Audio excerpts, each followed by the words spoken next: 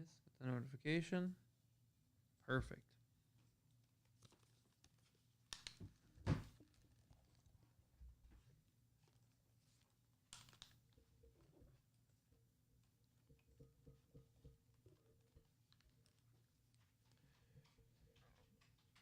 Josh, you dial in the camera? Yeah, it should be good. Okay, I didn't know if you wanted to throw it up or you see. Oh, you see it there. You're good.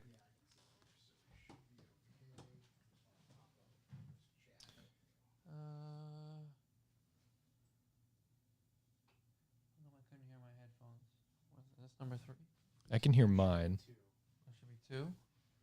2 should be good. All right, I'll let you. I'm not gonna touch it. I'll let you leave it. Yeah, I'll let you leave that.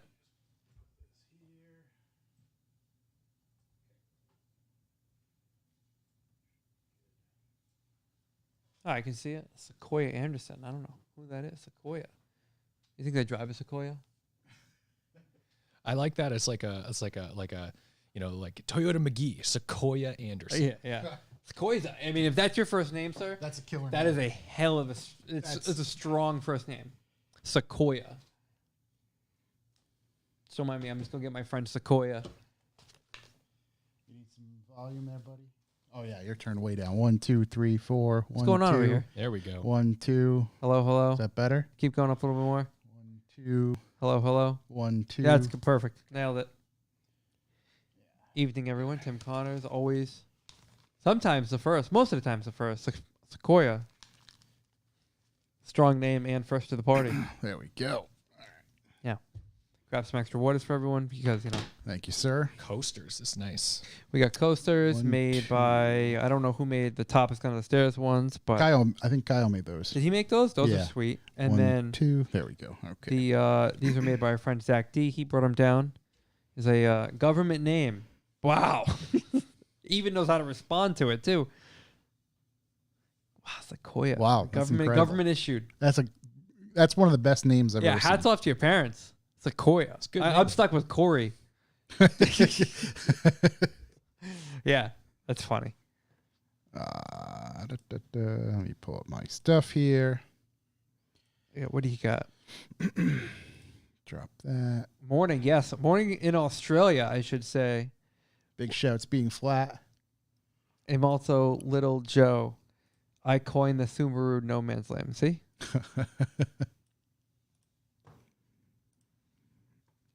Let's see. Boys, what are the chances of doing a meetup on a race night at Seekonk Speedway? Oh, I would 100% be into that. I haven't been to Seekonk Speedway since Dustoff departed. So this past Saturday, my wife and I were here late. They were driving by and all the lights were on at Seekonk Speedway. And I said to her, I'm like, we got to go there. I keep telling myself, we got to go there. Yeah. It's been years. I've never gone, but I've always been scared of it. Like it looks so. Like I've never seen a video from Seekonk Speedway that seemed. Was welcoming. It was like terrifying. Yeah, It yeah. looks like just. It's like the looks Thunderdome. You know? like the racing is supposed to be casually like, oh, we're going around this thing, but people really they forget that they own the car they're driving. Yeah. Oh my almost God. immediately. They get after it. That's the thing is their schedule is a little all over the place because I don't know if it's Friday and Saturday or just Saturday. They do like proper, not NASCAR obviously, but whatever those cars are Those called. like the oh man, they're like The open wheel, I know what you're talking that about. sort of stuff. But then on special occasions, whether it be potentially Labor Day, certainly 4th of July, all that sort of stuff, then they have what is called the spectator drags. And that is where wild. This is when like people say things like, "Oh, you can't do anything in this country anymore. Everyone's a baby." Yeah. And I'm like, dude, go to Seekonk Speedway. Just take a look at Just this. take a look. This is still apparently insured. They got everything you need. I think as long as you have automobile insurance, you are good to go. Yeah, you're Insane. Can covered. you imagine having to claim that shit? I've seen, like, last time I was there, holy crap, was probably, I don't know, over 15 years ago. And at the time, in actual Integras that were stateside, they were cool cars, but they weren't what they are now. And there was a white Integra, not a Type R, but an Integra. He left the track. His car did not. Yeah. It was bad, real bad. It was like, wow. I recently saw a picture of, I think it was an old like 90s Integra that or like a 2000 Integra that had been in an accident, and there was like the car was just like a skateboard. There was just like a platform left of it. And I was like, oh, okay, no, I don't want that. Yeah, safety's improved. Yeah. I could not believe it. I was like, what are we doing? I can see where those restrictions have tightened. Yeah. That those crash test ratings have certainly paid off, you know? I have to say, you know, it's not really morbid because it's just crash testing. I love. I watch those crash tests. The Moose test is one of my favorites. Yeah. There was recently the children test. I was going to say the Teslas, the Tesla children update. That was real, and it's just like, oh my god, it's comedic. It's hard to watch sometimes though, because like I remember, was it Volvo who had really like a big confidence in their cars, auto braking. Then like the president got out and stood in front of it to prove to all these spectators, and it just fucking nailed him. Yeah, did you remember? It was like, oh my god, we've all just watched this like executive get assaulted by his own product. It was incredible. And then there's some people who, I forget what it was. A video I watched of like somebody selling bulletproof glass, and the same thing. The CEO stands, and I'm just like, that's a commitment. Wow, that's a lot of confidence in your product there. Yeah. I can't say there's anything in my life I'd be that confident in. No. Yeah, I could own the company and be like, yeah. I apologize for everything before I've done it. Yeah. So there's no way I'm getting in front of a gun. Right. Just taking 40 rounds. If I make dinner, I'm like, look, I did my best. I did what I could. I really tried here, you know? Yeah, just, go at it with... tempered expectations. Yeah, you gotta make sure that people don't expect anything from you. Yeah, that's how to live. That's definitely how to live. Yeah. Yeah, low expectations at all times. Just overall, you can over exceed at all times. Oh, we've got the Ransom Garage guys up here. Yeah, Ransom Pete. And we got Ferraro. Oh, there he is. What? Yeah. Are they definitely in the same house? I hope so. I don't know. I always get confused where Chris actually sleeps. I don't know. I think it's just in his big seat. Big seat, yeah. It's a big seat. It's a pretty big seat. Yeah. I mean, if you had that, that's where you sleep. Ghost Images. So, speaking of the devil, we were just speaking your name. Big shouts. Yes, it was. That is a cold start in the wild. Yep. I was just praising your design skills. They are fantastic. Oh, someone already picked up on you wearing a junk style shirt. Oh, shit. Good shout. Good eye. All right. I think Chris still sleeps in that house. All right. There's a thing about, because he lived in PA for a while or something, I think, Chris, or at least, I don't know. I know he visited often. I don't know if he lived there. Yeah. All right. I know he'd make trips down there. In my brain, he still just like lives at a Wawa. He's still a Pennsylvania resident. Yeah. It's very bizarre. I mean, as long as he can bring some back, I'm happy. Yeah. Which he has on multiple numerous occasions. Yeah. It's been great. It's always anyone who I know is like, about a half hour south of the New York border into New Jersey. If I know them and they're coming this way, I'm like, you know what you're doing. Hey, could you pick some stuff up for me? Yeah. I'm making a quick stop. I just, I need you to transport some goods across state line, and they are iced tea. Jordan in the chat, a couple lines up there, he just says, I want to take the Miata to Spectator Drags to slide it. I was literally thinking that yesterday of like, what if you just show up and just put on a show for the old crowd? You're gonna forfeit, obviously, but like, oh yeah, you're not gonna win. But just put on a show. The crowd is gonna turn up to 11. The nice style boys would be the best ones, because if you get them to go ahead and head, they'll never know, and then you got two cars out there drifting. Oh my God, you're right. They're just suddenly running tandem and big ovals on banks. I legit like that's one of the things that I thought like maybe we can make a video of doing that next year. Yeah. Not that Seekonk Speedway listens to this, but... Yeah. Ransom Pete, so work full-time and live at home equals car miles. We've done that math for years. It checks out every single time. Checks out. Yeah. Big shouts to Ransom Pete and Chris. That was a very fun episode last week. It was. I came away just thinking, man, I want to talk to Pete more and just like, hey, can you teach me what this means? Just the knowledge between those two and how it's applied and how... he can articulate it to a smooth brain like mine.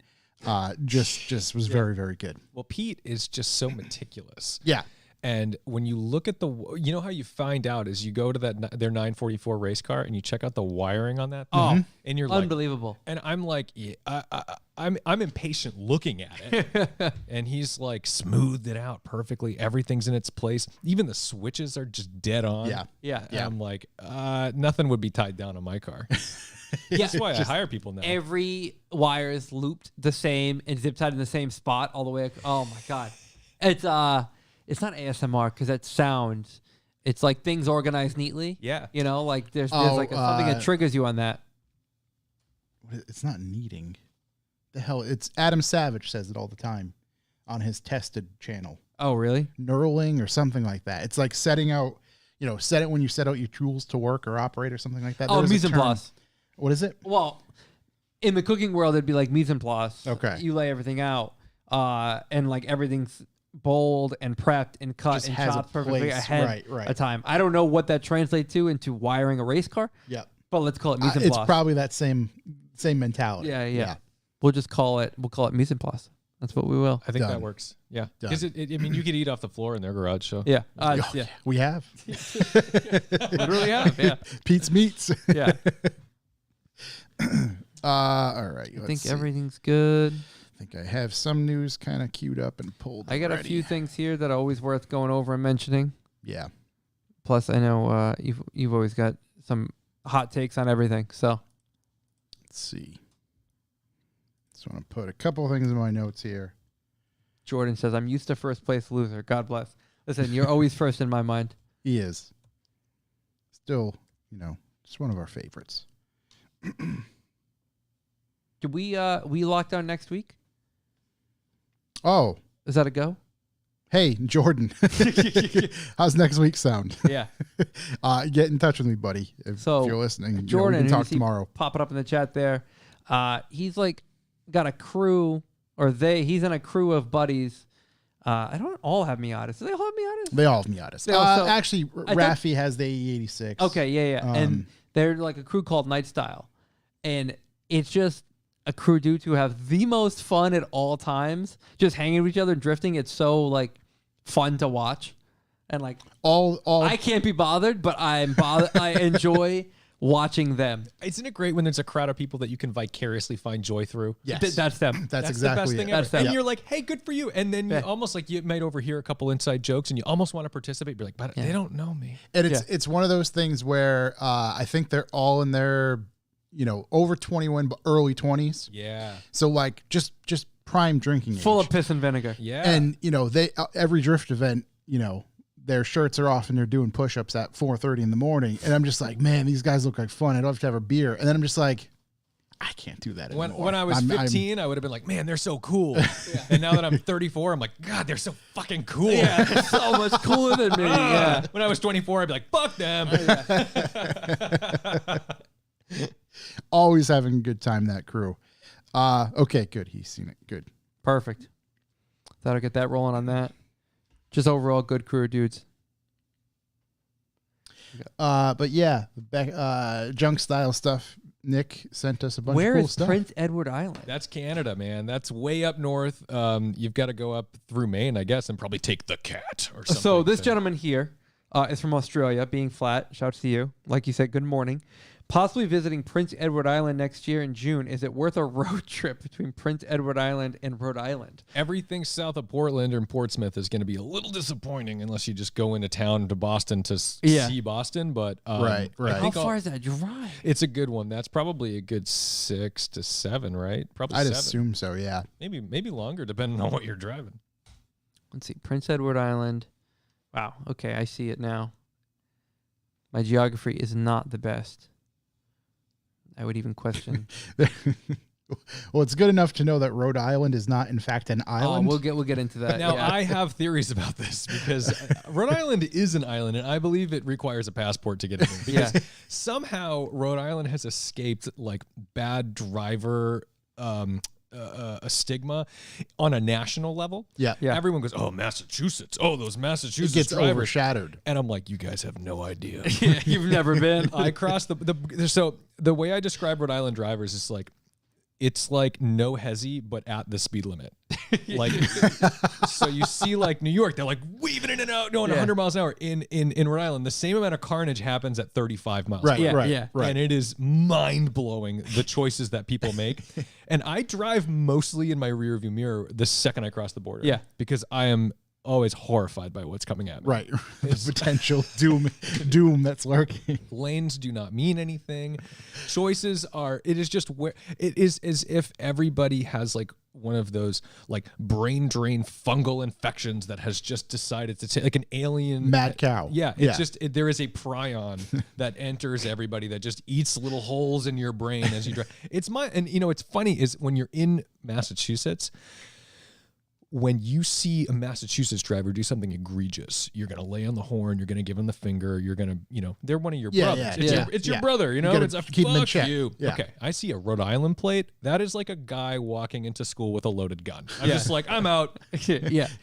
No, He has nothing to lose I at this am point. not fucking with that guy. You go ahead. Do they require insurance in Rhode Island? Okay, they do. Listen, I don't know who has it, So that, but because I've heard stories. There are, but the thing is, it has bred the weirdest car scene here because Rhode Island actually. So you know, there's a car scene on like Nantucket and Martha's Vineyard where it's like, oh, it's Defenders, it's Land Cruisers, it's Icons, it's all kinds of like funky kind of trash. Like a Jeep Wagoneer fits perfectly on Nantucket, right? Yeah. Rhode Island has its own version of that, but it's like the clunkiest, shittiest things that have somehow escaped like emissions and inspections and all of these things that you're like, how is this on the road? Now, there was my ex lived near the Providence Place Mall. Yep. And there was an Herbalife badged Honda Accord that sits there all the time. Yep. And it is the saddest car I've ever seen in my life because it is beat to shit. It has seen the business end of every other vehicle in Rhode Island. And then it still has like this big Herbalife thing. So it's like, not only is this car destroyed and showing me that you're like not in financial like shape, you've also plastered this multi-level marketing pyramid scheme that you have opted into. That we know you're at the bottom of. And you are promoting this as if this vehicle is representative of your brand. Like imagine like you're like you hire a contractor and they just come in a fucking Ford Festiva with 3 wheels and it's destroyed and they're like, I'm gonna do, you know, I'm gonna build your house. You're like, Jesus Christ, dude, like, you need an F450. You need a crew, you need tools. The hammer isn't gonna cut it, you know. This Herbalife Accord represents this poor person's to be that committed. Life. Oh my God. It's just, that's but to me, I'm like, oh, that's so Rhode Island. Yeah. and the thing is like, as having grown up here my entire life, this is where I'm from, this is where I live, I'm blind to it. No, you don't see it. I'm blind to it. I point out shit in this town in Providence constantly because I am blown away, and everyone who's from there is like, oh, I've never seen that. I'm like, it's parked here every day. Yeah. there's an Audi just TT. Complete tunnel vision. There's an Audi TT that's parked downtown, and it has that cool baseball glove interior. Yeah. Except that roof has been sliced open like 90 times, and it's just it looked like they tried to glue it like maybe 6 or 7 times, but like the next like 20 or 30 times they broke into it, they're like, fuck it, duct tape. Just went to duct tape. Yeah. I have walked by that thing. It is an aquarium because every time it rains, this poor fucking car. Yeah. Right. And it's just moldy and gross. And I'm like, what sad son of a bitch is getting in that thing and being like, yep, off to wherever I'm going. Like, you can't breathe. Yeah. Just as a reference point, Prince Edward Island to our location here is 10.5 hours. Oh, wow. All right. I was underestimating with my 7. Yeah. I don't know that it's worth it being flat. I think if you ever land stateside, it honestly might be closer if you landed anywhere in the country. But if you want to see the Herbalife Accord, like, hit me up. I'll tell you where it's I'll tell you exactly where it is. The last, if you were to make that trek, the last 3.5 hours, are worth it. Nah. I was saying the opposite. Like, are going to be the toughest. If you have issues with depression, do not execute the last 3.5 hours. You said in June, at the very least, we won't be covered in snow then. Yeah. Well, you never know, but. I mean, I'm just looking here. Like, listen, I've been to Bangor. Pass. Mm-hmm. I've never been actually north of that, so it doesn't matter. You got to just go to Acadia. Like, there's no reason to be there. Yeah. But I mean, Portland's great. Doing the big stretch between Portland and here, though. The old Route 1, which is technically Route 1A, is really cool. That's a fun, not fun like spirited drive, but it's a cool road to be on. Very nice houses. and all that stuff. And you can actually stick on that until you get into like Hampton Beach. Yeah, that's nice up there. It's a cool ride. So that would be worth it. But then, like I said, once you get past that, you get into the city life, and sure, you can go see Fenway, Yeah, but like I guess that's where I'm blind. But to it's shit a nuisance, I and I want nothing to. Right, Yeah. I just have. I'm with you. Yeah, People go there and they're like, it's magical, and I'm like, ugh.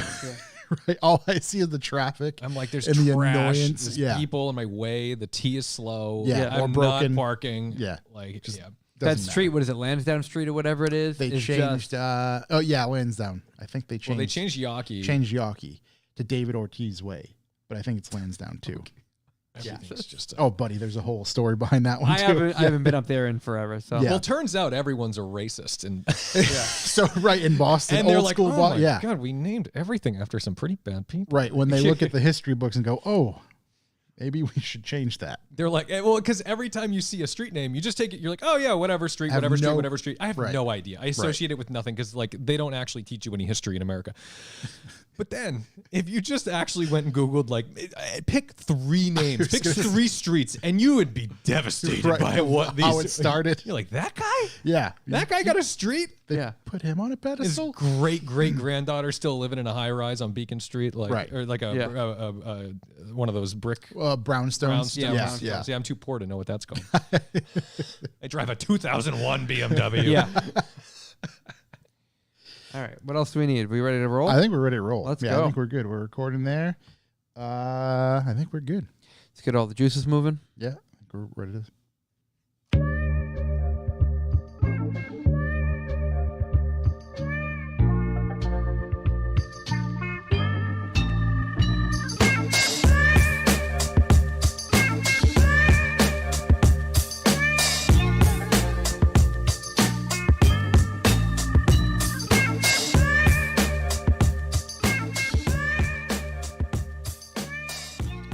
Welcome, ladies and gentlemen. I am Josh Garcia, and this is the Revival Motoring Podcast. As always, I'm joined by Corey.si, Hello, hello. and he is the only co-host today. I'm all you got. Chuck Who is still in the motherland. Mr. Shooky is tied up with work stuff, so he should be back next week. Chuck will be back the week after that. So we might hit full Voltron sometime in September. But needless to say, we are here, we are ready, and we have a very special guest. Tedward returns. He's joining us once again. Always a pleasure, sir. Thank you for having me. Dude, thanks for coming Place is and best. making the trek down to hang out with us for a little bit. So as always, we are going to talk to him. We're going to cover some automotive news, events, and things of that nature. So let's keep this train rolling. If you'd like to leave a callback number, press 2. Get right into the callbacks. First and foremost, big shouts to our friend Nick Becker. Nick Becker is involved with the junk styles and low lifestyle junk styles stuff that you may see on the internet. He sent us a care package with some of the freshest Reese's that we've ever consumed. Yes, true. They were delicious. We can say there is a difference. And he sent us a bunch of swag, some shirts, bunch of stickers, all of that good stuff. And you have the sticker for the show? I got a sticker for the show right here. Yeah, can I see that if you don't mind? There you go. That So- admits one vehicle. They have the junk food meet coming up October 30th, 2022, City Island, Harrisburg, Pennsylvania. You can hit up junkfoodmeet.com. We have, I think, 4 of these, maybe We do. 5 of these. I don't think we will be in attendance, but I'm looking at believe how far away it is right now. Nick said we could give these away. So we'll probably figure out something to give these away to get somebody in there. So big shouts to Nick, low lifestyle junk styles for sending us this stuff. It's awesome. I'm already wearing a shirt. As soon as I opened it up, I said, "Ooh, I got to pop that thing on." So Pop this guy on. big shouts to you, sir. And again, thanks for the Reese's. Let's see. How far away is Harrisburg, Pennsylvania? It is 6 hours. Okay. I've seen better. I've seen worse. 6 hours, not too bad. Yeah. But it's a time warp because 6 hours driving through somewhere nice or interesting is great. Right. Yeah. Driving to PA, driving to Harrisburg. So that's the thing is like the first 4 are rough, and then like once you hit the Tappan Zee, it starts to get a little bit Well, better. here's what looks appealing is there's a way where you are able to avoid New York completely. I'm always game for that. And for Yeah. me, that's a plus. That's deal made, right? Yeah, yeah. That's looking appealing for sure. I don't know if it's the most scenic drive. But if I get to avoid that completely, I'm in. I expected worse. I did expect worse, to be honest with you. I don't know. October is not that far away, but it feels like forever. So we'll have to, chew that on that one for a little bit. Yeah. Let that fester. Figure it out. Let it fester. But if anyone is actually committed to going legitimately, let us know. Yeah. Because we get this nifty little sticker here that'll admit one vehicle. Vehicle. Yeah. Admit one vehicle. Okay. I don't know if it's person, vehicle, what it is, but it looks like it says vehicle. So.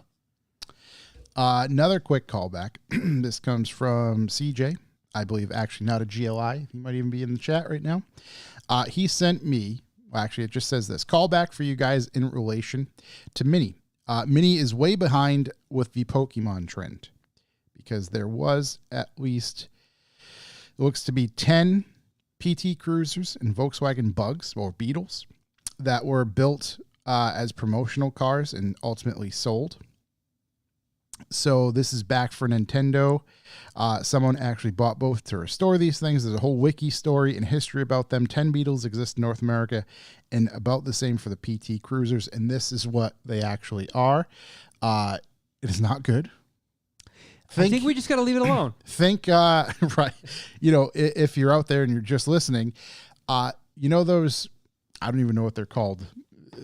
Eyebrow extensions that people put on the Beetles. Oh, yeah. It's in that same eyelashes. It's in that same vein, that same manner. Not good. Hear me out. Take a round enough car. You know what? Beetle might work. And if you painted it strategically to look like a Pokeball, listen, I don't like Pokemon. I'm not supporting it. I don't like Pokemon Go. But I'm thinking if you're going to make one. Red bottom, white top. However it is. Belt line, it's got like a thing around it. And then right on the front, whatever that little dot is on the front. Yeah, the makes a little Pokeball. There you go. Listen, I there can you go. see it. I just made a way better Pokemon vehicle than anyone else has so far. Yeah. Right. You don't need eyelashes and wings and tails. I don't need a projector coming out the front of it. Don't need to make the car look like a furry. What do we think the license plate would be? Vanity plate, obviously. Balls. Just balls. Just balls. With a Z. Yeah. Just balls. Yeah. Oh, as a little jab to the Dragon Ball guys. Yeah, exactly. Yeah. Exactly. Just really piss off that community. There you go. Another callback. This is just a quick one. If you are not following this dude, Craig Williams, he's a mechanical engineer. Craig Williams. His Instagram is Neutron Engines. He's building a custom V8 built around the Honda K series. And it is I've heard about this. wild ass build. I mean, again, I just screenshotted his Instagram so I can remember it. He has a whole link tree. He has, he goes in depth with all the specs. There's videos. There's a bunch of crazy stuff. Highly, highly recommend following this dude in particular. What's interesting is, we always kind of talk about how a lot of social media stuff ends up being like a cesspool of nonsense or whatever, but once in a while you come across like something you really want to keep up with and follow along. There is, we've talked about him before, the kid Alex who's putting the E90 drivetrain everything into an M coupe, a Z3 M coupe. Yeah. And everything is 3D scanned, 3D printed, custom fabricated, and like it's just taking that and putting it on top of the E90 is unbelievable. But it's not just that; it's like fitting everything in such a way that everything works as factory and looks legit. Because that's the thing. Everybody's done engine swaps. Everybody's done everything. But this is like they all fail. They you all look can't like shit. classify this as an engine swap. It's like he's basically building his own car. So this is like that guy who made he made his C63 AMG into like 190E Evo 2. Yeah. And the fabrication is like a tan colored one, right? Or something. It's black with like maybe it is maybe I just remember seeing the pictures with like everything off. I know the leather. Maybe it started as tan or something. Man, the leather. So AI Design in Tuckahoe, New York, just did all the interior stuff. The leather is, and the car looks. I mean, it's better than it would have been made in Germany at this point. But yeah, when people do these like full blown fabrications that are factory looking, I mean, that is outrageous. It's just it's more of a flex of engineering and ingenuity. Yeah, he is an engineer, so full interior To everything. get that dashboard to even fit, I'd Bottle imagine, jacks in the back, and then he would custom 3D print the engine mounts, and then once he finalized them, then had them like these are CNC'd out of billet, and then but you can see like all like the configuration of them to fit Yeah. everything. Yeah, it's just next level, and he's just been working away on this for ages, and it's just this one, the one Josh just mentioned, most certainly, and there's another guy, and I'm drawing a blank on his There's name. another like truck dude, right? Who There's a builds all the guy- carbon fiber stuff. Here's I can't actually just remember his- more of all his 3D renderings to get the center dash. I bet there's a lot of people out there in the audience who look at these things, who are incredible fabricators, and just think like, if only I didn't have to support myself. Right. Yeah, what they could do. What would they with- do? Yeah. And I think about this all the time because I know there's a lot of shops out there that will build incredible cars for other people. Yeah. But their ideas are even more outrageous, but they don't have the time or money to do it. Right. And as much as I do, most mechanics, or most fabricators, their stuff sits in the corner for a decade. 100%. Yeah. Yeah. Well, it's funny is we just had a conversation with our friends next door at Katie Designs, and they both have their own cars. They both have their own project cars and their own stuff, but it's just every day, all day long, nonstop, working on everyone else's projects. And they just can never get around to working on their own stuff. It's a bummer because it's all cool stuff and they're all capable of doing it. It's not like they lack capability. It's just like they're busy. They're running a business. Even when you do have the time, though, it's like I watched the backbreaking work over at like Wild Motorsport. I've filmed a ton of stuff where like Jake and Evan have done work on my M5 or my M3 That's right, or whatever. yep. And I know like how physically taxing it is on them when they're dropping my transmission, they're dropping the exhaust of that M5, which is like literally 1,000 pounds. It's ridiculous. Yeah. It's not, but all this stuff, and he's in crazy positions, and I watch him, crack his fingers open, and it's just unbelievable. And I'm thinking to myself, yeah, so he's gonna get out early and start spinning wrenches on his race. To do this That's all the over thing. again. Yeah, yeah. Like, It's just not. Jesus Christ. And his is probably worse off than mine because he probably bought some like ratty shell that he straightened out, and it's like mine's the easy one, right? And it's like no. It's so true, and like I get it. I get like it's like why do you feel like doing that after your full day of doing that? I used to take a camera around because I used to shoot photos. I used to go and just shoot photos all the time, and like I'm going into town. I'm going to bring my camera. I'm going to maybe do some street photography. This is what the phone is for. Right. Yeah, right. Now that it's become a tool that you use on a regular basis. I don't even bring my big camera on press launches anymore. Like I bring my GoPros and I do all of that stuff because I'm like, this isn't even worth putting it in my bag. Right. Like right. I'm going to use because I don't want to walk around wherever I'm going to be with this camera all day. I was going to say, then you're going to deal with it. Yeah. Yeah, like a lot of times you're just dealing with stuff. I hate stuff. Like Yeah, I'm yeah. not even a minimalist. I just don't like carrying shit. Yeah. That just goes in the pocket and gone. Yeah. Forget about it. Yep. Right. 'Cause it's going to be with you anyway. If it doesn't fit in Yeah, my it pocket, doesn't- I'm leaving. That's just the way it is. Yeah. I ended up buying a Sony ZV. Sure. Yeah, ZV-1. Yeah. Fixed lens camera because that literally fits in my back pocket. Yep. And it's just, this is what I'm going to be using more for, again, New York Auto Show. That's what I brought. Well, the old 'Cause adage I is don't want to carry it. the best camera in the world is the one that you've The got one we on you. have, Yeah. yeah. And trust me, I'm not lugging an A7S3 with me everywhere Right, with a 24 to 105 lens. It's What's like walking around with that? Yeah, it's Yeah. ridiculous. It's What are you ridiculous. gonna do? No, it's Yeah, it exhausting. just doesn't You have make, carpal tunnel in 2 days. Yeah, no, it's, right, exactly. no, and you just get sick of looking at it too because you're like, oh god, I just shot 500 shots to get a 300 shot set for Bring a Trailer, and I'm laying under cars, I'm bringing them out to locations, I'm doing all the things, I'm like crawling around these cars for interior shots. I'm waiting for that one damn cloud to come over so I can actually expose it properly. Yeah. And at the same time, this summer has been so damn hot. My Adidas been Sambas that brutal. I'm wearing right now, I have had, because I shoot on blacktop because I have this industrial park that I like, and I'm not joking, I have burned the soles of my feet through the shoes. I Which believe is it. wild, It yeah. just, Like- it's been so hot. Just insane. soaking it up. And then anytime you see me filming or like when I'm like doing a video of one of those Bond Group cars, I have just done probably a 2-hour shoot outside, and then I've started rolling the cameras for me. So if I sound at all chipper and optimistic, I want you to know that is acting. Yeah. That is me. Like, you deserve an Emmy. I'm like, get me out of this fucking car. So you're putting your best foot forward. Oh, the best comments too are like, oh man, I know exactly where that on-ramp is. It's always busy. I'm like, you're right. It is always busy. And I'm the asshole sitting on the side of it with hazards waiting for it to not be busy. And so I can get this shot and make it look like there's this utopia of driving roads in Massachusetts. Yeah. You're really selling like the, so you know how everyone kind of reverts back to like California's like the home or all that stuff there. Yeah. And like a lot of it you can just make happen. A lot of it just happens naturally, you know?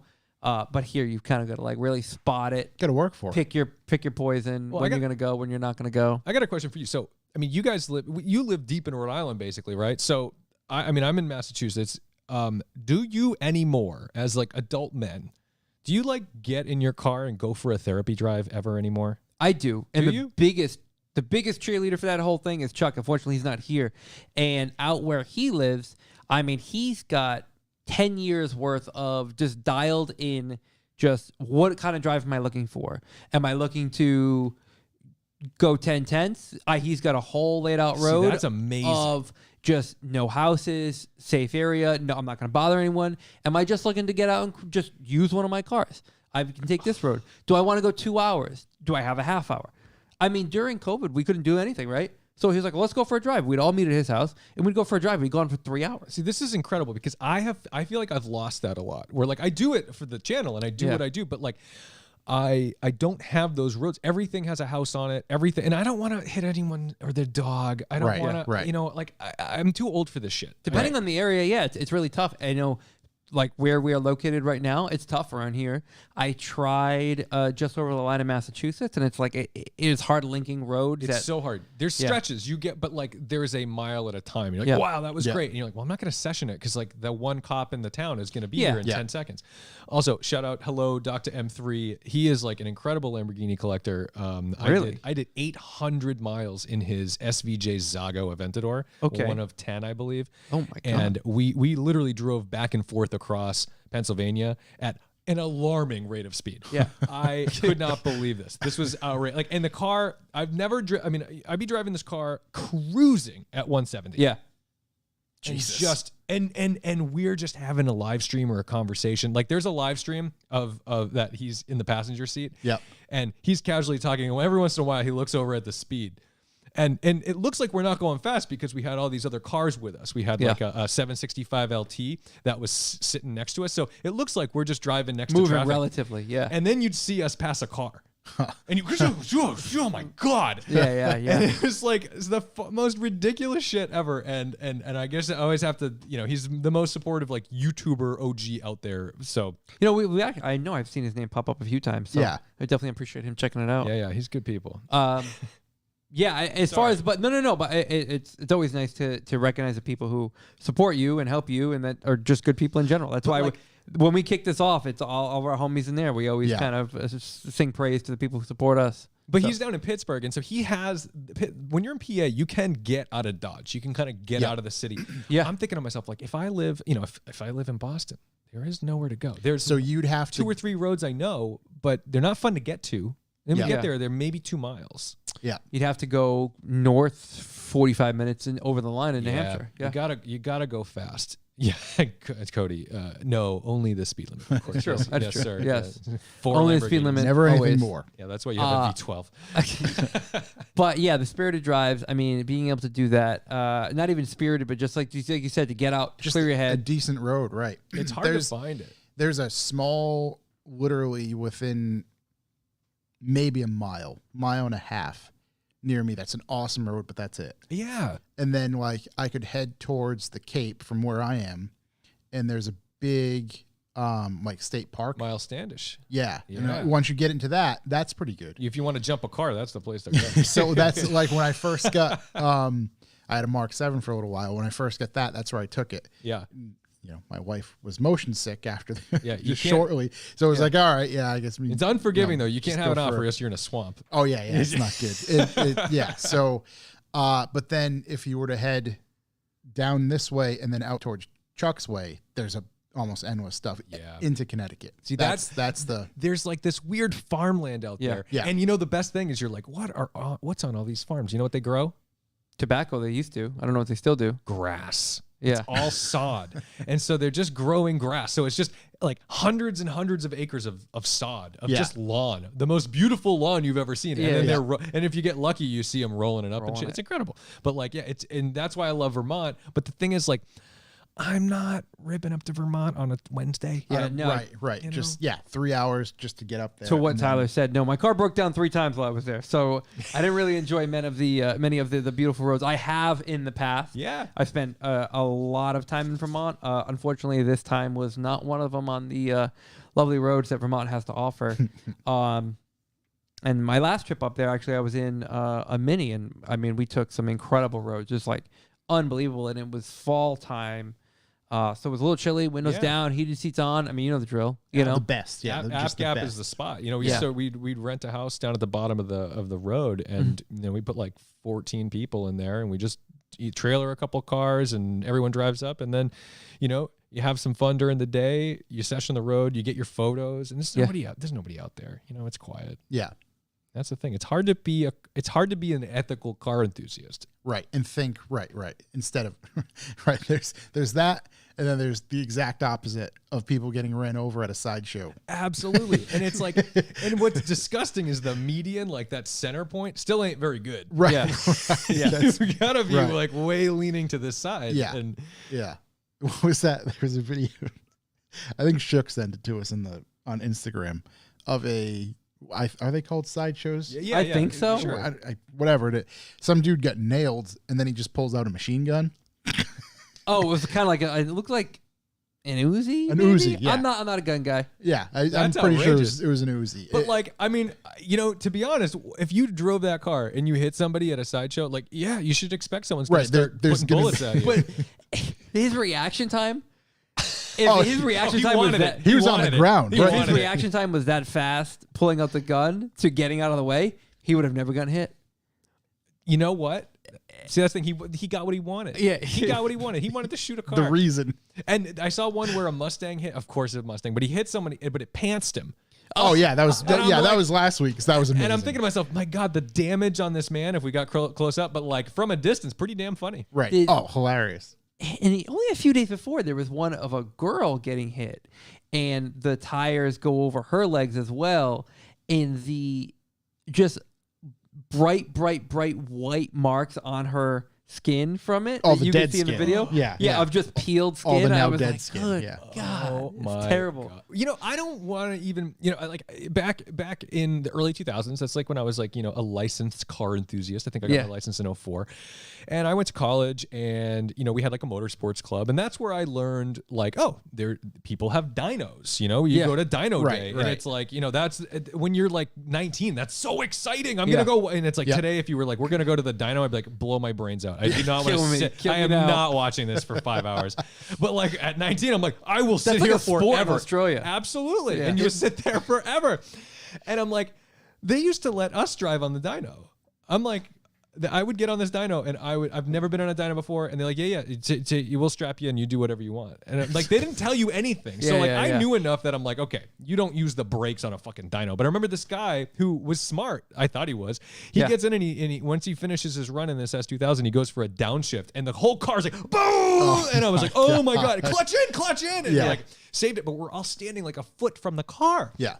And what the fuck were we thinking? It's right. That's the thing. You did not know the potential hazards. No, and now people are out doing these sideshows and like look, I don't even need to see these cars in motion. I just need to look at the car and be like, I don't want to be anywhere near that. Yeah, it Right. has to be. A guy with a lowered G37 with the spiky stuff. I'm out. That's it. I'm done. A bone stock Charger, get me away from it. Please, I will gladly move out of the left lane. You go out of the way. I don't want to be anywhere near this. It's wild out there. It's wild. It really is. Yeah, I mean, every week, or not even every week, every couple of days, there's a new video of something which you think antics. can't get worse, but somehow does. Yeah. It's fascinating. And I'm like, how? Like, no wonder everybody fucking hates us. That's exactly right. Right. Because when you sell I don't know, you have a girlfriend, you're married, like. Yeah. You try dating people and tell people you like cars. Yeah. That is like saying I eat shit for breakfast. Yeah, I collect Hot Wheels. I collect it's just- shit. I collect actual shit from different animals, and you want to smell this one? Like that? They think you're like a fucking psycho. Yeah. Oh, this loser! I Yeah. look cooler if I said I have the largest MLB card collection in Trading Massachusetts. cards. They'd be like, well, at least he's got something he likes. Yeah, yeah. But like, I like cars. Like, oh god. It's interesting because I'm very fortunate where the idea of cars evolved in your life was very ingrained in my girlfriend already from father and brothers and everything like that. So there was no shock. There was no surprise. So I'm very fortunate in that front. But I've also been on the other end of it where it's like, what do you do with cars? Or if they say they like cars, you think, I go oh, good. park it, look at them in a parking lot. Yeah, I love being in park. And that's the thing. They're like, where'd you meet your friends? Parking lot. Yeah. Where'd you meet him? Parking Dark lot. Where'd you meet him? parking lots. Parking lot. I Yeah. met every A one of my forum. friends. Yeah, every one of The my friends. internet. Every one of my friends. It seems like I was jerking them off for money behind like a Savers. Okay. Yeah. But like honestly, I'm just like I actually pulled into a parking lot and got along with a guy. Yeah. That's Imagine my that. and that's my new best friend. No, I was just gonna- I've been with him you know, for 6 years. There was a bunch of dudes that we met on a forum, and Yeah. we all decided to go to the same parking lot and hang out for a few hours. Have a few beers. Then we sat down and we had dinner together. It's such a foreign thing. And What we've is this? done it every week Yeah. since 2007. Literally, yeah. And yeah, 2007. I mean, it was years of doing that over and over and over. And then we started to travel the country together. Right. Some people, I'm not joking. I've actually one of my closest friends, David. I basically met him when we got in a car and drove to California. Yeah. Like, literally, it was like, oh, who's this guy? And then it was like, well, I guess he's your co-pilot. I guess you're stuck with them for the next 30 hours. And then like somewhere around like Ohio, I think he's just said, I really like you. And I said, I really like you too. Yeah. And then from it's been years. From Ohio to California was great. And I just remember we both sat very content, like smiling. And it was like, I have a friend. Yeah, Yeah, yeah. yeah. It's I literally mean- like that scene in Step Brothers. First day of preschool. It was really funny. It Yeah. really was. I mean, that's the thing. Aside from, we didn't hold hands the rest of the way, but we might as well have. Yeah. Because it really was Kinda like, the same. that's my friend. It's just unbelievable. I mean, I talk about it and like we'll travel somewhere and I'll post something for wherever I am. Maybe I'm in California is an easy one because I know a lot of people there. But we go to different states and I'll post something. Oh, I'm there, and then someone be like, "Oh, dude, didn't know you were in Colorado." And I'm like, and my girlfriend be like, "How do you know them?" I'm like, cars.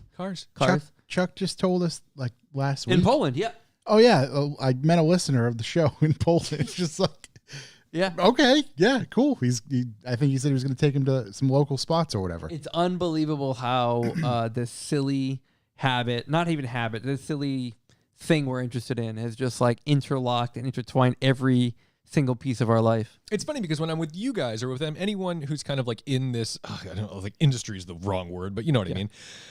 It's like everyone has a respect for like, oh, you drive the things, or you talk about the things, or you research the things, or you build the things, whatever. We all have that. Whereas like I was at dinner the other night with some like pretty, like they're all very supportive of what I do, but you know, you're sitting down with like, you know, a CEO of like a pharmaceutical company or something like that. And it's like his family and they're like, oh, and everyone's going around the table kind of talking about like, oh, well, what do you do? Well, yeah, I work in a law office and I do this and I do, what do you do?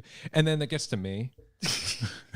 And I'm like, How do you even break it down? I don't know anymore because it's you can tell I'm copping out when I say something like, well, I was a mechanical engineer, but I quit my job to start YouTube and this and that. And that to me, like, I almost feel like a piece of shit saying that because it makes me sound like I'm belittling the thing that What I you're do. currently doing, yeah. right? I'm like trying to give myself, but no, don't worry, it's I did cool. I this. still Yeah, did yeah. that. But in the same breath, it's like as soon as we actually talked to we had Jimmy Oakes on, we talked to him about it. But as soon as you say like YouTube, people are just like, this fucking bum. Right. They think that like that you just this like lazy shit or whatever. I'm Yeah. like, dude, you have no idea the work that goes The into hours, this. Right. yeah. Hours and hours and the uncertainty that goes into it and Yep. just the hope, I guess, in Yep. certain ways.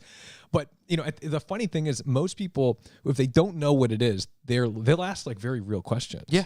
And they'll ask you about like your business model, and you're like, "Well, I just make as many fucking videos as I can." Like, Yeah, but I gamble 3 times a week. yeah, I keep putting fucking coins in the slot. And so then the problem with this is everyone's still sitting at dinner with their phones. And this is where I get like, oh, it's a weird thing because like as a YouTuber, the only thing you want people to do is watch your videos. Yeah. Yeah. Except when they're in front of you. Oh, then it just becomes awkward. And the Right. weirdest thing to me is when you hear your own voice coming out of someone's phone who's like a 50-year-old man. And I'm like, oh. And they're doing like this, just like. Yes, that's the look. And it's like one of the most, it's like going to court and like, let's say you had like you were in a divorce, okay? And you went to court and then they started reading your text messages. Right. You're like, oh, fucking kill me. Like, Because that's the thing. It's when it's in that context and being scrutinized and examined so much. Yes. It can very easily sound really dumb or really bad. Yeah. And just like, well, no, you're not getting the whole. Yeah. And like, luckily, what I do is pretty consistent and like family friendly. Because like once I realized, I'm like, all right, I got to make these videos essentially for like at the time my like 11-year-old cousin. Yeah, that's kind of the benchmark. I'm like, all right, look, pretend you're talking to Clark, and that's where because I have a filthy mouth. I have like I swear a lot. And Same. like We try on here. My ex got really mad at me because when I met his parents, I said fuck a couple times, and they're like in a culty like Catholic church, and like I'm pretty sure I sent them to hell. Yeah, you damned yourself to hell. You damned the whole family. Yeah, that they was were like, and I was like, oh no. And so like that's what I do when I'm nervous. I swear when I'm nervous, okay? And it means that I don't. If I'm swearing a lot in that kind of context, it's because I don't have the upper hand. I get you. So you should feel dominant if I'm throwing F-bombs around. You should know that you've got me. Like, if you're making a deal, I'll sign the contract. Yeah. I'm swearing, so you're good. That's my Right. tell, right? That's my nervous tell. And so like I had to cut it from the channel because I'm like, I'm probably alienating viewers because like, you know, some people just don't like it. Yeah. Middle America does not want. Middle America wants CBS sitcoms. Yep. They want. they need. Everybody loves Raymond on repeat. CSI Miami. They need an ugly, overweight, deadbeat man with the hottest wife ever who still stays with him despite being the breadwinner. Yeah. That's what America needs. That's the American dream. Right. And so like you need to be a little bit of a dominant male figure while also being a punching bag, but never being offensive. Yeah.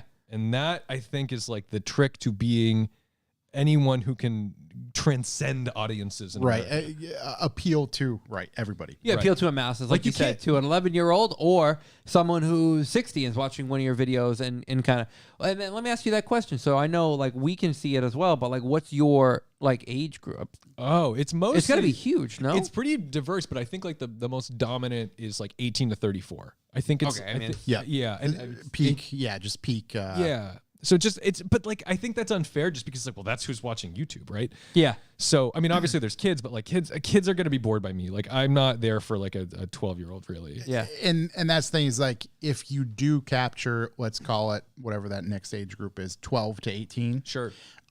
They're probably trending to be car enthusiasts anyway. Exactly. So those people, there's more of them than I thought, but like what I love, my favorite kind of comments are people who are like, oh, I owned a 1956 Porsche 356 Speedster. Yeah. In Germany, and then we moved, and then whatever. And it's like, oh my God, like I'm actually giving this person an experience that they literally have not had since they drove their own, and it's only a memory. Which is crazy because, and thinking about it, is I'm sure as that person watching that, I bet they can hear the noises, remember the smells, and just like, touch that emotion and everything associated with it. You see the steering wheel and they remember, they can almost like see you steering the car and like, but it just feel triggers that in their hand. Yeah. That's my, like, honestly, if I can trigger a memory and like, that's the thing. I really want to start getting into like shitty econo cars from the 90s. Boy, do we have a bunch for you. All I want, because I drove a 1990 Ford Escort once with like the little, like, it's like the early days of fuel injection with these kind of cars. So it's still a carburetor, but just like an actual spout at the top. Single injector. Yeah, that single injector. And I remember it's like a leaky faucet. Yeah, and I couldn't. I remember opening the hood with the car running. I'm like, well, that shouldn't be allowed. This is really dangerous. Yeah. I can't believe they. Yeah, there's a lot of things moving. And I took the car, and I did it on Winding Road Magazine before I was doing my own thing.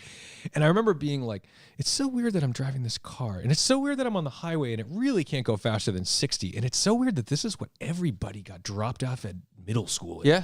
And then I'm thinking, this is the the key. But the thing is, it is easier for me to find like a rare Porsche, Ferrari, whatever, than it is to find that because people drove them into the ground. They were cheap. Right, the clunkers. Right. They're gone. Right. And even though there were way more of them, there was just never any care. Well, and they all were designed to become dust. Yeah. Right. Like those, frankly, those were ecological cars because they are one with Earth. Now. They just can't return to Mother Earth. They went right back. So I don't know, but like that's what I'd love to drive, like those old Ford Escorts, or like I would love to get like a nice Mark III Golf. That was my first car. Yeah. And drive a 2-liter and a VR6, and that'd be killer. Right. That'd be killer. That's cool stuff. And I think nostalgia is such a powerful tool when it comes to cars. Yes. And it fuels our purchases. I mean, even when we're buying new cars, the idea of like, I'm like 99% sure I've got a new Type R. And for a lot of people, that triggers memories of their like Integra Type R. Yeah. Or days when, before they had their wife, kids, family, whatever, they were swapping engines in these things and going street racing or actually going to racetracks and stuff. Like, and I want a championship white car, which is funny because I'm so sick of white cars, but I'm like, but it's a Honda. Yeah. Champ White is the color. I want that. It's got to be. Oh my God, a Champ White new Type R. Fucking crazy, right? It's a beautiful car. I'm so excited. Yeah, that's a beautiful car. Sure. Yeah, I don't want to skip ahead. Go I ahead. want to talk. No, we'll save it. I want to save it because I know you've had some driving experiences recently. But yeah, truly with your channel in particular, like it serves multiple ways. It can bring multiple things to various people. The beautiful thing about it is that it the bread and butter is just like, driving a car, talking about it, like let the car speak through you and say what you're feeling. But the beautiful thing is that the audience responds really well to like me, meaning like I can go out and be like, look, I've had a rough fucking month. Like things are not great. This is what I'm going through, but like this is how I'm getting through it and this is what I'm doing. And people are like into it. Yeah. Because like most people feel like anytime you feel away, someone else feels that way. Yeah. Yes. Right? Yeah. There's someone out there to connect. Right. It has blown my mind how many like long emails or crazy comments or whatever where people are like, did you really help me through this thing? And I'm like, all I did was go out and drive my car for 25 minutes and kind of have a bitch sesh. Yeah. Right. Yeah. And like, I don't like just whine. I try. But no, you talk through what's you're being transparent. Right. And I'm always fascinated that people are like, I did a video that was like don't waste your 20s. And the whole idea was basically like, you should fucking waste your 20s. It's fun. Enjoy yourself. Don't be a drug addict and don't join Herbalife and don't rack up, credit card debt and stuff like that. Like save some cash, but like experiment with some shit. Like, don't, you might've gone to college for something and realized like, this isn't really what I want. Well, so try some shit. Yeah.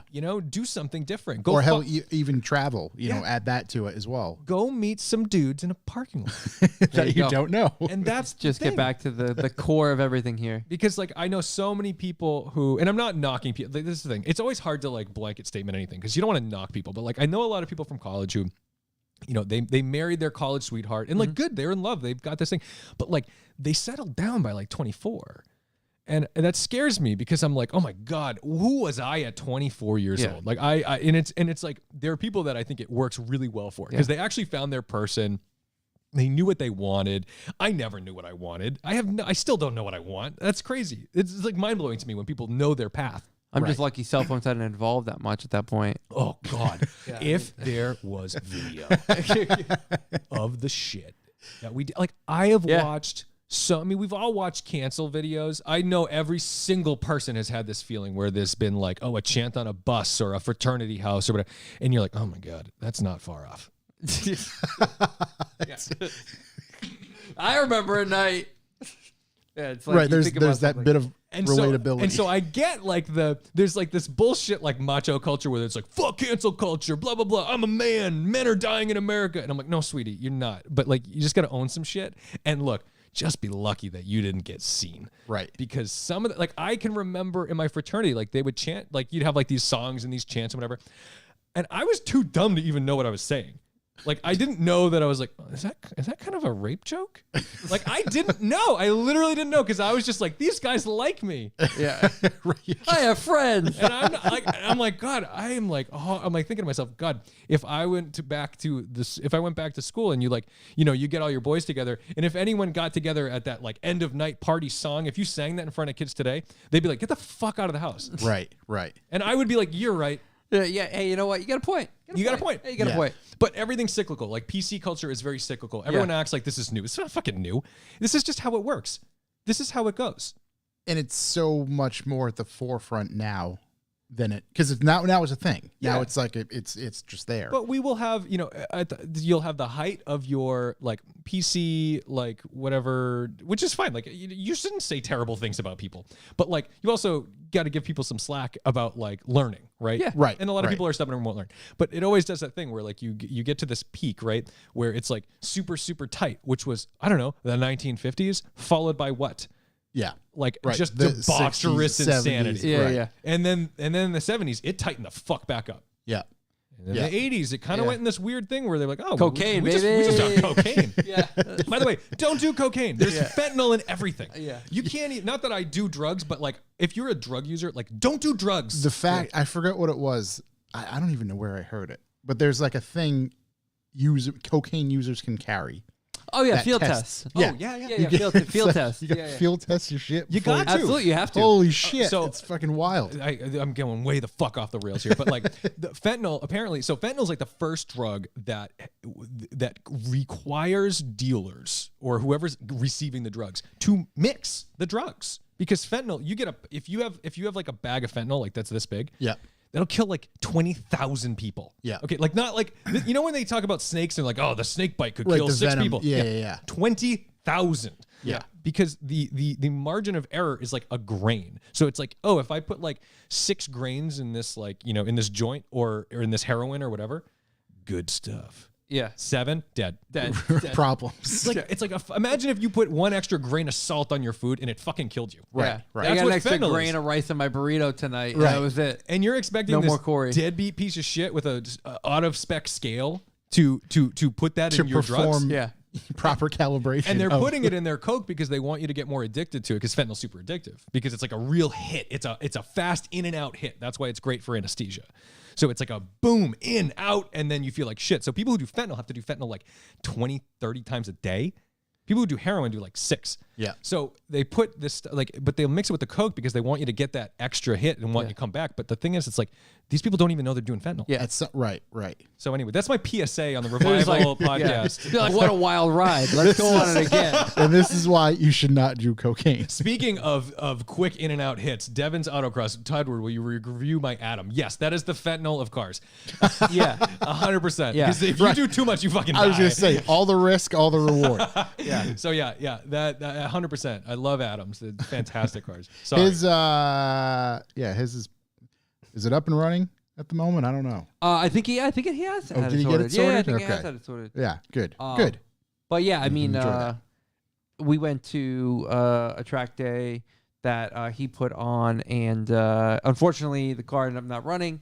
But I was really excited to see it out there on the track, because like early Atom, it's one of those things that it's a sight to see. It's Even like, parked, you're like, what? oh boy, God, dude, yeah. that's one of those cars where I did an Atom 4, and just trying to film the intro was a nightmare, because you couldn't, because even if you were literally mid-sentence on camera, someone would come up and just go, hey, what's that? Yeah. Right. And I'm like, I'm in the middle of I get, like, give me 2 minutes. Like, I'll Yeah. show you the car in 2 minutes. But I never, ever, ever, ever turn someone away from a car, because Yeah. I feel like I'm, It's almost job security in a way. Yeah. Not only that, like, I can tell them what I'm doing, and then they'll appreciate it. And then that way, if they see me doing debaucherous things on the road in it later, they'll be like, oh, I saw that car. It was You awesome. are fentanyl. Yeah. You are fentanyl. That's it. You're giving people. You're not going to turn them away from their first hit. You got to give it to them. Yeah. You got to give them their first hit. Yeah. You got to keep them coming back. You got to keep them coming back. Yeah. That's why you can meet them in a parking lot. So good. It's- Again. It all goes full circle. Oh God, that car is so ridiculous. You have to Yeah. keep your mouth a little bit closed though. Like, you want to jaw drop the whole time, but you're like, oh, bug. Yeah. Yeah. I'm just eating. I remember it the even whole just time. riding a motorcycle, how much Beetles hurt. They're big, It's like they suck. dude. It's brutal. So that's the thing is like you're not wearing a helmet in Adam. No, luckily they have like a little. There's two things on the 4. There's a little bit of a windscreen, which does so much work. But the real secret is they put like plexiglass or whatever it is, Lexan, on the sides, like, and the car is essentially contained at that. You can leave stuff in the seat and it doesn't fly away. Right. Yeah, it forms that little So it's like a vortex. Is that what they call it? I don't know. It's just a nice little bubble. It's great. Oh, yeah, where like it redirects the air or like up an and around. eddy current. Yeah, so it doesn't suck it out of the car. Yeah. It stays in. So It's positive pressure instead of negative pressure or whatever it might be. yeah, it's great. Instead of the wafting like the new Supra. Yeah. Let's see. Any other callbacks? Do you have any other callbacks? Callback. We needed those B4B numbers Ooh, I'm gonna hit from you with NASA. that in a moment. Well, Josh works on that. I got a question just for the group and the people in the chat. So you find a set of wheels online. They're reasonably rare, right? And they are new. And you contact the person selling them, and the price is very reasonable. And you go ahead and you're like, okay, you know what? Let's make it happen. And they're advertising that they're going to sell it for X price, shipped. You give them your address. Your address happens to be in Rhode Island.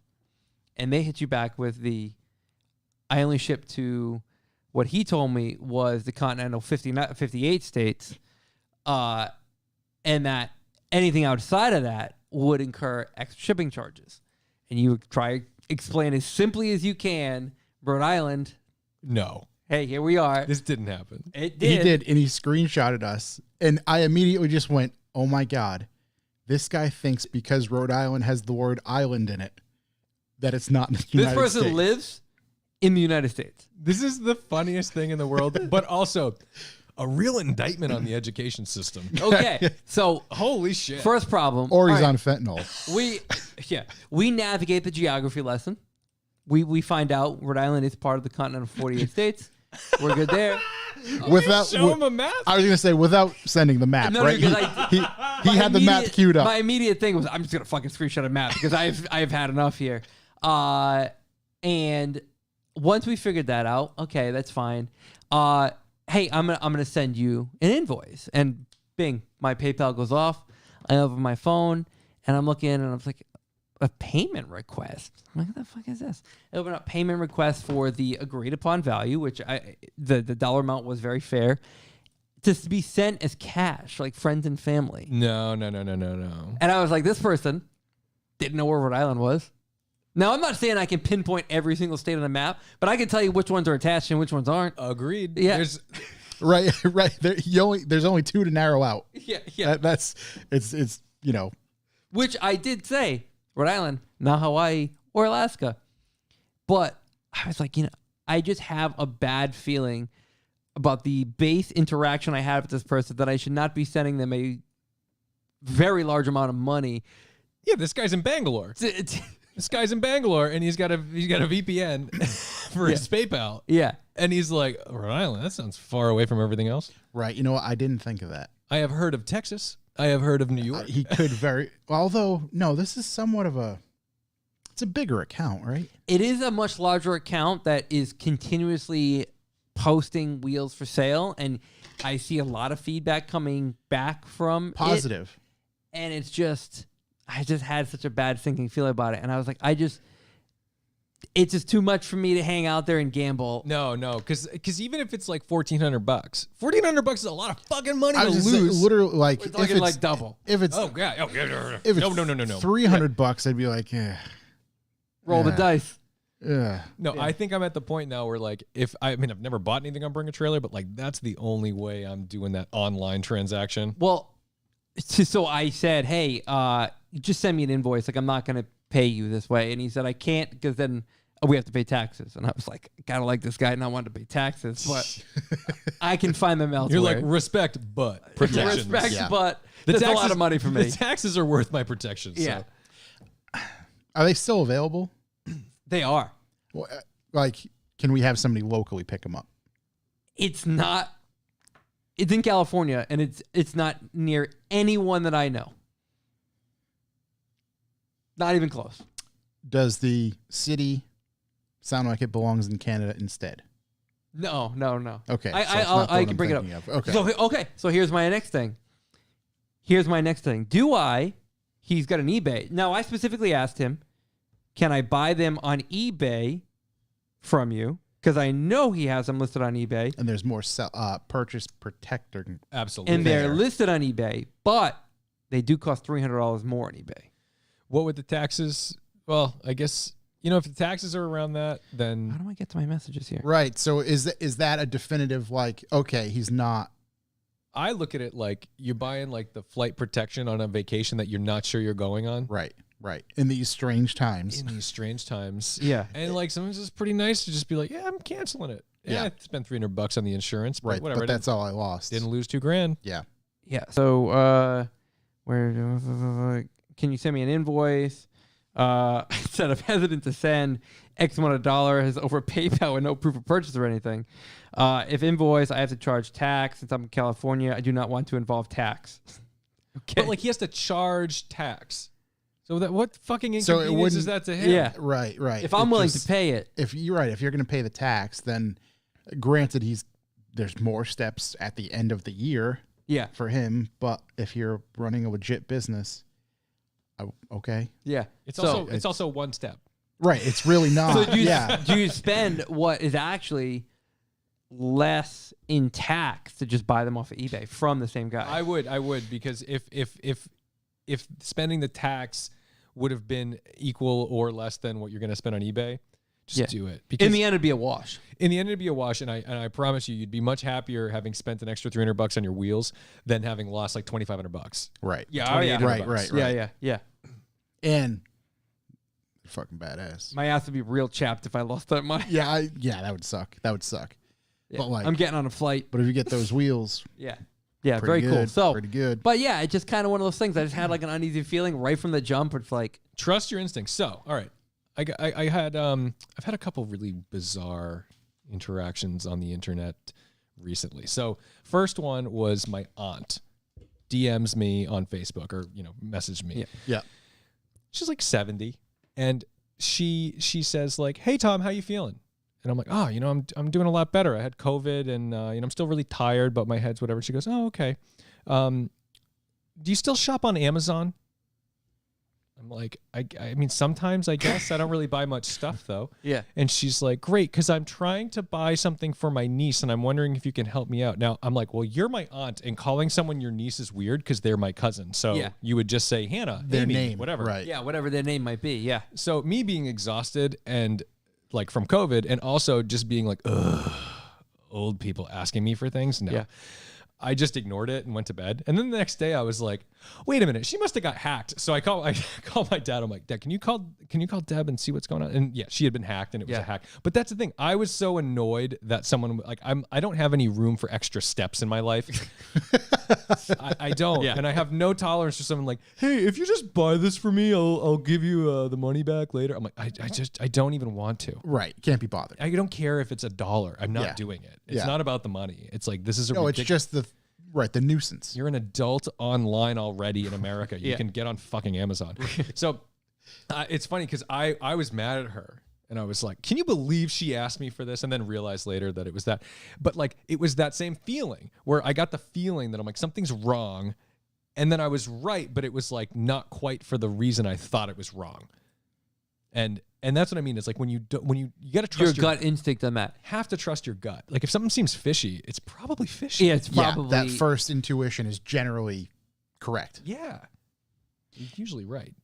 And with this one, it just sucks because it's like I think it's legit, but I don't know. How good is the price? How good is the price? So if I bought it from eBay, it would just be retail. No, but like. Okay, so it's like about $300 cheaper than anywhere else. Okay, so that's not so much cheaper that it's like suspicious. It's worth it. Yeah. No, it's not. Especially with like the amount of wheels this person advertises that they sell. It would make sense that they have some sort of dealer account where they're selling them at whatever discount. And knowing what these wheels cost from other dealer discounts, it's like, oh, they're still making a good amount of money. Yeah, as long as it's not too good to be true, then it's probably No. legit. I don't really kind of bite on that stuff, and I was kind of up in the air about not even buying a new set of wheels. But I saw these, and I was like, "Did you send them to me?" I did. Yeah. See, he's one of It's his fault. Yeah, he instigated the whole thing. Yeah. They're perfect. They're literally for what? Yeah. I want to see it. Yeah, Josh wants to see it. Are these for the Honda? These are for the Honda. Oh, cool. Yeah. Yeah. They're 5 spokes. 6. Oh, cool. Oh, cool. Let's see. Oh, you have some more callbacks, right? You want to talk about what you attended? Oh my! I forgot all about that. Yeah. Let's just keep this train going. So this past weekend, I had totally dropped the ball and forgot, but there was an event taking place at Epping, New Hampshire, at what do they call it? New England Dragway, and it's called Night of Fire. Now, Night of Fire. I was unaware of the name. That's a dope name. It's called Night of Fire. That now, could go so many different ways. Night of Fire starts at like 9 a.m. and it goes through the whole day. And there's a bracket racing. There's just, I think, all these different kind of styles of drag racing. As I learned that there are different styles. It's not just about whoever gets there fastest. I learned all this new stuff. Right. And I was invited. Our friend Phil, Jay Brown, they were all going already. I tagged along, and I was able to grab a ticket. Now, I'd never been to Epping. I don't know what it's like there, New England Dragway. I don't know anything about it. And I get my ticket, and it says, row, whatever, seat, whatever. And I'm like, oh, that sucks. I don't know where these guys are sitting. Whatever. I have no idea what I'm thinking about here. just gonna be this lone dude sitting with a bunch of other dudes that you don't know. So I text Phil, my buddy. I'm like, hey man, like where are you guys sitting? He's like, it doesn't matter. And I'm like, fuck you mean it doesn't matter? What do you mean? It's a fucking free for all up there, dude. It is a free for all. They might as well be on the track. I was on it. Yeah. I was on it for the jet cars. Yeah. Yeah. So Night of Fire. They're like, you have ear protection? No. I did bring air protection. I am so happy I did. It's brutal. So another friend of ours we were with, Jake, a coworker of his he ran into up there, and the kid, he was just, as we called it, raw dogging the event. No air protection at all. And Jake said come Monday morning, he was just like, huh? What? Like, had just still ringing from the weekend before. I mean, those cars literally rattle your organs. It felt like I was being punched. Yeah. I was being punched in the face with an invisible fist. And you feel the heat. The jet car, the heat. It doesn't matter. You could be 300 feet away from it. You feel the heat. Like I felt like my face was being pressed to like a skillet. It's like getting up against a fireplace. It's like what your dog craves. Right, right. And the like concussion you feel from just like the like quick firing of the jets to move it forward. The it pulsing. Was just, oh my God. But even just not even that, there were just like all these different kind of like funny cars. There was funny cars there, alcohol, but then all these different like classes, like Pro Stock, Super Street, Stock, the big tire, small tire. Yeah, all these different ones. And I mean, some of them are running 6.8, 7.2 seconds. Blisteringly fast. Yeah, and loud as hell. My first time ever being at a drag racing event. Yep. Dude, it was so much fun. It's under 2 hours from here. It was $30. Yeah. And it's a day of just amazing, automotive. Now, my other escapades. thing that I got my ass a little chapped about is that I reached out because I was like, listen, this would be great coverage for the podcast. I wrote them this nice long email. Hey, this is what we do. This is who we are. This is what we can offer. We're going to talk about it, promote it. Dude, I never heard anything back. No, and they I don't was care. Like, I got there. You don't need anything. You can go wherever you want. You want to get on the track? There's the gate. Yeah. Get out there. You want to go watch Billy Bob and his boys rebuild the engine in between runs while they're all smoking cigars? They're right there. Have at it. This is the thing. There are no VIP passes. Okay? No, so I had no idea. They're reading your email and being like, "Does this guy want to sit in the fucking car?" I did because that's it. I didn't sit, but like we were talking to some other race team who's actually they're out of like Coventry. Yeah, and it's a fucking hell of a car. I took a photo of the car so we had the race team name. Oh, so we can try and reach out. Yeah, that'd be great. I'm just looking at it, and he comes over, opens the door. Hey, man, check it out inside. Like, look around, whatever you want. Any questions? So that's I have all the questions. Yeah. Just from what is this? Yeah. How? Why? Just from my very little experience in that community, it is generally very accepting. Matter of fact, a lot of welcoming. Right. There's a lot of motorsports are. Some, sure, there's staunchiness to them, but like I see that one as being, so I mean, backwoods, the jet cars, friendly. The jet cars are just out there. It's like you just want to go see how a jet looks. Just okay, go walk up to it and go look at it. I don't know. Or ask, where exactly do you get? So there was a wheelie truck. Yeah. So it would run the whole quarter mile on its rear wheels. Floor in cut 9 out seconds. so you could see. Holy shit! No. So he's No. pointing to the sky. He's just looking at the sky, my God. which is even crazier if you think at night he was just staring into black for a quarter mile. That's- and 9-second car. Sponsored, wheelies. sponsored by Bud Light. Holy So shit! Who Phil- did that alignment? Phil's like, hey man, you're the driver? He's like, yep. Phil's like, you're pretty badass. He's like, yep. Just did not care. No praise needed. The dude's just been attempting suicide every single run. Yeah. And everyone's like, that's pretty cool. And he's like, oh, it didn't work. Yeah, just Like that's the thing. It just, how do you even prep for that? Like, how do you get into? I don't even. I had questions how you got into running 7 seconds in a drag car. Never mind. How do you get into running 9 seconds on the rear wheels of a pickup truck? Right. Engine in the rear. Right.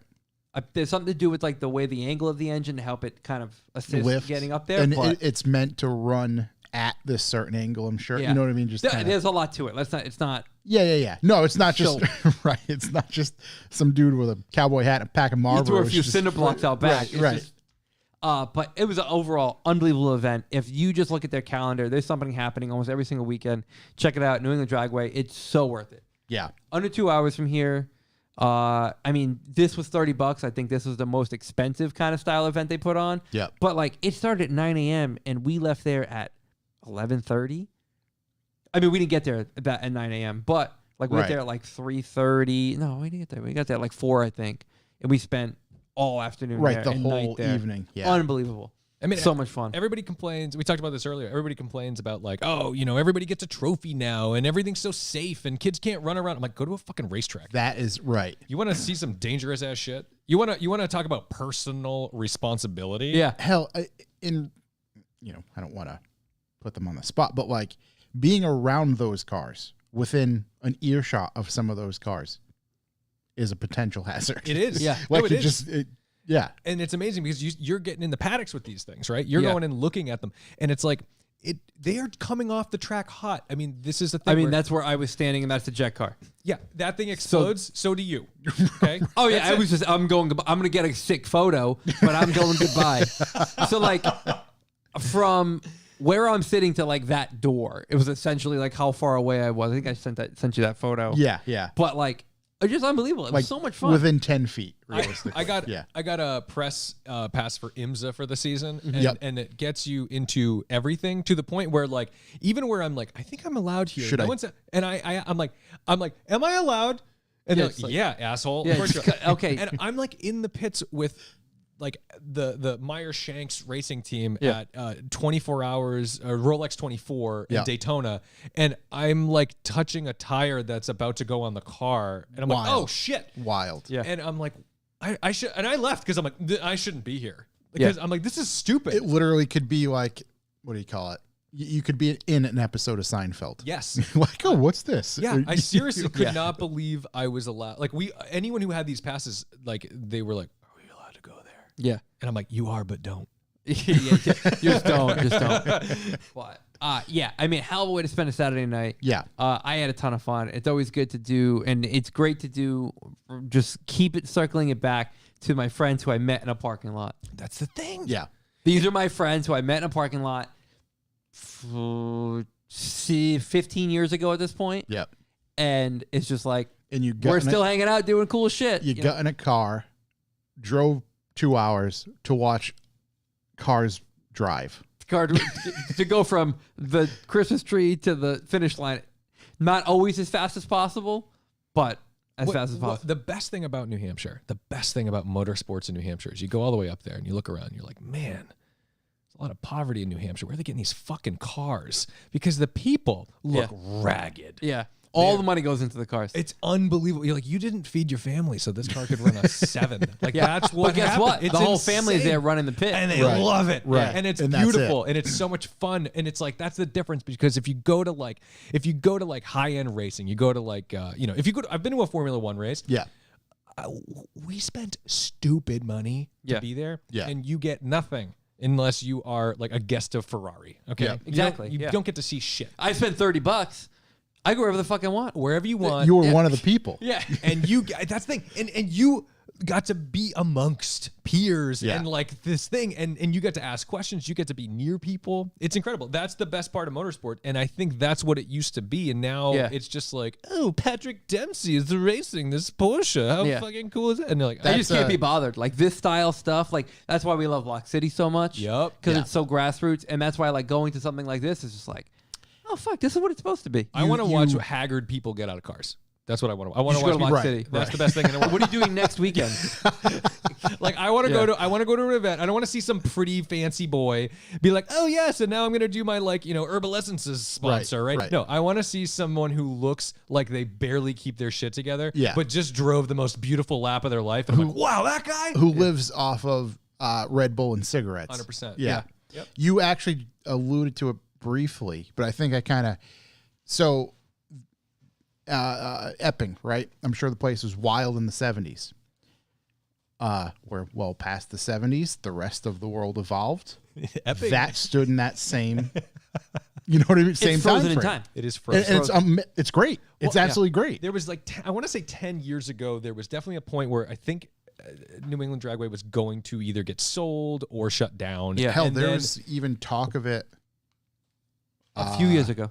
I remember talking about it on here. Yeah. Recently, Yeah, it wasn't long ago, and I don't know what kept it alive, but I just remember like when I have not been there in years, but like I definitely remember when it was settled that it was gonna just continue. I was like, good, Yeah, good.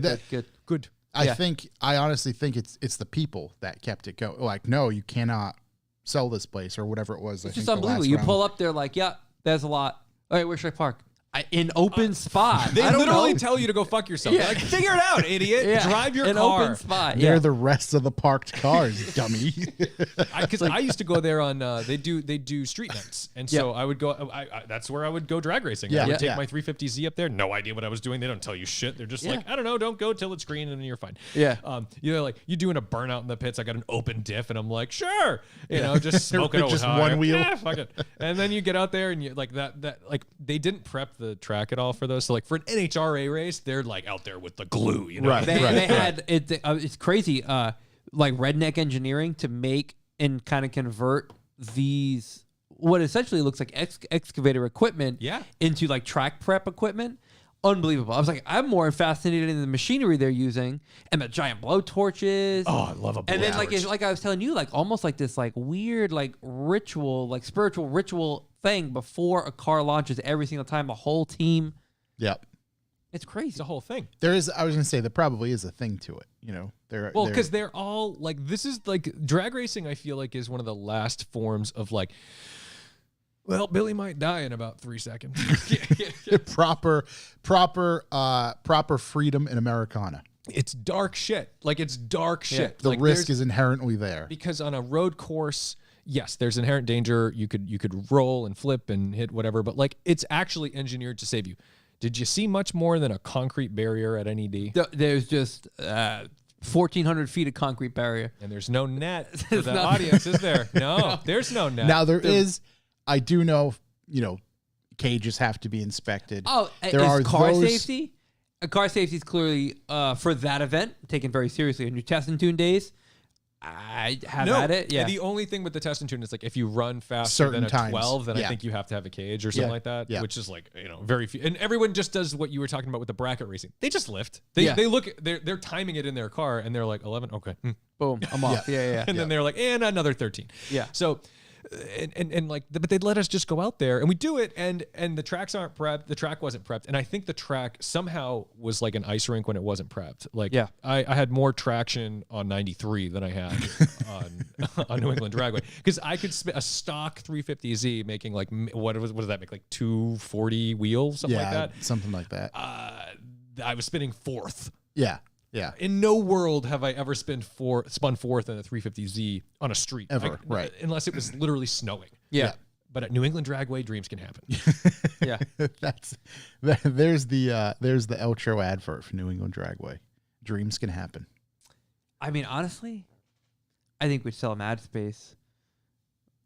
Oh, we could buy ad space there. Yeah. Oh, that'd be awesome. On one of the Jersey barriers. Oh, fuck yeah. Each of the Jersey barriers, they have like what's probably like maybe a 1x3 like board on each one, and like it's just like Bill's Muffler Shop, and it's like whatever, and you're like, there's no like real corporate things on this.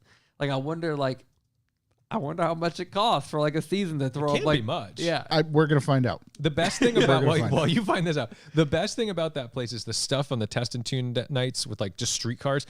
The shit you see happen in the parking lots, like in the pits, essentially, which is the parking lot. It's just it's the paved portion of the parking lot. Unbelievable! It's unbelievable. So I saw it was a Civic just like yours, okay, and it must have been a B18, but I remember the hood was like vertical. Yeah. It's like Service mode. 6 guys around it. And these cars were running hot. Like these were fast cars. And there's like 6 of them. And one of them is like having problems. So they're all, someone's in there. And then you hear whum, whum, whum. And then you hear this pop. And I'm like, I've never heard a pop like that before in a car. And I looked and I just saw a K&N air filter like 40 feet in the air.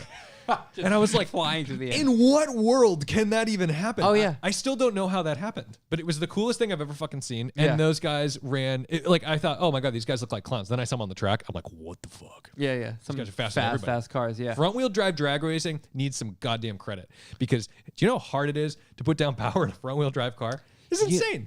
I see a lot of it. Like I follow like the 4P guys that build a lot of like the Honda stuff, the fast Honda stuff, and they post a lot about it. And I'm like, holy shit, that car is fast. Like, and they post like the run, the cars, the way they balance them, how they're like they got that bulldog stance to them, everything. Crazy. There's such a fine science to it all. Did you find out what you're in for now? I got to send an email, but I think we're gonna just to inquire. I think it's important to acquire. That'd be cool as hell. If it's fairly inexpensive, and we can support a local track, I will 100% try to. The deeper meaning to this, as far as self-promotion for us goes, but supporting keeping that local. Yeah, just keep it going. I think the message is like there's a real strong local vibe there. Yeah, if you got a dirt track near you, if you got a drag track near you, go Go check out, it out. 100%. Go eat a hot dog. Just as I alluded to before, saying like, shit, I got to go to Seekonk Speedway. This is the same thing. Like, think about New England. Think about like the New England area. How many like prominent tracks we have here? We've got Thompson. It's 45 minutes from here. Yep. Beautiful. Yeah. Unbelievable. Lime track. Rock still drivable and easy to get to. You've got Palmer. New Hampshire Motor Speedway. Yep. Yeah. NASCAR comes. Yeah. It's 100,000 people come to that. Yeah. New England Dragway, which I was just at. It was hilarious. We went in July of 2020, and they limited it to 12,000 people, and it was like the place was deserted. That's so that just gives you the feeling of like what 100,000 people would be like. And then we went the following year where there was, I think, 75,000 people, and you're like, what the fuck? This is crazy. You're like, this like you just like made New Hampshire heavy. Yeah. We just you tilted the earth. Yeah. But yeah, just in New England, you think about how. I just rattle off the ones that I'm familiar with, not only the ones that I'm not. And Watkins Glen's not that far. Yeah. That's just out in New York. That's the thing. It's insane. Mont Tremblant, just over the border. Mm-hmm. There's some pretty incredible things that we take for granted because, like, for us, if we were like, oh, I've got a track car and I got a trailer and I do this, we never really need to drive more than 5 hours. Yeah. Whereas, like, everyone else in the country, they're pretty confidently driving like 10. Yeah. Anywhere you're going. And even then, if you did want to do that from here, like, it's not that far to Mid Ohio. You can get places. You can go to Gingerman, things like that. Like, they're out there. We're just so fortunate to have like local stuff like that still, especially being such more of a kind of base grassroots style event like Little Lock City stuff. Thompson also puts on some pretty high caliber stuff as well. Yep. So you can get kind of both there. But anyway, great weekend. That's fantastic. Awesome. I'm glad you got to experience it. And if anybody's out there listening and wants to, go right on to, I just looked it up quick. Where the hell are we? New England Dragway. You just search New England Dragway. Go to the home. They have their schedule up there. Hell of a callback. For all the stuff. Hell of a callback. There's street nights on a Wednesday. Hell, if you're somewhere close, crazy. I think the only night they don't have anything is a Tuesday. Right. Honestly, Tuesday's the Lord's Day. Wednesday, Friday, Saturday, Sunday. It's just something every day. So, if you can and want to, go check that out because it is cool. Oh, also, if you are doing the street nights, this is the cheapest way to drive your car fast. Yeah, like it's like Right. it's like $30. It is $30, Yeah. I think, or something. Maybe it's less than 50. It can't Yeah. be more than 50. I would imagine it's probably not much. I mean, I can't imagine they're trying to charge an arm and a leg there. It's just kind of No, it's just you just go. Yeah. It's great. I think it's worth it. All right. So what else do we have for callbacks? We dropped a new video on our YouTube channel. That gives everybody. It's honestly just a lot of talking head stuff, but you do get to see some new shit that we're doing. So I give updates on kind of a bunch of stuff that we have going on. We made our own coffee. It's at the end of the table. we certainly did. So for those who are interested in that, we're going to have a donut meet this coming Sunday. That will be for sale at that donut meet, where you can purchase yourself some Cold Start coffee. Also, That will be cold, right? It will be cold. Yeah, will be we have a cold. system here to keep it cold. Oh, A refrigerator. yeah. It's really new. Real in-depth thinking on my part. We're going to put it in the mini fridge, and if that gets low, we're going to take it out of the other fridge and put it back in the mini fridge. Put it back in the other mini fridge. We got a system. Yeah. It's very intricate. Also, I have purchased a Mustang, and I'm going to drift it next season, or attempt to drift it next season. So that's in the video You're as well. going to drift it. I hope so. Yeah, we're going to give it a shot. So that's going to be fun. I didn't talk about that last week on the podcast. But yeah, if anybody's interested in that, hit us up, ask some questions, do whatever you will. So I'm really excited about that. Haven't really got a chance to dive into that thing too much yet. We have some other stuff going on at our facility that we're kind of working through, all good and positive stuff. And again, like I said, if you want to find out more, go to our YouTube channel and watch that video. Yeah, like I said at the beginning of this little message as well, donut meet this Sunday. So come check that out. Yeah. What are you talking about? Is it 9? 9 a.m. 9. Yep. 9 to 11:30. Yep. You know what's crazy about the donut meets? I've had people reach out to me who aren't car people, Mhm. but they've seen photos and they're like, "Oh, it'd be cool. Just come hang out in the morning. Just do something."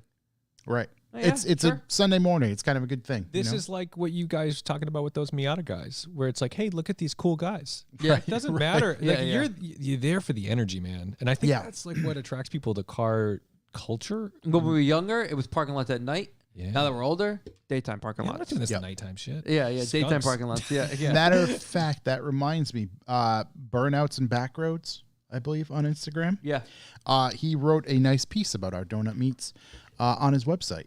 I did read it. So go check that, That out. was fantastic. Yeah, it was awesome. And it's kind of exactly like we were just saying. It just kind of, it sums everything up.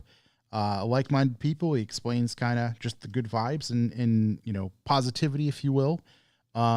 And no baloney in And he's been around the block. car world. He's been to every car meet. I met him in at Bond Group because I was working, just shooting a car and doing my thing, and he just walked in because he saw some cool stuff in the showroom, got a few shots, so talked to him for 5-10 minutes, and Yep.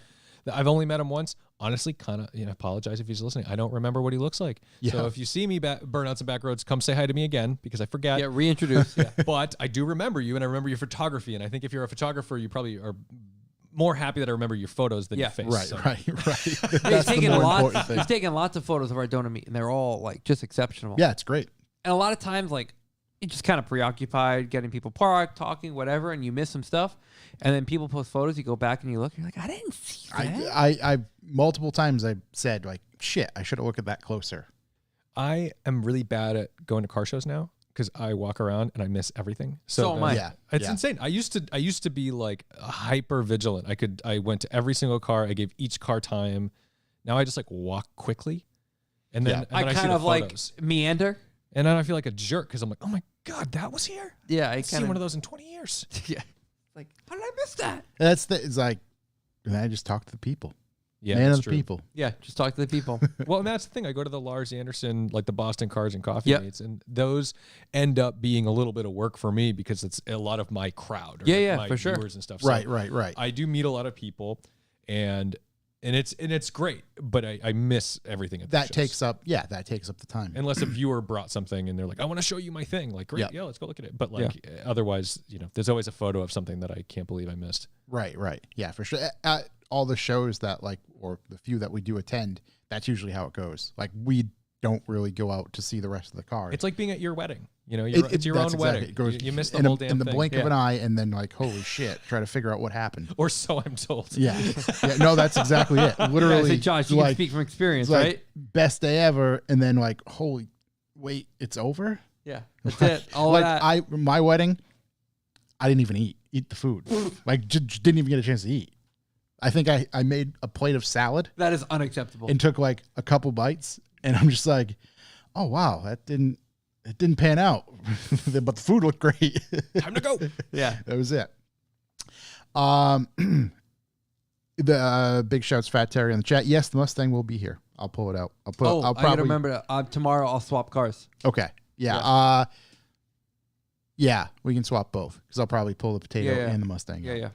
What else? Oh, so let me do the B for B address real quick. So if you are listening to this podcast or any of our other podcasts, you might notice something, and that is that we don't run any ads anymore.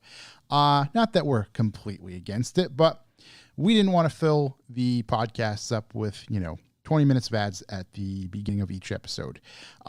They were fun to do, especially the Manscaped one. They made for some really good laughs, and they helped keep the lights on. However, we elected to come up with the idea of a thing called B for B. That is Bucks for the Boys. So that is a value for value system of where if you find value in anything Revival Motoring brings to you, whether it be the YouTube channel, podcast episodes, Instagram stuff, website stuff, whatever it might be, the magazine, things of that nature, and you feel obliged, you can go to our website, revivalmotoring.com, and you can join a subscription-based system where you can sign up for $2, $5, $10, $20, and hell, you can even adjust those quantities if you really feel like it.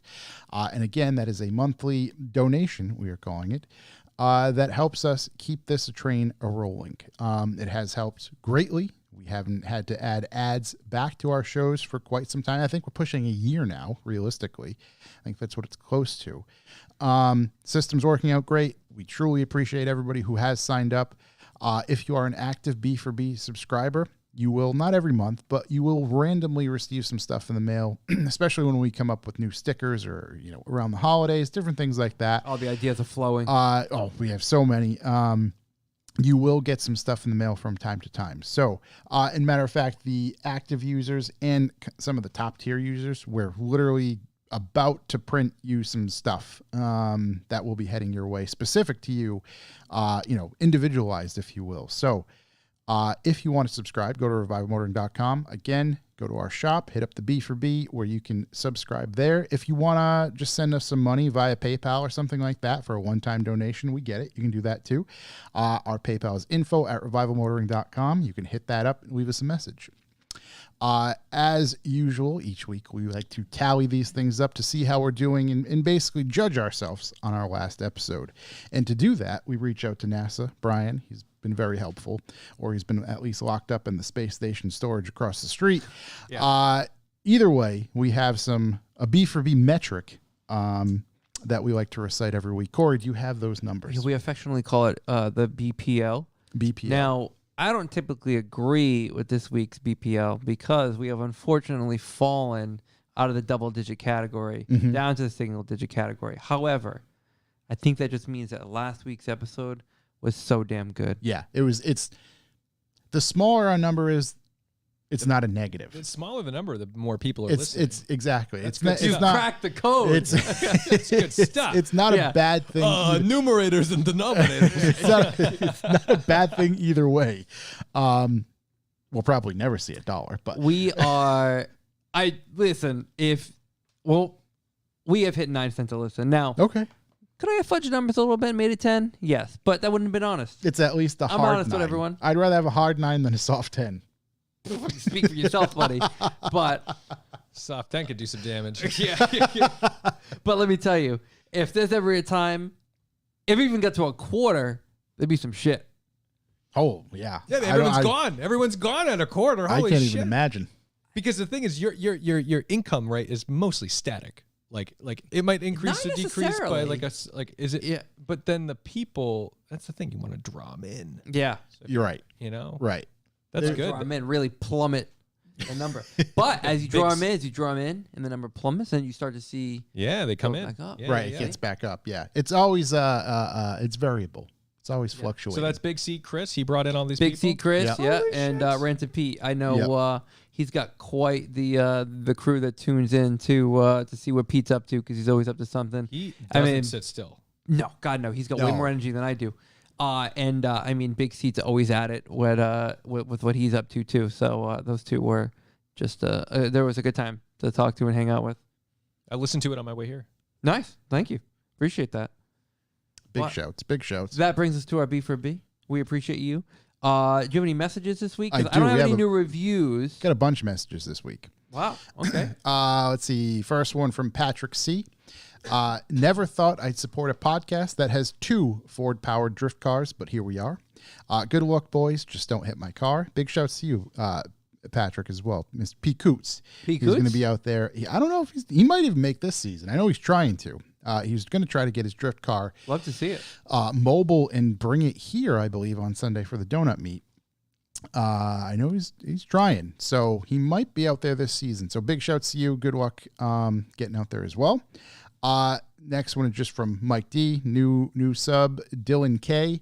Dylan K writes, so I might have to call back my bank. I have been donating $5 a month to reviving motorboating boobies without realizing. Sorry, guys. So, That sounds like a good cause. yeah. Hey, I mean, maybe you took something away from me. Little for them, little for me. And last message, let's see. Ed C. He just writes, Walker sucks, and this is to keep the padded room open in the Circle Jerks podcast Discord. We are lawless monkeys.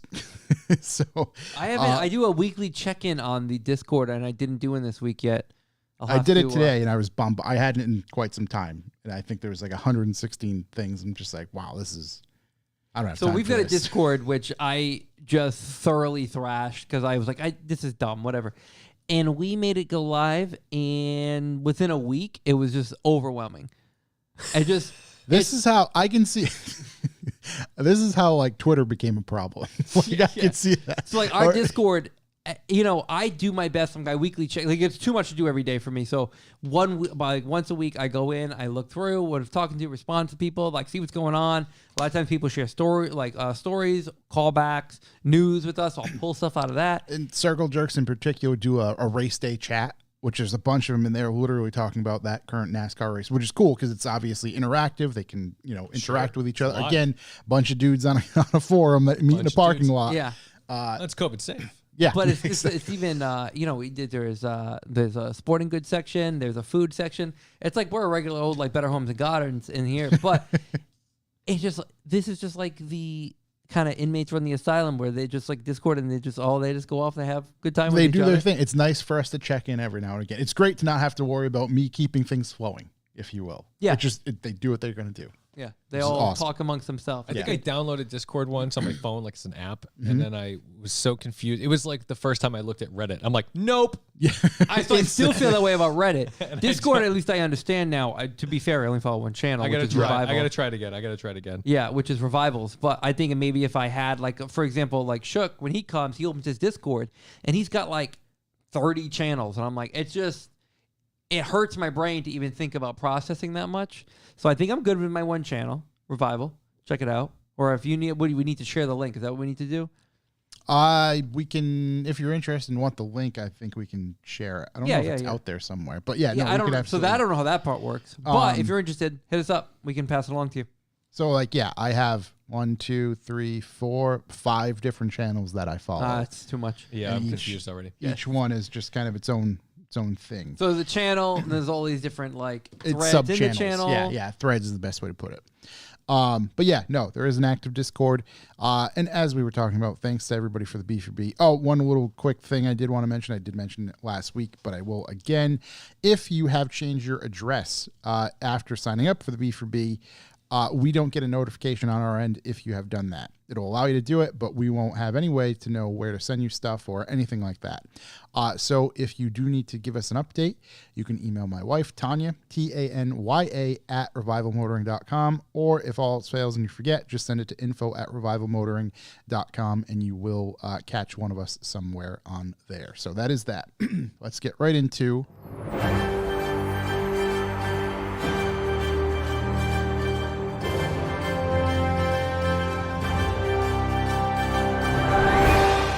news. Well, we talked last week, if I'm not mistaken, about how California will ban sales of new gas-powered cars by 2035. I think we brought it up during dinner, but I don't know. I don't remember if we ever actually said it on the show. Okay, well, California will ban sales of new gas-powered cars by 2035. Mm-hmm. Massachusetts to follow Wow. by 2035. Yeah, all right, look, this is a weird thing for me because I think a lot of people are like, nope, or, oh, it's California. Yeah. It's Yeah. there's liberals in California. And I'm like, well, California's burning to the fucking ground.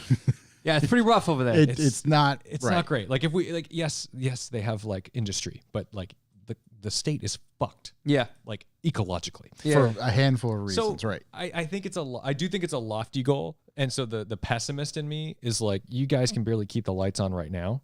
We just talked about it at dinner, the rolling blackouts. Yeah. And you're going to tell me that that everybody in the state's going to be charging their cars? Right. I don't know about that. But look, if at the end of the day it fuels massive infrastructure investments, good. Which Yeah. the federal government has passed bills that allow for those massive infrastructure investments to happen. Again, granted, it takes, many years for them to actually come to fruition. And obviously now the bill passed and having the money in the account, if you will, is one thing. But to perform that work, it's a pretty, like you said, it's a pretty lofty goal. It's 2022. Years, right? Like, 13 years. Right. 13 years, yep. Yeah. That's quick. And especially there's a multitude of things that factor into that, whether it be amount of people who can perform that work.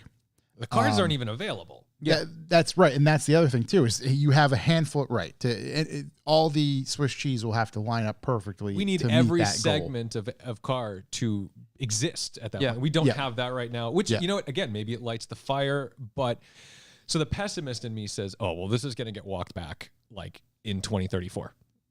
So that was my exact Right. that was We're my still gonna do exact it. take was, hey, 2034 rolls around. It's like, you know what? 2035, it's looking like maybe 2040 achievable for us. It'll be a lot smoother transition and everything like that. It's like the real ID. Right, you know? right. So Right. On the one hand, I think people's issue with this, like, I think everybody knows deep down that we're going electric. Like, we're not dumb, right? That's It's just the first time they saw a number assigned to it. that right. That is what we've clearly, or been made clearly for us, have to commit to. That's it at some point. Right. So yeah, like you said, they're attaching a number to it. Right. And I don't know. I have very, nobody likes change. Yeah. Oh, big surprise. People don't like change. Shocking. Right. I mean, I think that like the sale of EV cars will always steadily grow, right?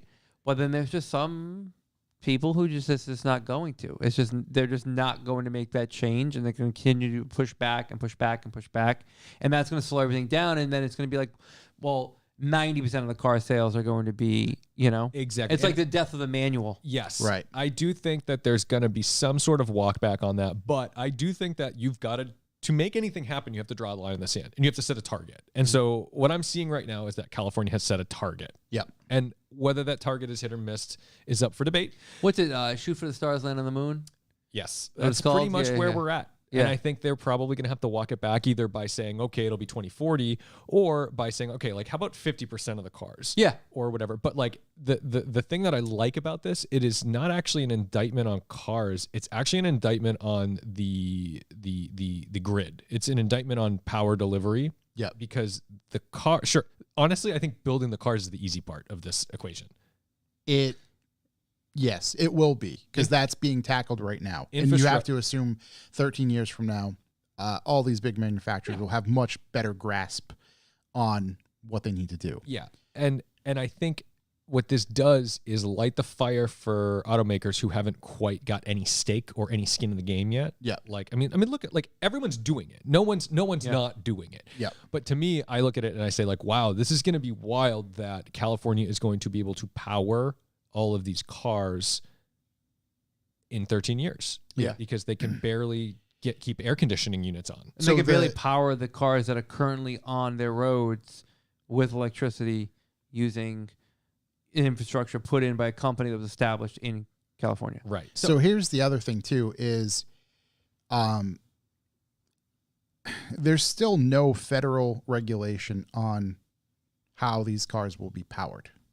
So that needs to be tackled, you would think, before that deadline comes to fruition. It's interesting because Unglug actually in the chat brought up a good point where like you hear about manufacturers developing some sort of synthetic fuel, right? But they're developing for a purpose, for racing, whatever it is. But there's always that trickle down effect of like, could that synthetic fuel then be brought to the consumer? F1 poop fuel.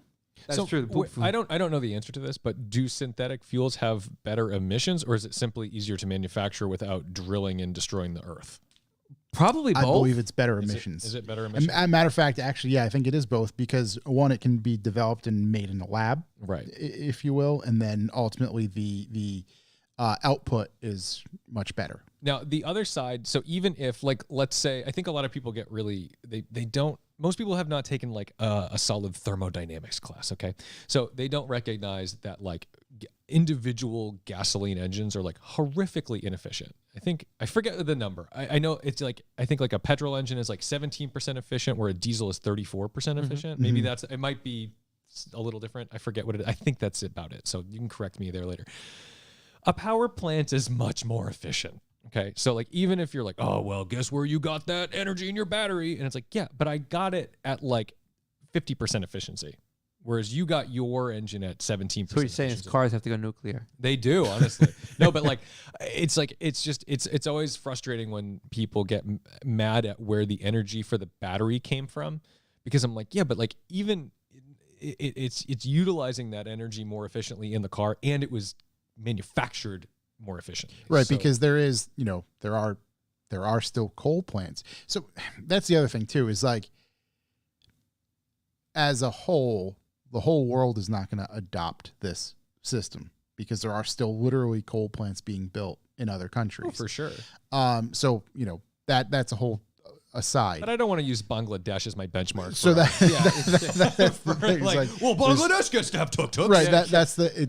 I want a tuk-tuk. So realistically, the 2 strokes forever. My understanding is our power plants, to your point, will be able to produce that power a little bit cleaner. Yeah. One would hope that this goes along with like, hey, let's subsidize the shit out of solar panels on your roof. Because right now, like my house has solar panels on it, and we have a RAV4 Prime and a pool that's heated and an air conditioner, and we have a house full of shit. The stuff is working. And we don't pay electric bills. And we charge shit all day long. And it's my phone is and the RAV4 goes 30 or 50 miles at a time. Yeah. And guess what? It's all from the air. Yeah. It's a radiation. Thank you, photons. And that's the thing. I think they've got to find ways to make that. Now, the other side of it is figuring out ways to charge for people who don't like. We don't all live in a house with a garage with an outlet. So this is in last week or the week before, I talked about some town in Massachusetts. I don't know if it's Webster. I can't remember where the hell it was, but they actually had pole mounted charging stations that you sign up with an app, and the umbilical cord drops down. Oh. And my takeaway after I seen that, it was in 2 towns in the U.S. Sure. And my takeaway after I seen that was, wow, look at the reaction of these people who are more concerned about why these people with EVs are going to park in front of their house. Even though it's a public, the riffraff, it's those dastardly EV drivers. They're always stealing our pink flamingos. Yeah, exactly. So that was the takeaway I had after reading that. But there are at least some people thinking about how that is going to work. Yes. Now, I think the big thing, and I can see it in the chat already, it's like, I don't know, I'm not even reading it, I'm just seeing like keywords that are indicating to me, like the typical thing where like, well, batteries require all this mining, and it's a nightmare, and it's all bad for the environment, and this and that. Now, that is obviously true. Like cobalt mining is not a great thing. So there's 2 things. Number one is we don't live in a world where we get any free rides, right? So we are always choosing the lesser of 2 evils. So, okay, sure, cobalt mining, not great. Well, how many gallons went into the BP oil spill in the Gulf? And by the way, that's not the biggest one. Right. That's the most public. It's just one that was public. And this happens all the fucking time. So like it's like we just have totally we've forgotten how we get the gasoline. and we turn a blind eye to it. So then Right. when we see the new stuff and we go, oh my God, how did they get that? And it's like, yeah, it's pretty fucking bad. But guess what? Here's what it takes to get a gallon of gas here. You want to see some atrocities? Like, let's go to see where your fucking chicken nuggets come from. Okay, it's not pretty. Right. Right. Oh, God. It's tasty though. It is so good. But that's the thing. 100 miles per gallon electric is very tasty. So we got to just take, you Right. got to take. So even if EVs, right? Even if it's like, well, they're not that much more efficient. Well, if they're 50% more efficient, like That's still net, at that's scale. huge. Yeah. That's so Yeah. massive. So I think we got to like take a step back off of our high horses sometimes when we look at like, well, this is dirty and it's like, it's less dirty. Right. Yeah, right. Because you're not wrong. It isn't clean, but It's everything. You got to get your hands. it's at dirty least for a everything. progressive step in that Right. direction. Now, the second thing is there's like big improvements coming for battery tech. We are on the cusp of like massive improvements in batteries. We're kind of on the end of lithium ion, Yeah. and there's going to be, I'm too dumb to know what's really coming, but like there's another step that's going to be like way faster charging, way faster discharging. The way I can kind of break this down from my like pea brain is like when cell phones went from removable batteries to just permanently installed batteries. Yep. Like that's kind of where divide is right now. Is like some are kind of at that point where they have a permanently installed batteries, and some are still at the removable battery tech point. Yes. So And we're about to all transfer over. from what I understand, the holy grail of energy storage is a capacitor. Yeah. But capacitors don't work big. They work I'm not an little. electricity guy, so I'm just going to listen. But the idea, all right, so a battery, right? A battery, you are taking and energizing this chemical, which is a slow burn in, and it's a relatively slow burn out. Like, you know, you can't get all of the juice out of this battery in an instant. It takes hours. Yeah. You have to work for it. You really got to work for it, even in your laptop or your car or whatever. You can't just burn out. A capacitor, if you have the energy to put in on tap, can charge almost immediately. And it's available, and it can drain immediately. So that means you can go fast. So it means you can use all of that energy instantly, and you can put it in instantly. So capacitors are great for short-term storage and like electrical devices. Now, I'm not an electrical engineer. I'm using my like electrical engineering 101 fucking class to get this. But the idea though is that the best kind of the ideal situation for energy or storage is to be able to get it in and get it out as fast as possible. Because a battery, the thing that sucks about a battery is it takes 45 minutes to charge your car, right? Or whatever. And if you could do that, like let's say you had stored the 300-mile range worth of energy in in a capacitor at your house, and then you get home, so it's charged that up over time through the grid, because it's going to take time to like wick it out, and then you pull in, you pop it in, and it boom dumps out and in. Like that's the thing. All you or want even the idea, you know, of if you will, treating the car itself having capacitors that can charge and discharge at high rates. Right. So for instance, car has a handful of capacitors. You go to the charger, it takes it in 15 seconds. Now those capacitors slowly charge those batteries over time as you're still driving.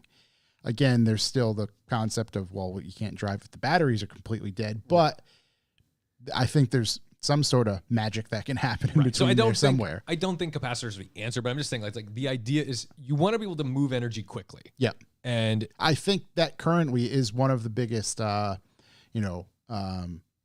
negatives about EV stuff is just, it's time. it takes time to charge Time them, sucks. Nobody wants time. especially in a 1-for-1 comparison with filling a gas tank. Yeah, a gas tank takes no time. And so that's the thing. It's like there's already like a lot of angry things about pollution and murder and child labor. And it's like, yeah, dude, that goes with everything. Like pick Yeah, I mean, it's the same for the cell phones. I'm telling you, there is, I hate to break it to everybody, but there is sex trafficking and child labor and murder and everything. I mean, I bet, everyone who says this, well, guess what their wife is wearing? A diamond, okay? Yeah. Everybody knows the diamond industry is disgusting. Yeah, it all comes from somewhere terrible in the end. All buy them. We all buy them. You know Cell what I mean? phones So, too. I gotta But say, still, like- fuck Amazon. So Agreed, but like this is the thing. It's kind of like the idea of like when you boycott a store or a product because like the CEO is a dirtbag, or like he voted for so and so. Oh boy, if that's your benchmark, you have to leave it all behind. yeah, Everyone's a piece of shit. Right. Because Chick-fil-A right, is because tasty. you can make an you can make an argument for literally anything. Yeah. Yeah. Yeah. And we all just choose the ones we hate the most and we go with those. In disregard, right? In disregard, a blind eye to other stuff. Right. Yeah. I mean, at the same time, So I dealership- was gonna dealership quotes $30,000 to replace battery in a $10,000 Chevy I'm Volt. pretty sure that was already debunked. Was and it? everyone Okay. ran with it because you can find them for like $7.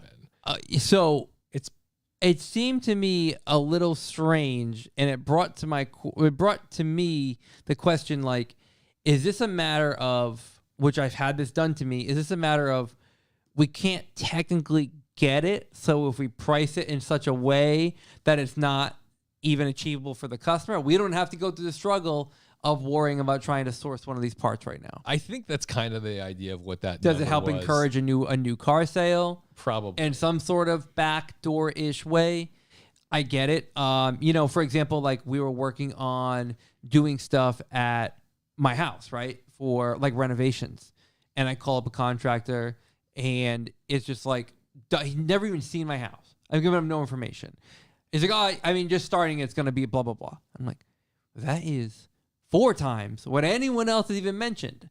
Now, is your work that good? Are you using just gold for everything? Or is it just like you don't have the time, the people, the supplies, whatever it is, so you just like price yourself out right away? And if I say, let's do it, you're like, well, for that Holy money, shit, I'll for do that it. money, I'll make any of it happen, right? Yeah.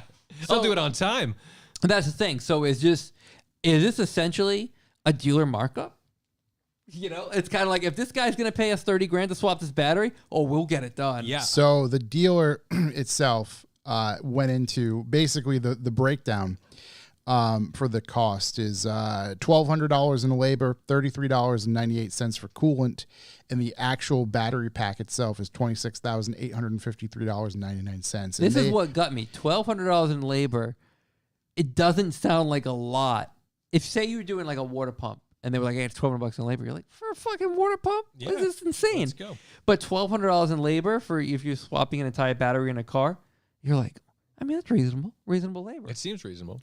I've So- never The done it. battery I've never doesn't. done The it. battery doesn't, but the labor is like, okay, I get it. If it's actually just the battery in a Chevy Lumina, if you've ever swapped a battery in a Chevy Lumina, it's under everything, and I would pay $1,200 for someone Just to to have actually it do. done. So the dealership actually wrote and quoted on, or has been quoted via some posts, that this is an estimate for a 12-year-old vehicle out of warranty and for a battery that is extremely hard to get. Due to its older technology, and this vehicle being 12 years old, the battery is no longer sourced from GM, according to the dealership, but a third-party supplier, with the dealer noting that the dealership does not set battery prices. I also understand that this dealer can't technically say, you, like you said, you could find maybe a used one for $7,000, right? I get it that a dealership directly, like Roger Dean Chevrolet, couldn't go buy a third-party battery Right, that's used and put it in a car. And I it's get not they can't do that. warranted. It's Yeah. not any of. So I yeah, get that they can't do that. It may be, and it may even just be like you said, like it's kind of like a built-in middle finger. It might be a built-in middle finger from Chevy right now. Yeah. Like corporate, who's just like, yeah, you want this? It's $30,000. Yeah. Or it truly might even come down to the fact of like, yeah, this is picture, how easy is it to get a battery for a 12-year-old cell phone? Yeah, that's true too. Looking at it in that manner, like, go ahead and get a battery for an Apple iPhone 1. Which brings up another point though. It's like, if you have early EVs, will it be really difficult to find the tech? Because like the thing is, everything we have that's battery powered for the most part is disposable, and it's like designed to be A consumable. It's consumable. Yeah. If you had to go and like get iPhone 3GS shit, good luck. Right. That's kind of the thing. It's just, these, I believe, or most EVs in particular, are built to be ultimately replaced within let's call it a 5-year lifespan. Yeah. And it's not going to be like a Fox Body Mustang where there's repops being made of parts, where there's still interchangeable things for decades upon decades. A 12-year-old car, though, It doesn't seem like it with should be, but 70,000 miles on it. it doesn't seem fair at all. If it had an engine, it would be right. doing be an fine. engine swap on this would be $1,200 in labor. Right. I mean, this and realistically, and a $3,000 engine, and this you'd be person- like, I guess $4,200, and I'm getting a new engine, I guess, right? this person's better off just saying, you know what, let's gut it and buy me an LS. Yeah, let's throw an LS in this Let's bitch. pop one of those in Yeah. there. Yep. So, I as far as debunking the whole thing, I didn't really read too deep into it. I kind of looked over the quote and thought about just, I think it's just kind of how hard it is to get, and maybe almost a little pricing yourself outside of the job. This way you don't really have to deal with it. Right. Which could be. Which, I mean, I understand. I mean, Yeah. there's definitely times where I'm just like, I don't want to deal with this. And again, as a manufacturer, you're looking to progress with efficiency, get better. Batteries that are going to work better, faster for the new stuff. Why are you going to pay attention to all that old stuff? Oh yeah. Now, I mean, what's the expected battery life of this vehicle? Is it 12 years? Is it? That's a good question. What is it? What are they projecting? Because Tesla projects some pretty crazy numbers out there for battery life. Yeah. I'm sure that like Tesla's battery technology is probably above and beyond what was in a 2010 Chevy Volt. So it did get into that briefly. There is a note there that does say a Tesla Model 3 replacement battery is $14,000.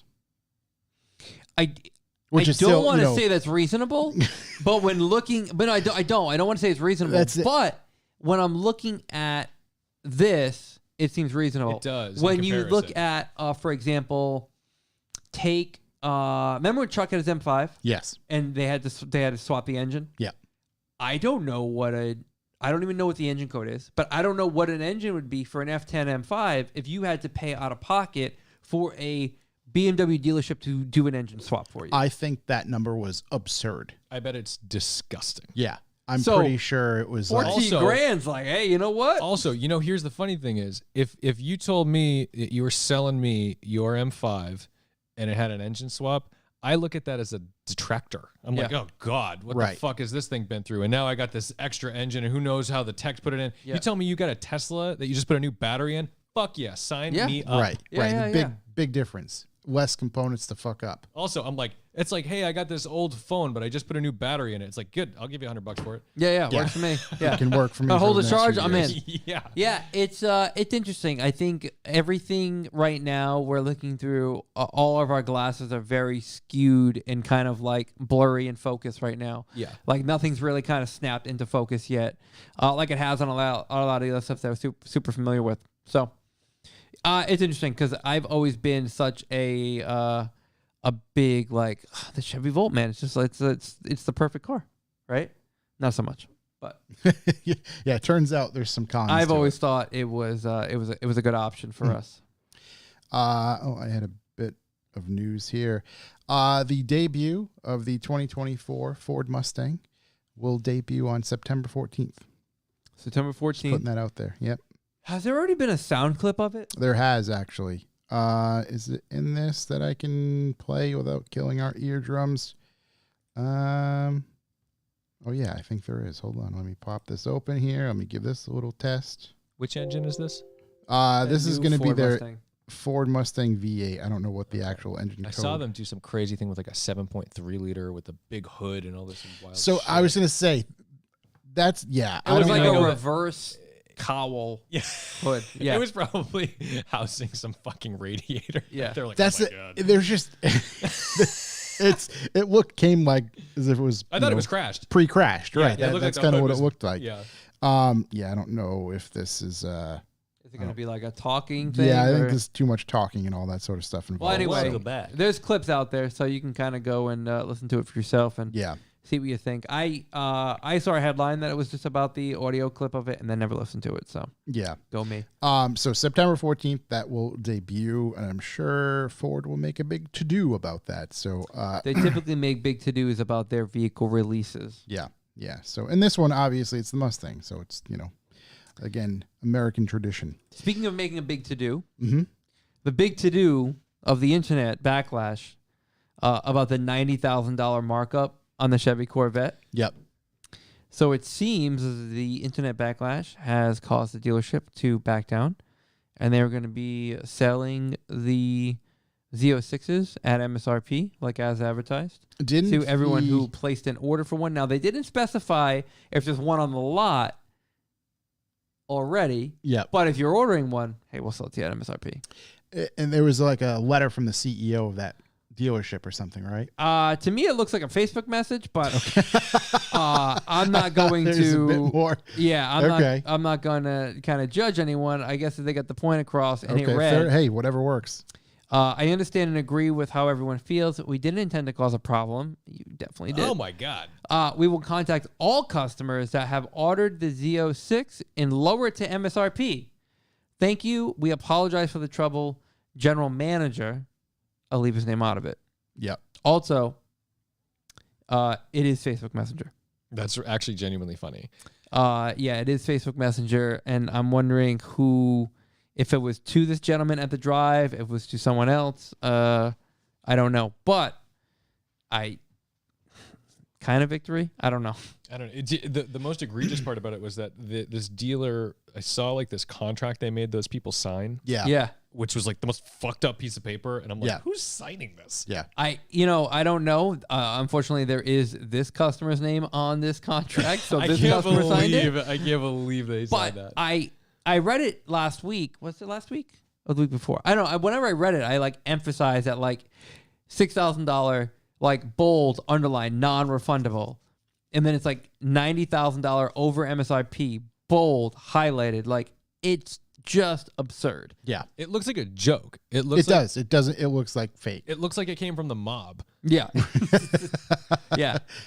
So, yeah, I guess. Turns out the check that guy wrote over just said IOU $6,000. Joke's on you, Chevrolet. I think the customers who were emotionally damaged from this interaction are compensated to a little more than that.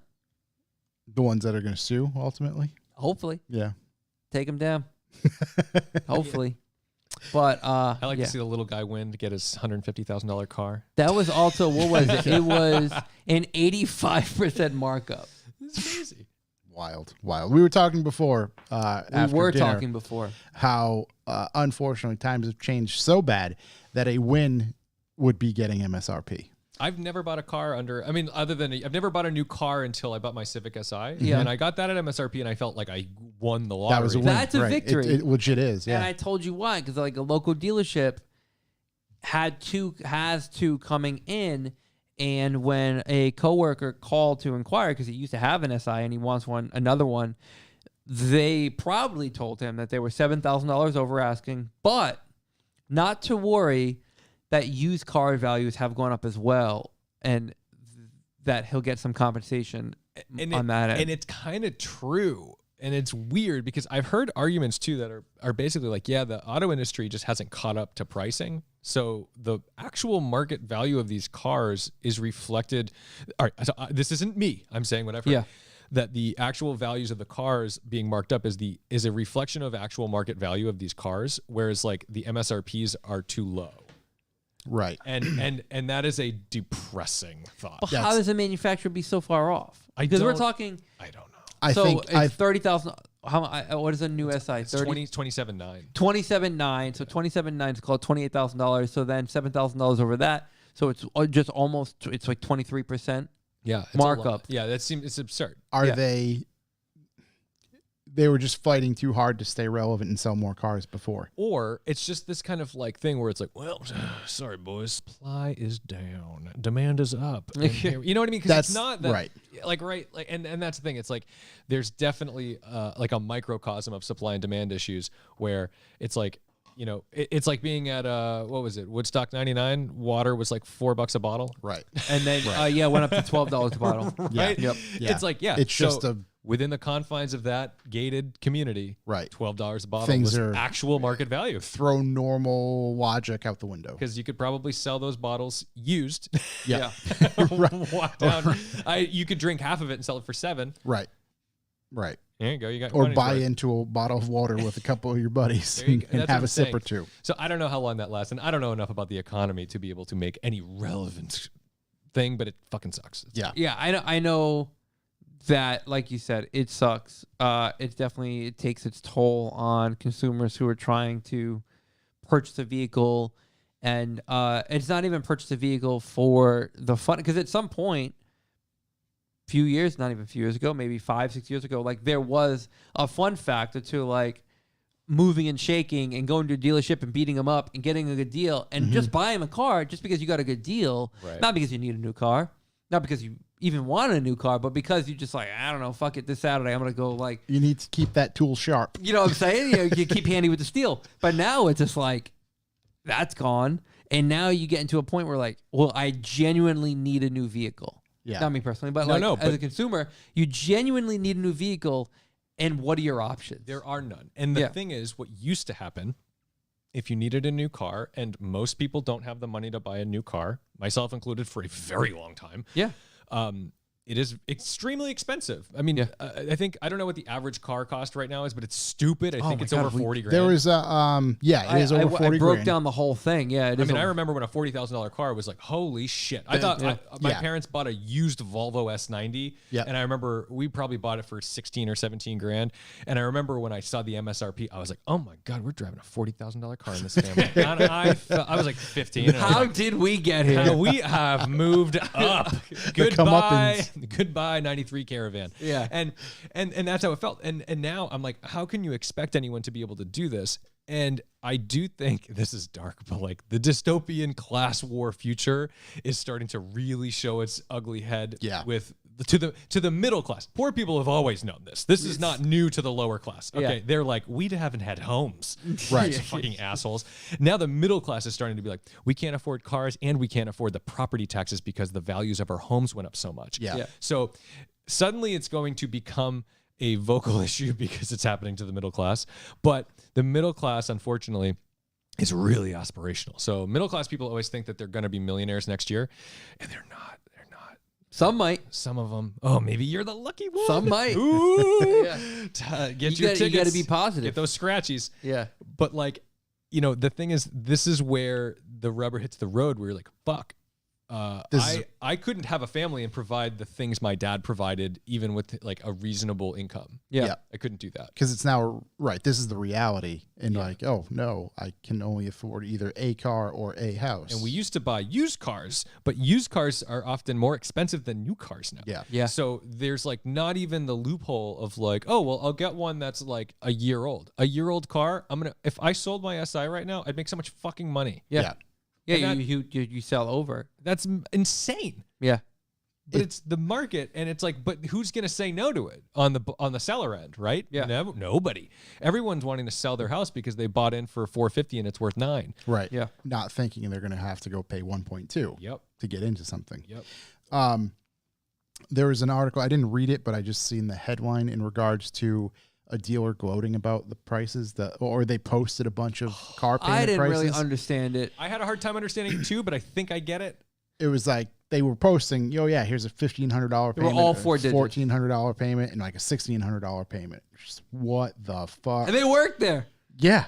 Yeah, and like that's the thing. I was kind of like, wait, am I mad at the dealer or do I feel bad for the people You know that what don't that's called? understand the system? Negative equity. Yeah, Yeah. It's just but like that's these- called like a snowball rolling down a hill. But Like, the thing is, I didn't find it egregious. I was kind of like, good. These guys that fuck people over all day long are paying more than the people they're selling to. Yeah. Yeah. So Right. okay, that's fine. I thought it was At least equality. there's some. At least Even there's like- some. thinking about like half as a car payment makes me ill.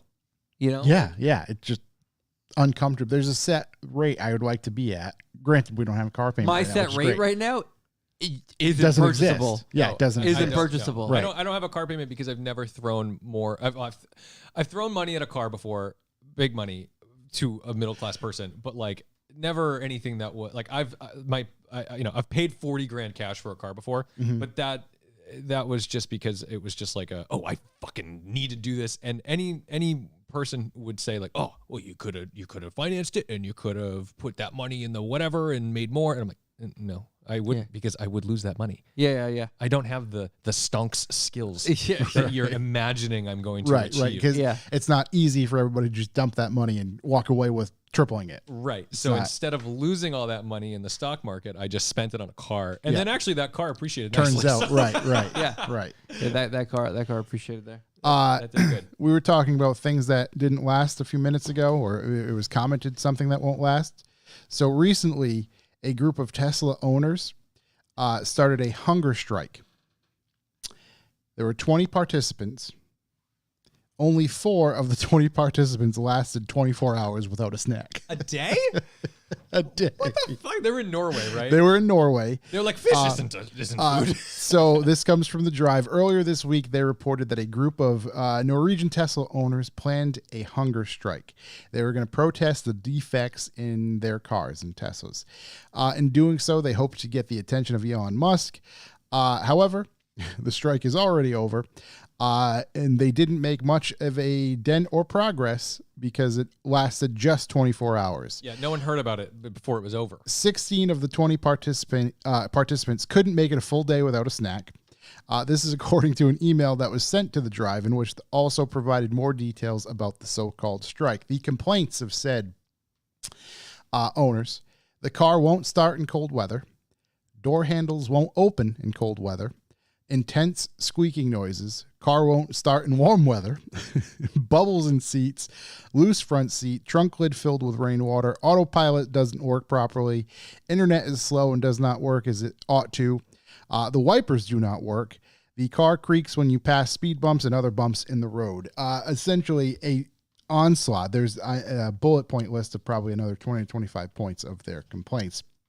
So these people are shocked that the quality of the car that was built by a con artist was shoddy. In the complaints. And he'll sell you a full self-driving too for $15,000 and it doesn't work. Right. It just, I mean, some of these complaints, I'm sure some are exacerbated. However, a lot of them are probably pretty accurate. No, I've had, Poor paint quality, that's that's true. been Yeah. reported a handful of times. Rust problems on new cars, especially the Model 3. Low battery life that Tesla claims, or lower battery life than Tesla claims. Problems with the air conditioner. Not all problems are solved when the car is serviced. Tesla promises to contact you, but you do not hear from them. This is literally everything that sounds. This is Tesla ownership in a nutshell. Yeah, and like, it should be expected. Like, none of this is a surprise to anyone who's buying the car. People buy the car based on the reputation of the CEO, and people don't look into stuff. They just idol worship this man, and he wasn't even a founder, but bullied his way into being called a founder of Tesla. Mhm. Did you know that? No. Yeah, he didn't found Tesla. Did he? So after PayPal, he just bought a stake in it essentially. He bought into it, and then the two guys who were the actual founders of Tesla got so sick of his shit, and they didn't want to give him a founder title, and he eventually like bullied his way into it. Yeah. And then, he's just, the other thing is, at the end of the day, here is a person who has taken $250,000 deposits on Roadsters And hasn't done years anything. ago, hasn't delivered anything. Now, it's weird how much slack we give Elon, and it's interesting. It's great to learn about like con artists, because a good con artist gives you it's like a Ponzi scheme, right? You give them just enough in the right place to earn trust.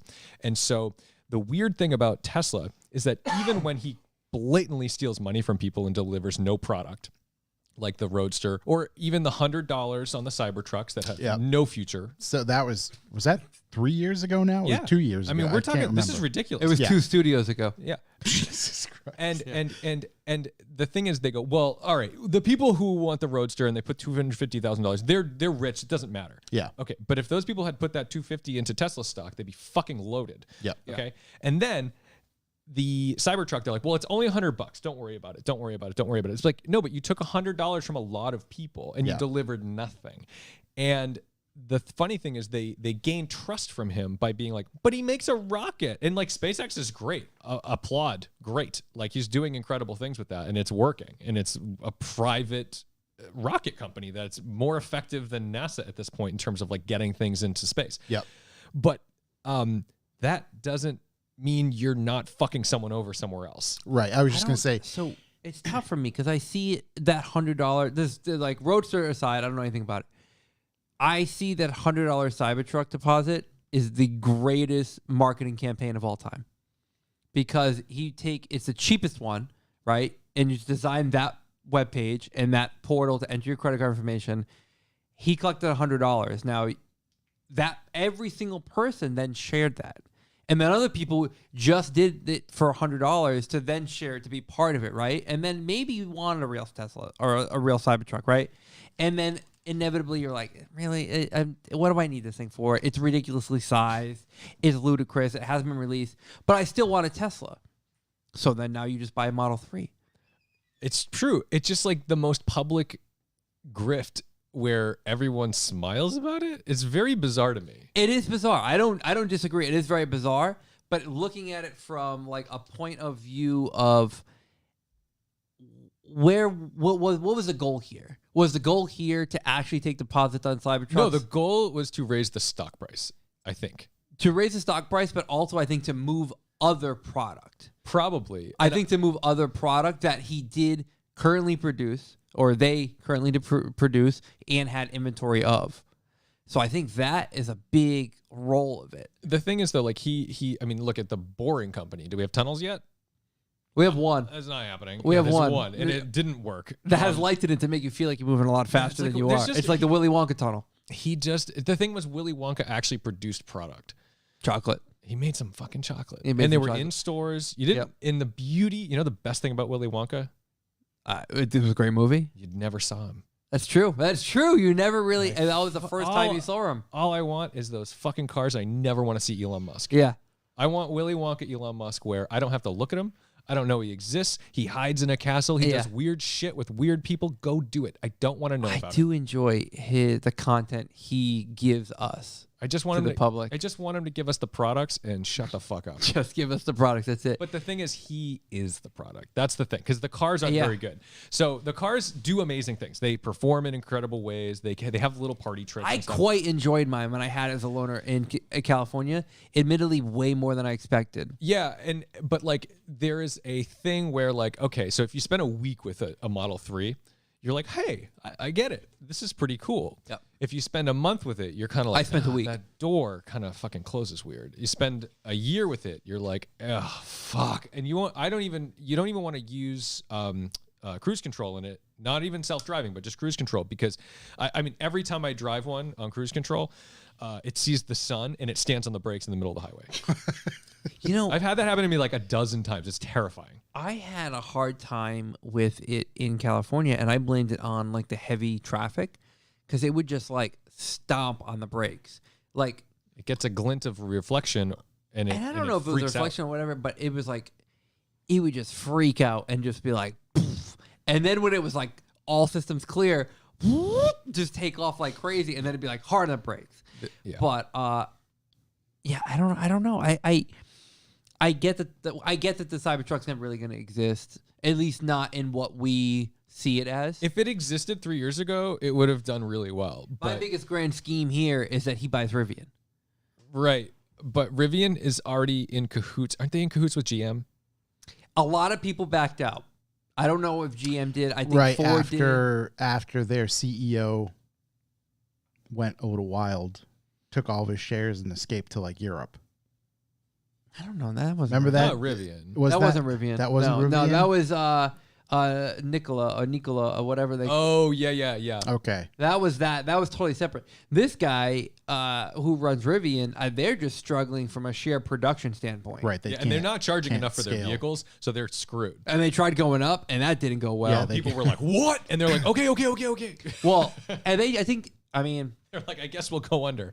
Yeah, and not that they did it the wrong way, but they tried putting that back onto people who have been as patient as possible waiting for their vehicle, and now, hey, you're still waiting for your vehicle. We don't have a delivery date for you yet. We don't even have a build slot for you yet, but it's going up $15,000.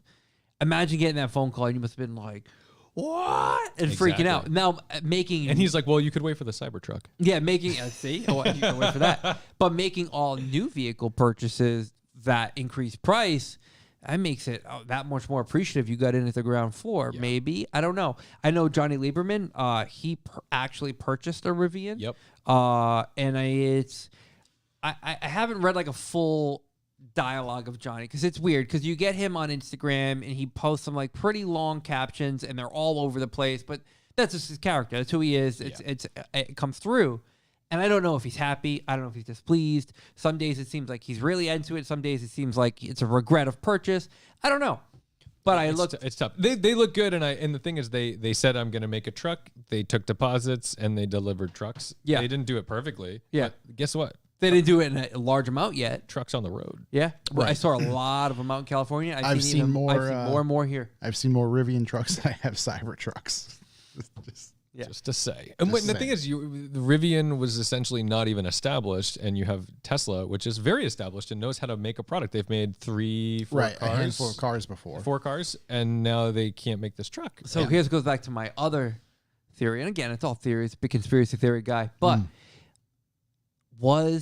is there even a plan anymore to make a Cybertruck? The truck? I don't think so. I really don't. Because, your initial, what I like to call like marketing ploy for it, but your cash grab for the $100, right? How many of those were immediately canceled just to get the screenshot of whatever, right? How many of those were immediately canceled? How many of those were then converted to other vehicle purchases that they sell? They might have looked at the number at the end and be like, this isn't worth to make it. What are we going to make this thing for? I guess let's put it this way. Like, because it's Elon Musk, everyone gives him like this weird slack because they think the problem with calling anyone a genius is that you assume that they know so much more than you, that there's an ethical plan behind their like grift, or they have answers to the questions that you ask. Right. So while yes, like he's not a dumb guy. I would never say that, but he may well be a genius, but I think if someone did similar things that Elon did and was like dating your daughter, you'd be like, fucking dump this guy. Hell, or even another manufacturer. He lies to everybody, and like this isn't the type of person you want to be around. If GM with their new whatever the hell that thing's called, whatever their new EV truck, the is. Lightning. The GM, the GM the one, Silverado one. Yeah, the Silverado, Silverado. If they were like, oh yeah, we'll take deposits, in 3 years from now, never actually built it, everybody would be up in arms. They would lose their minds. If Lamborghini did that, if Porsche did that, right? Doesn't happen. Does not happen. Yeah, literally any other manufacturer. Because I mean, we'll never know, right?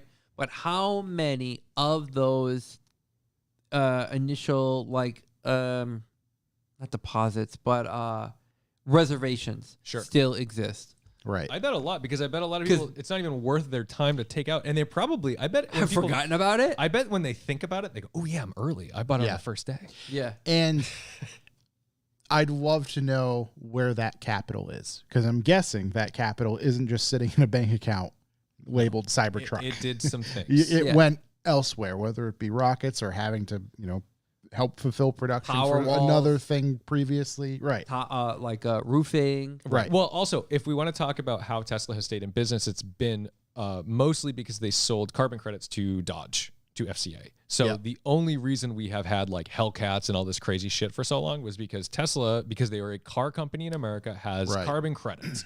And unfortunately, what America should have done, what the United States should have done, was basically say, like, look, you all get this many carbon credits, figure it out. But instead, they made them money. Transferable. They made them transferable. You can sell these for $24, $25 million, whatever. You do your thing. Like liquor licenses. Yes. And it's like such a racket. And so what's really frustrating to me, and this isn't really even an indictment on Dodge or Tesla, but to say that, oh, look at all the electric cars, look at all the Teslas on the road. Every Tesla is literally balanced by a Hellcat. There is no net positive. Yeah. It's a 1-to-1. So there is no benefit for a single Tesla on the road because there's a Hellcat making up. So what you're saying is just go buy a Hellcat. Yeah, you might as well. At this point, you have 13 years. On the macro scale, on your micro scale in your garage, yes, you're using more fuel. On the scale of the United States, you're actually just not. You're just you're doing what you need to do. So that is the long-winded story about 20 Norwegians starting a hunger strike and not even lasting 24 hours. I know you got up for that, Corey. No, you know what's they funny were famished. is I saw this headline and I was like, hunger strike. I wonder how long it went for. I got to the point where it said 24 hours and I just closed it. I was like, this isn't even worth reading. The funniest part to me, the standout line is 16 of the 20 participants couldn't make it a full day without a snack. we didn't even get to the part where like this is the most first world shit. Like if we like back to what we were talking about earlier about like sex trafficking and all this stuff. Okay, there's a lot of really great reasons to have a hunger strike. Yeah. Your Tesla's door doesn't open in cold weather is not one Right. of them. Yeah, it's right. not one of I'm them. sorry. The creaking in your Tesla is, yeah. But hey, everyone chooses their battles. That is the hardest thing of their life, and that's what they have to do. And there are some standout complaints to me. The car won't start in cold weather. Car won't start in warm weather. What about medium weather? How are we looking at medium weather? Gotta be a nice ambient temperature of 70 degrees. And then you're just going. Oh God. I have some other news, but that's kind of we can talk to I'd Tedward much rather about just a chat with you vehicle that more. he's driven as well. No, I'd much rather chat with you more than talk about why a billboard from 1993 is still hanging up with a Toyota Supra. I did see that as well. Yeah.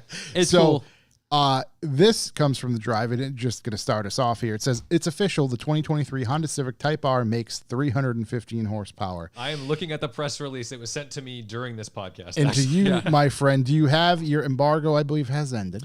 So I am not allowed. No one has driven this car. Okay. So I have not driven this car. Okay. The only thing in Europe, some folks got ride-alongs. Yep. But not a soul. They have not done any press drives yet. Okay. So we have no information on how it drives, how it operates, what it's like. However, through some videos that came out of ride-alongs, we are seeing some really interesting stuff. Number one is, if I'm not mistaken, the final drive is shorter in this car than the previous generation, which means that in sixth gear is taller. So it looks like they made up for the final drive or the sixth gear being like, you don't want to be 4,000 RPM, right? Yeah. Anyway, why am I talking to you like you don't know cars? You know what the fuck you're talking about. Yeah. Sorry. I'm so used to talking to people who don't know what they're like, what's going on right. here? Yeah. So this is exciting because this means like a 1, 2, 3 in this car is going to be like rapid fire Lightning, fun. right. It's going to be engaging. It's not going to be like a Porsche GT4 where you're like, oh my God, I've done 82 miles an hour in second gear. Yeah. So that's exciting. What I'm assuming, like they haven't released curb weight.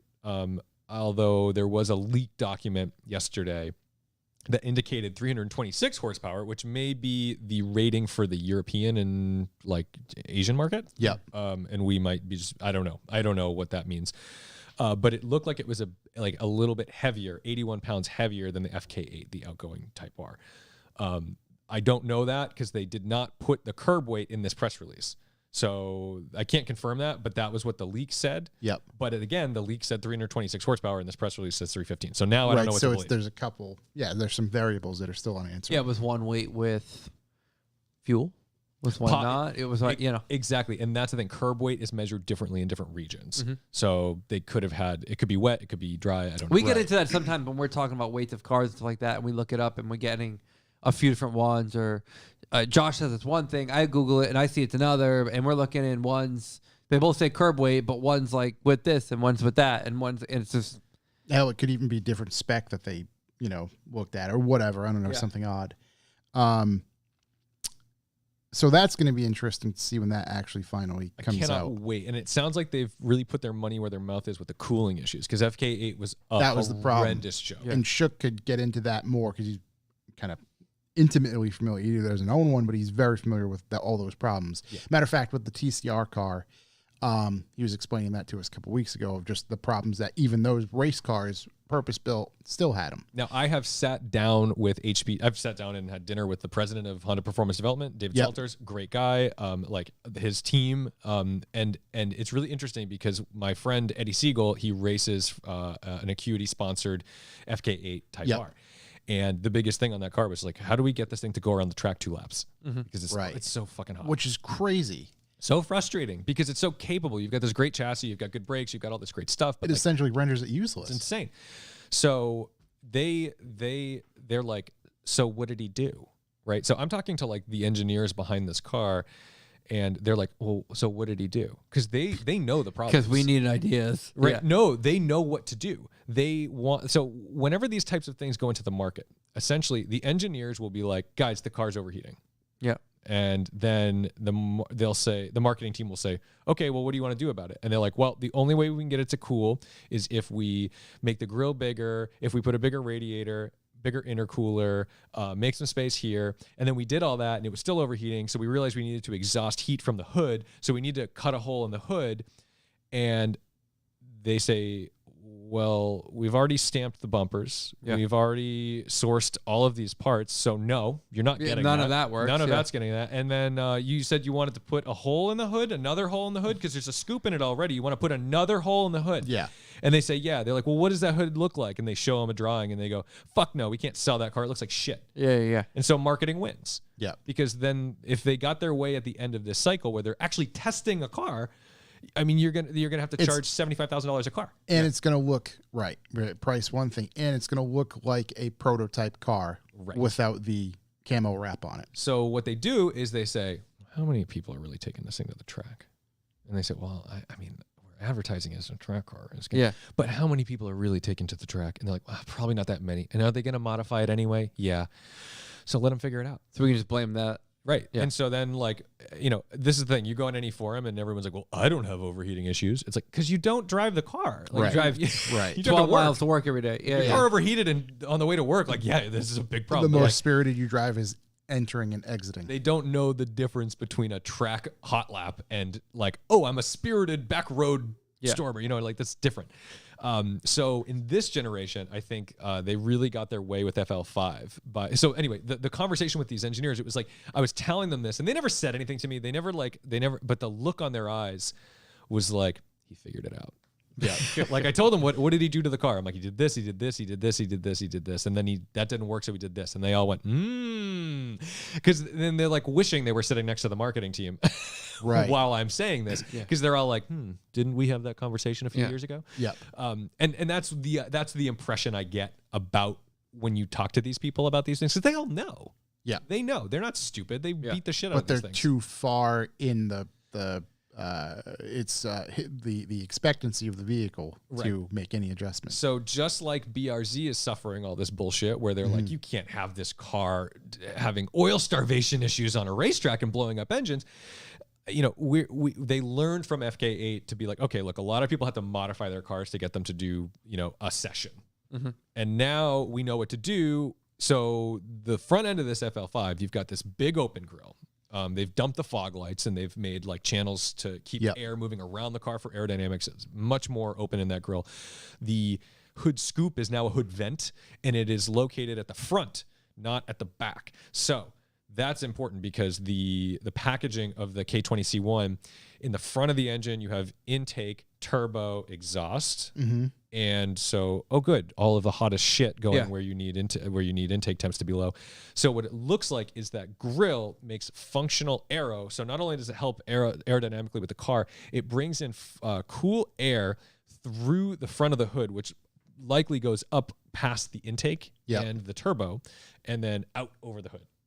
So over the windshield, over the windshield, So it looks like it's doing something really functional and introducing a ton of cool air into the spots it needs to be in. Introducing cool and also removing the hot air as well, and giving it a place to and acting as like downforce. Yeah. So this is all very good. Yeah. So all positive. Right. So it looks like they've come up with cooling and aero solutions in one thing. I cannot wait until the Wings West bumpers go on and all these new ones. Why is my car overheating? It's unbelievable. Because you could put a billboard on the front of it. Exactly. So I'm very curious to see what that looks like. The other thing is they took away the fake vents on the backside of the wheel well, the front wheel wells. Yeah. So that now goes through. Yeah. So that means it's going to take air around the wheels, which is what you want in a car because it removes turbulence from that and keeps pressure away from it. And the other thing that's really beautiful about this car is the fenders are more like box fenders on like an E30 M3. It's hard to see in the photos, but if you look closely, when you see the car in person, it is mind blowing because I have an SI and it's the same car, same 11th gen chassis, but that minimal difference. It's like this. Yeah. It's big. It's a big difference. It's so big that like when you look at my car, if you go to the edge of the corners of the headlights, you can put your hand on it and it's flat. It goes like headlight and right to bumper or to quarter panel. This car, there's like the headlight and then actually it's a flat spot of like bumper to Like punch it out. defined material. Yeah. And then it goes further. Yeah. And it's like outrageous. So the front and rear haunches of this car look really intense. This thing is a wide car, and they put 265s on it, so they beefed up. So it's got a real good tire on it. And a PS4S tire, which was not on the car before. And they were smart, and they went from a 20-inch to a 19-inch and gave us some more sidewall. Because that was one of the biggest things we had talked about when they released the car was stepping down the wheel size. Yeah. And I still want an 18, but whatever, I'll take the 19. Yeah. And I just can't wait to trade my car. You're already smitten. I'm smitten. I love it. And like, there's things that like, there's always things that you want in a car that you're like, oh, I wish it had more. I wish I had more. But like, I'm like, wow, this thing looks incredible. And right. The footage of the ride along drive looked bouncy. So I'm a little nervous about how stiff this variable suspension is going to get. But Honda, if you look at Acura's over the last few years, like even with RDX, right? It's like a little SUV. The facelift of RDX, they broadened the spectrum of the suspension softness. So it used to be like comfort, sport, or comfort, normal, sport. And then they were like, ooh, for the next one, they went softer on comfort and they went harder on sport. So like I'm hoping that this car, while I watched it pogo stick around this racetrack, I'm hoping what they've done is that sport mode is just obnoxious. And comfort and normal mode are like very usable. Just very comfortable. And now with this car, from what I remember hearing, is in the Plus R mode, you will be able to set individually like, oh, I want the sport throttle, steering, whatever, but I want the comfort suspension. Yeah, that's cool. You could not do in the FK8. Yeah. Truly, that was all or nothing. Yeah, so that's exciting stuff. And I just hope this car like really takes every issue that anyone had with an FK8 and just destroys it. Right. Because that's the thing. It's crazy because the FK8 still got a lot of high praise. It just had some issues. So just imagine if they fix those. Absolutely. And I love the 11th gen chassis. It's stiffer. Even with like my little 200 horsepower SI, the thing is just, it just begs you to throw it into corners. There are very few, I don't feel that comfortable doing that in my M5. And I chuck this thing into corners it's just outrageous. I know in your video when you first got the SI, I think this was even still before you were kind of breaking it in, you said like, this is an amazing or such a high amount of fun for a 200 horsepower car. It's like, I haven't had a car that I like did the look back on as much. And I put 7,300 miles on it since March. Yep. And it's not because I had to go places. It's because I wanted to go places. Right. Just that sheer enjoyment like we talked about earlier. That shifter is incredible. It's a great little 6-speed. The steering's fantastic. Like everything is just fun. Yep. Like, and it's like, I think people get so caught up in wanting supercars and wanting like more, or even just tuning their own cars and basically making them undrivable. Yeah. And that's a real shame, is that some people end up starting with really great cars and they ruin them, and they don't even know they're ruining them until it's too late. And I think like having a car like the Civic, which I can get 43 miles per gallon out of, and like genuinely find joy in driving, which is something that I cannot find. For example, I cannot find joy in like a Subaru Legacy or a Forester. They're like actively sucking joy away from you. We talk about it all the time. And it's fascinating. It's actually something I'm fascinated by, because it's something that I feel like is like difficult to do. They're fun sponges. Yeah, I'm like, how do you actually take I love driving so much. How do you actually ruin that? How did you ruin that for me? Yeah. It's really weird. and I feel like that has to be engineered into the car. I don't think anyone who works at Subaru drives to work. I think they all take the train. Yeah. Everybody just Ubers in. Yeah, I think the entire Japanese design team at Subaru just takes the train. They don't drive. Yeah. Either they have a wild representation of what like a customer wants. I think they want to simulate drunk driving. Like, can we put this person to sleep to the point where they're like... We need to make everything as boring as possible. A lot of people got mad at me. I put out a review of a Legacy. It was a Legacy CVT. It was a base car, $26,000. Incredible amount of tech in this car. Safety tech up the ass. This is what you want your fucking grandma driving. Yeah. Like, Right. fixed income, brand new, 26 grand, and it's safe and it brakes for you, and she won't drive through CVS. It's fucking great. Yeah.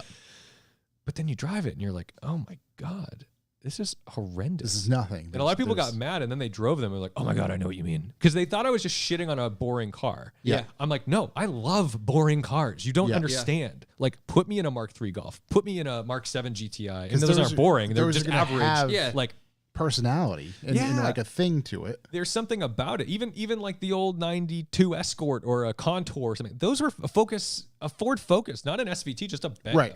It's a fun car to drive. You enter, yeah, it's a The potato out there, it's a 2.5 Mark V. It's a fun car to drive. Chevy It just- Impala, early Yeah. 2000s. You know, you can trail brake, slide the shit out of those things. They're hilarious fun. They're so much fun. They're 4-speed autos. I mean, they're horrible. But like, I find joy in the car. I can always wick some joy out of the cars. Right. I just was shocked. Like, Subaru makes cars that like are so joyless that I was like a drone. Yeah. I was like a shell of myself. It was like, if you want to simulate clinical depression, drive that car, and then you'll be like, oh, I understand Yeah. why like dad is like disparate and sad. It's been his car the whole time. He's driving that fucking Subaru. You also get to drive the Integra recently, I think. Yeah, right? drove the new So you did Integra. drive that. It's outrageously similar to the SI because it is the SI. It just Yep. has adaptive suspension if you opt for that. Yep. You know, 6-speed manual, the top trim level, the A spec gets the 6-speed. Essentially, it drives exactly the same. It's like you almost notice it being like a touch heavier. But like people are complaining about the price, and maybe I'm just like jaded by the market or whatever. But like, I don't think it's that much money. 37 grand for a car that's giving you like heated seats, like Alcantara and leather. You're getting all like heads-up display. Like it is hard to say that a car that's under 40 grand that has all these features is overpriced. I think what people are mad about is they're like, well, I wanted a 2-liter. I want it to have 250 or 300 horsepower. And it's like, well, the S-Type will probably, or Type S will probably come Right. out. That will, sure. And that sure probably, it might, I don't know if they're going to go K20C1 on that or if they're going to put like the 2-liter turbo in it. Yeah. Yeah. It's probably more the move. You give it the Accord engine. Yeah. Right? I don't know though. But either way, like I have a hard time saying it's overpriced because I'm like, well, it actually, if the SI is like 28 grand, if you had an option list from any other car company that allowed you to have all of these extras, you would probably be well over $40,000. Yeah, Right. it'd be more than a $10,000 delta. Yeah. So, I think it's probably easier to get an Integra near MSRP than an SI. So I think at the end of the day, I think the Delta even goes shorter than Because that. it probably is a smaller pool of people. Yeah. So it's not the best looking thing to me. Like I think the SI is a more handsome car, and I think like the hatchback Civic is a more handsome car than the Integra. But it's grown on me. I don't think it's a bad thing. I just like I don't know that it's for me. I just think that people are like really harsh on this thing that has all the features that they literally ask for in the SI, and they go, that's too much money. Yeah. Like It suddenly makes it, yeah. I saw one in the wild 2 days ago, a white one, and I was like, oh, okay. I mean, photos didn't do it justice. Yeah. yeah, it looks Better in person. Yeah, better in person for sure.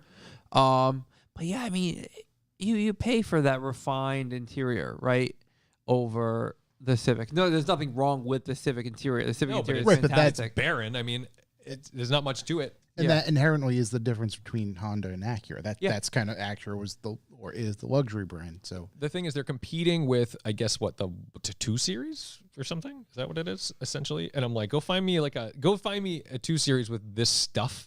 right for that It's price. $55,000. I was gonna say, yeah, it's not gonna be that price. So that's what I don't understand when it comes from the money standpoint. Because when people say it's overpriced, I don't know what they mean compared to what. Because if you're like, well, compared to the SI, I'd rather have the SI. So buy the SI. Right. Yeah. But if compared to a 2 Series, wait a minute. First, you just said you didn't have 37 grand. Now you don't. Now you have 55. Yeah, it's a Even $20,000. Comparable to, for instance, a GTI like a Mark 8. It's $35,000. Is that Yeah. what that is now? A GTI. Yeah. I mean, the 40. I mean, that's going to be you- the start, Give right? me a 40 grand. So Mike FNY says, I don't care it's an Acura. I care that they called it an Integra. What an insult. So this I actually can understand a little bit, but at the same time, the Integra has always been a Civic. Yes. So it's been a pretty Civic. Actually, so much of a Civic that the DC2 Integra shares all the same parts off of an EG Civic that existed from 92 to 95. The DC2 existed later years than that. So the Integra at that point was like a parts bin car of the Honda Civic from the previous generation. And I think the problem is people think Integra and they only remember that there was an Integra Type R that was championship white with red seats. Yeah. Except that nope, it was a 4-door hatch with pop-up headlights. GSR. And so what's weird to me is that when people say it's an insult to call it Integra, but they love the Civic. Okay, so if the Civic, the 11th gen Civic is a great car, good chassis, good driving experience, great value. And then the Integra, which has always been based off the Civic and is based off the Civic, is an insult to the Integra name. I can't really follow the logic there. Okay. That's a hard thing for me. I think it's just because they think it's ugly, and that's fine. Like, I get that. You can say it's ugly, but I actually think this car does do justice to the Integra intent. You know, I to the ugly point, I agreed until I saw it in person, and I was like, it's not my favorite car on the road, but I see way worse. Oh, for sure. Especially like new cars coming out. But to what you said, like the intent of that car, if you look at what the intent of the original Integra is, like Type R, Champ White aside, right? It's the same thing. It's kind of like saying, like, people got mad about NSX. They said, oh, well, that's not an NSX. And I'm like, well, the NSX like literally means it's experimental. It's like new, what is it? New sports car experimental, something like that. I feel dumb for not knowing that, but people know. And I'm like, well, it actually is an NSX because it is experimental. It is doing things that are that have not been done before in this thing. And it's like, okay, so it's not your old car, but like the intent of the NSX was never to be just this thing and then evolve from that. It was always to be like a whole shot to see what or a moonshot, I guess. It's also important to know, and this isn't final form Integra. Right, this is the current model for sale, yes, but there's gonna be. This is go back and look at like the first Integra, right? Like this is kind of like the runabout. Yeah, right. It's a little more refined than the Civic, I guess, but like it's not final form. Like you said, they still Type S. Don't they do A spec? They've done A spec. Okay, they've done A spec already. But the thing is, like the Honda, the one thing I wish Honda would do, which I think would really give them some cachet, is to release the hot boy shit sooner. Mm-hmm. Like I feel like BMW doesn't wait that long when they release like an M car based off of. It's typically like the next like model year. Yeah. Right. And I feel like we are going to be 2 or 3 years into Integra before like Type S comes out. Yeah. Right. And that worries me because I'm like, well, if people like are kind of like lukewarm on the car, they're not going to warm up to it at the end. And if they were looking to make a purchase 2 to 3 years down the road, they've already done it. Right. They moved on. And that pushes the manufacturer to go, oh, wait, we could essentially pull the plug sooner if it's not as big of a hit. Well, it's kind of like NSX Type S is fucking insane. It's such a cool car. The only complaint I have about that car is the brake pedal feel, because like they have not dialed that in. Yeah, it's like early. Isn't that still electronic at something? Yeah, it's drive by wire, and I'm thinking to myself like, oh, you guys should have poached some Mercedes engineers from like the early 2000s. And yeah, they had it down. They figured it out. But the car is like staggeringly fast. It's incredibly capable, and you can use it every day, and it's pretty reliable. Mm-hmm. But they released Type S so late in the game. People already had their opinion on NSX, but that's why they only made like 200 of them. 250 or 300. I don't remember what it is. Yeah, small number. Yeah. Just quickly looking, I looked up GTIs. They start, likelihood of you finding one of these for $29,800. It just doesn't. The Type S, then Type SE goes up to 34, and then the Autobahn starts at 38.3. Wow, I thought they started at 35. I mean, me too. I would be floored to even see one for 30. Just even with the window sticker of that. Never mind what it's selling for. I can't. That's the thing. Like this this is Volkswagen's website. I mean, how do you get one? But find me one on a lot for that anywhere near that. I don't think anyone's building that car. Like it's going to be 10,000 over. I bet that's going to be like in 10 years, if you had a stripper GTI, people are like, oh fuck, Right. Yeah. That's gonna be the one. that's the one. Do they make a 2-door still? No, they No, stopped doing everything's that 4. with the Mark 7. I think there was was it the Mark 7?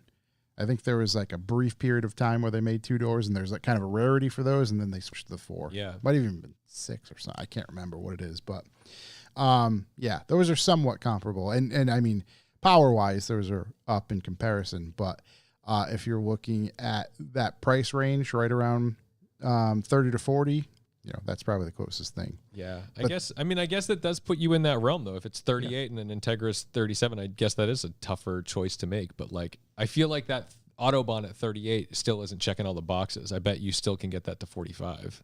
Oh yeah, for sure. Do you know what I'm saying? Yeah, I'm sure there's add-ons from there. Also, it's like, as much as they're very similar cars, they're very different. Yeah, they don't serve the same person. Typically the people who are hunting to buy a hatchback are a very particular person.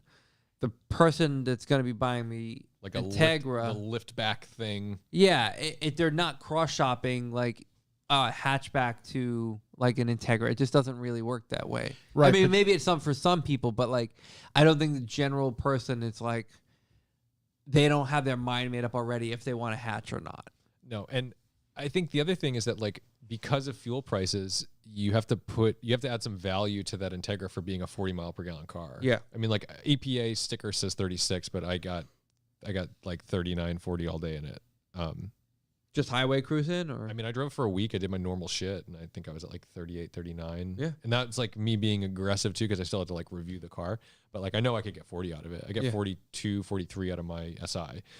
It's just, it's just that like, you're not going to get that anywhere near that in your GTI. Mm-hmm. Not happening. Just for kicks, an actual Autobahn, just starting at 41.5. Yeah. And even the S, one for sale is 31,355.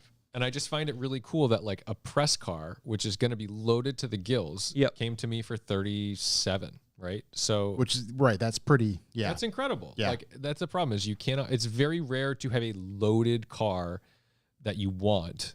That comes in at that kind and of will price be range. under 40, especially when, again, the average new car price is 40 plus. It's a lot of money. Yeah. And okay, so it has less power. You paid less money. What do you? Yeah. what do right. you want? Yeah. Especially and if you're comparing the Mark 8, 40 horsepower, like you're sure it's something, but it's not going to be 10,000 worth. Yeah. 10,000 is a sizable. I used to say 10,000 was a sizable chunk of money. Like you could buy a second car. I don't know. You could anymore. I couldn't have the garage, like the garage that I have right now with the Porsche and the M5 and the Civic. Like I could not have, if I had to recreate that right now. Yeah. Holy shit. Yeah. I mean, the M5 is probably worth 35, 40. The Porsche is probably worth like 65, 70. Mm-hmm. I would never have paid that for that car. Yeah. And the, so like now we're into like big money on these cars that I'm like, wow, like I went and picked these cars up and I genuinely believed I overpaid for those cars too. Like I was probably like $2 or $3 grand high on the M5 and the Porsche when I bought them. But I was like, well, I'm not selling them, so I don't care. Yeah. It's for you. It's a personal investment, not a monetary like investment, but like a personal investment into your enjoyment of driving. Yeah, I was like, I want this, and so I think that's the intent. That's what people are going through right now, who have money, who have like real money, when they're buying stuff for like 50 grand over. If you want like a 488 Pista on the used market, if it's got 2,000-3,000 miles on it, you're gonna pay like 100 grand more than its MSRP. Yeah, and those are the people who are just like, but I just want it. Yeah, I just want it. And I got to do that with a couple cool cars and on my low with pennies, and like the 48, like you said, like I'm gonna put a few thousand miles on it, and then I'll be able to move it along, and maybe I won't get the full 100, but like that I paid over, but I'll get a good chunk of it back, and then that'll be that difference between it will be worth my enjoyment. I don't know, I that's not a market I have experience in. How about you, Josh? Nope. No. I'm more of the clunkers, Yeah, I'm more of the $5,000 range is like really. Ran when parked? Yeah. Is that what we're dealing with here? Yeah. Current unfinished project, all Yeah, me. Yeah. Sign me up. The basket case, if you will. So we are, 8 months into 2022. What's the best thing you've driven so far this year? Oh God, I wish I had looked up what I've driven this year. I honestly, Or at least a standout thing that we're like, oh boy, that's. I drove a really cool 356 Speedster that was like really well restored. It had this beautiful green interior, and it just drove like it wasn't a Speedster. It was a 356 B coupe. So it was like a hardtop. I've never driven a hardtop. I've driven a bunch of Speedsters. I've driven like original Speedsters. Yeah. I've driven restored Speedsters. I've driven Will Hoyt Speedsters. This car just like delivered all of the joy. And yeah. I think that's the thing is I'm learning that I derive most of my joy in cars from engagement and driving experience. The act of driving. I like driving. I like being in control of something that responds to me. And I like it when it's like different. Like it's like a different dialect. It's like hearing an accent that you're excited about because I drove a Porsche 911 Turbo S. Okay. The thing I did like 4 or 5 launch controls and holy shit. Like Porsche's website claims 2.6. Mm-hmm. On a regular road, I did 2.3. Yeah. Yeah. Like, what are we doing? This is crazy. Car and drivers, like with their method and prepped surface and everything, they've gotten like 1.9. And with enough money, anybody can just go have one. Anybody, just go get yourself like 200 grand. And they can do the beep boop boop, put it in launch control mode. Don't even have to do that. Porsche, oh God, everyone needs to do this. Foot on brake, foot on gas, go. Done. Oh, it really? just goes into the mode Yeah, automatically. if you put your foot on the brake, this is the thing. You I'd have a hard time not at every red light. So you sit there, and that's the thing. Like it used to be old school. Like I never actually. I don't think I never did a launch control on my E92 M3 because it's such a pain in the ass. Yeah. It was like, oh, disable the traction control, put it in the highest transmission mode. Now push it over twice and hold it in, and then jerk off a little bit. And, Yeah. And then sacrifice eventually- it. That's what everything that I've been used to. It's just like you've got to like Google it. It's like even the Supra. The a last cheat thing. code in a video game, like trying to memorize it. You know? I have discovered the reason why.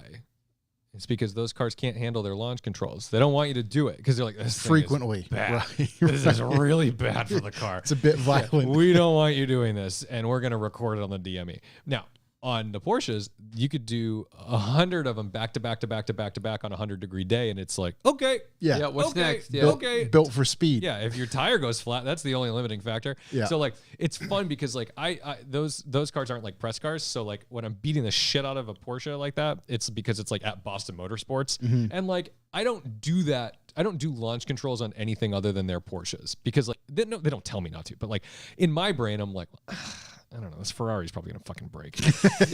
Like, I don't know about this. The likelihood, right? Yeah, but like on a Porsche, you're like, I can't break it. Right. I can't break it. Do you remember 2, maybe 3 years ago? Oh yeah, it was an episode of the Grand Tour where I think like either Hammond or May had a new like 992. Might have even been a GT3. I can't remember. And they were talking about the launch control, and they just did it everywhere. Oh, they go over like through town. Through town, at the Starbucks drive-through, getting food, like just constant. It's that easy, and it engages like basically the first time once it hits that like two-step that little soft limiter or whatever. Yeah. The second it hits it, launch engaged. It just knows. And it just says it. It just knows. And you're like, oh, okay. And then you go, whoa. Yeah. And I'll tell you, like, that is one of the, I've done a lot of fast launches. I haven't done a Plaid yet, but I've done a lot of launches. I've done plenty of sub 3-second launches. And that car, I was like, oh, shit. Like, the reaction on that video was really pure. And I was like, okay. It's That's a different. start, yeah. That's different. And everything else about the car is like a little too much, a little too boring, a little too whatever. Because Porsches are becoming spicy Volkswagens. Yeah. And you can feel it in the smell. You can feel it in the driving experience. Even a 991.2 GT3 as a PDK. If you drove it enough, you would forget that you were not in your Mark 7 GTI around town. Right. Like there was no, like a 997 GT3, you drive that through town, you were like, I am a god. Yeah. Yeah. Everything's like, fuck. I look down on you. The world looks different. I have Yeah. figured it out. But then you get into the 991.2, and you drive it around town and you're like, ooh, 9,000 RPM over and over and over again. And you're like, oh, just kidding. Can't do that like ever because the gearing's so fucking tall. And you only remember what you're driving if you drive by something that has a glass facade out front so you can see the reflection of the car. Which speaks Highly. volumes to the Volkswagen. Yeah, I guess just kind of the normalcy of the Porsche experience. Yeah, it got really normal. And I think they kind of did that for, the car. I mean, Porsche as a brand, if you look at what they sell, what do they sell? They sell Macans. Macans, yeah. They're SUV company now, or CUV company. It's fun's the good shit. That's great. But yeah. Unless you drive the spicy shit, RS is the new normal. Like you gotta have the RS, or you're kind of just doing the normal thing. Or you're in a GTI. Yeah, yeah. And that's the thing. Until you hit that RS, you just not. It just isn't it. Yeah. And that's not that I'm not belittling a GT3. Yeah. Of course, right. But I'm just saying, like, there is something that, like, the average, like, that you can drive out of this parking lot in your Polo or in that EG, and it feels special immediately. Yeah. You don't need 20 minutes or whatever. You know it, like, in the first 100 feet. And that doesn't necessarily exist in a lot of modern Porsches. Mm-hmm. You got to push them. And they're insane on the limit. The new 992. Yeah. The new 992 GT3, fucking batshit crazy. The front end, the double wishbone.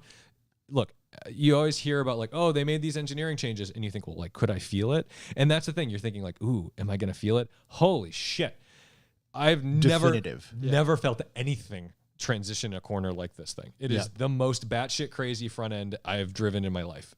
I don't know. There is magic happening. It is crazy. And I'm thinking, wow, if I feel it that much, a race car driver gets in this car is going to just cry. Yeah. Just going to fucking piss himself and cry with joy. Sheer appreciation. Say tears of joy. Yeah. Amazing.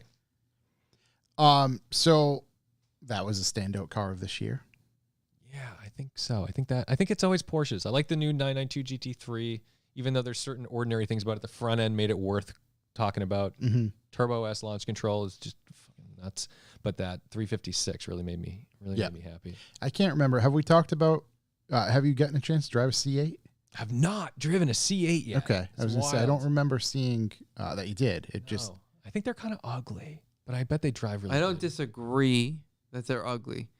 We were all, reliving, going back to that podcast when it got released. The hype was real from us. It was crazy. I still can't believe they did that. But then I went on vacation to Florida. And they were just, if you were on the street and there were 50 cars, 30 of them were C8s. And I was just like, it's not a good looking car. It's not a good looking car. It photographed really well. It photographed really, really well. It looked good in the press photos. It looked good in videos I saw online. And then in person, the proportions didn't work out for me. The hips were too tall.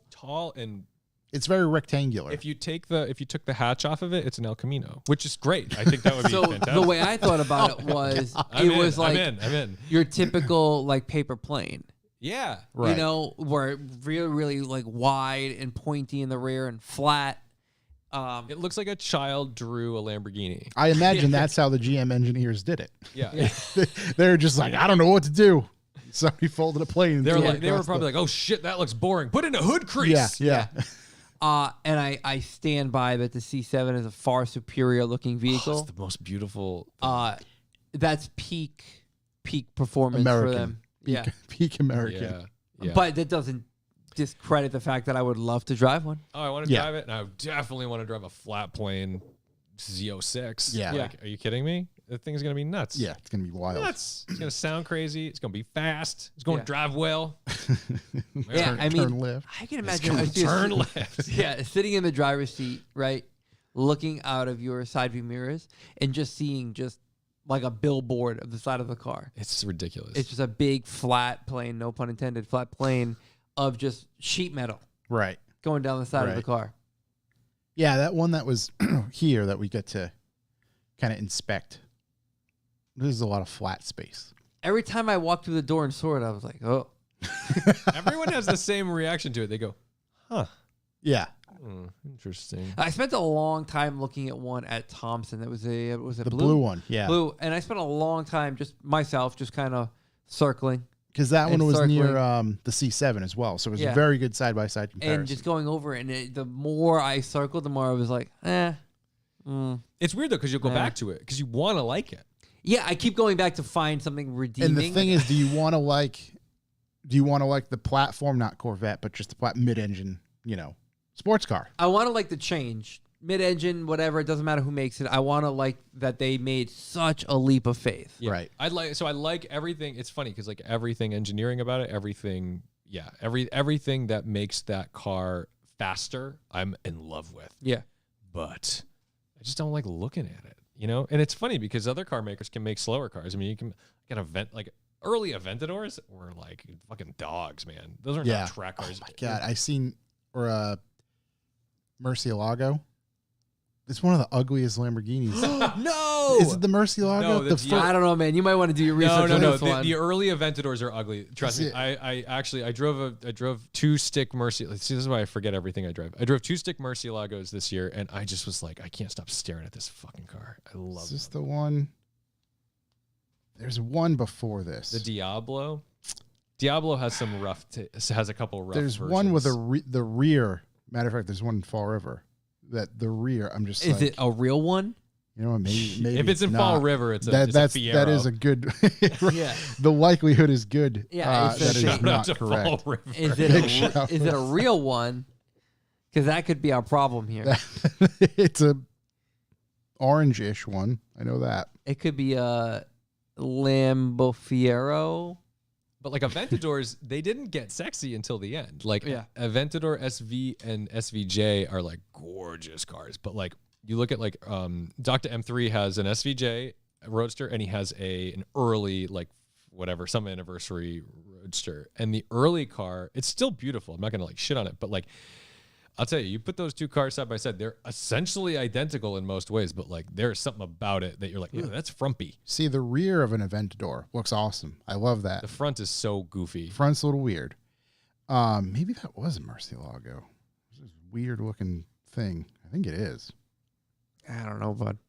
That's tough. But like those cars didn't have to be faster, and it wasn't until SVJ came out that like they were like, we're doing a Nürburgring time, and we're like, with a Lamborghini with a single clutch gearbox. What are you fucking crazy? And then they did it. Yeah. And it was fast. It was real fast. We actually Porsche was like, what the fuck? we pulled up the list. Oh, actually, Tim Connor said Gallardo. No, the Gallardo, I like those ones because those are smaller ones. Oh, okay. Yeah, I like those. I think it's a Murcielago. There's one orange one in particular. I love the Murcielago. Yeah, I don't know. I think we might need a closer inspection to see if that's a. I'm gonna. Oh, this is it right here. Yeah, because this rear end, I just can't. Really? Oh man, I think that's just. It almost looks like. It's tidy. It almost looks like an unwell Veyron. Okay.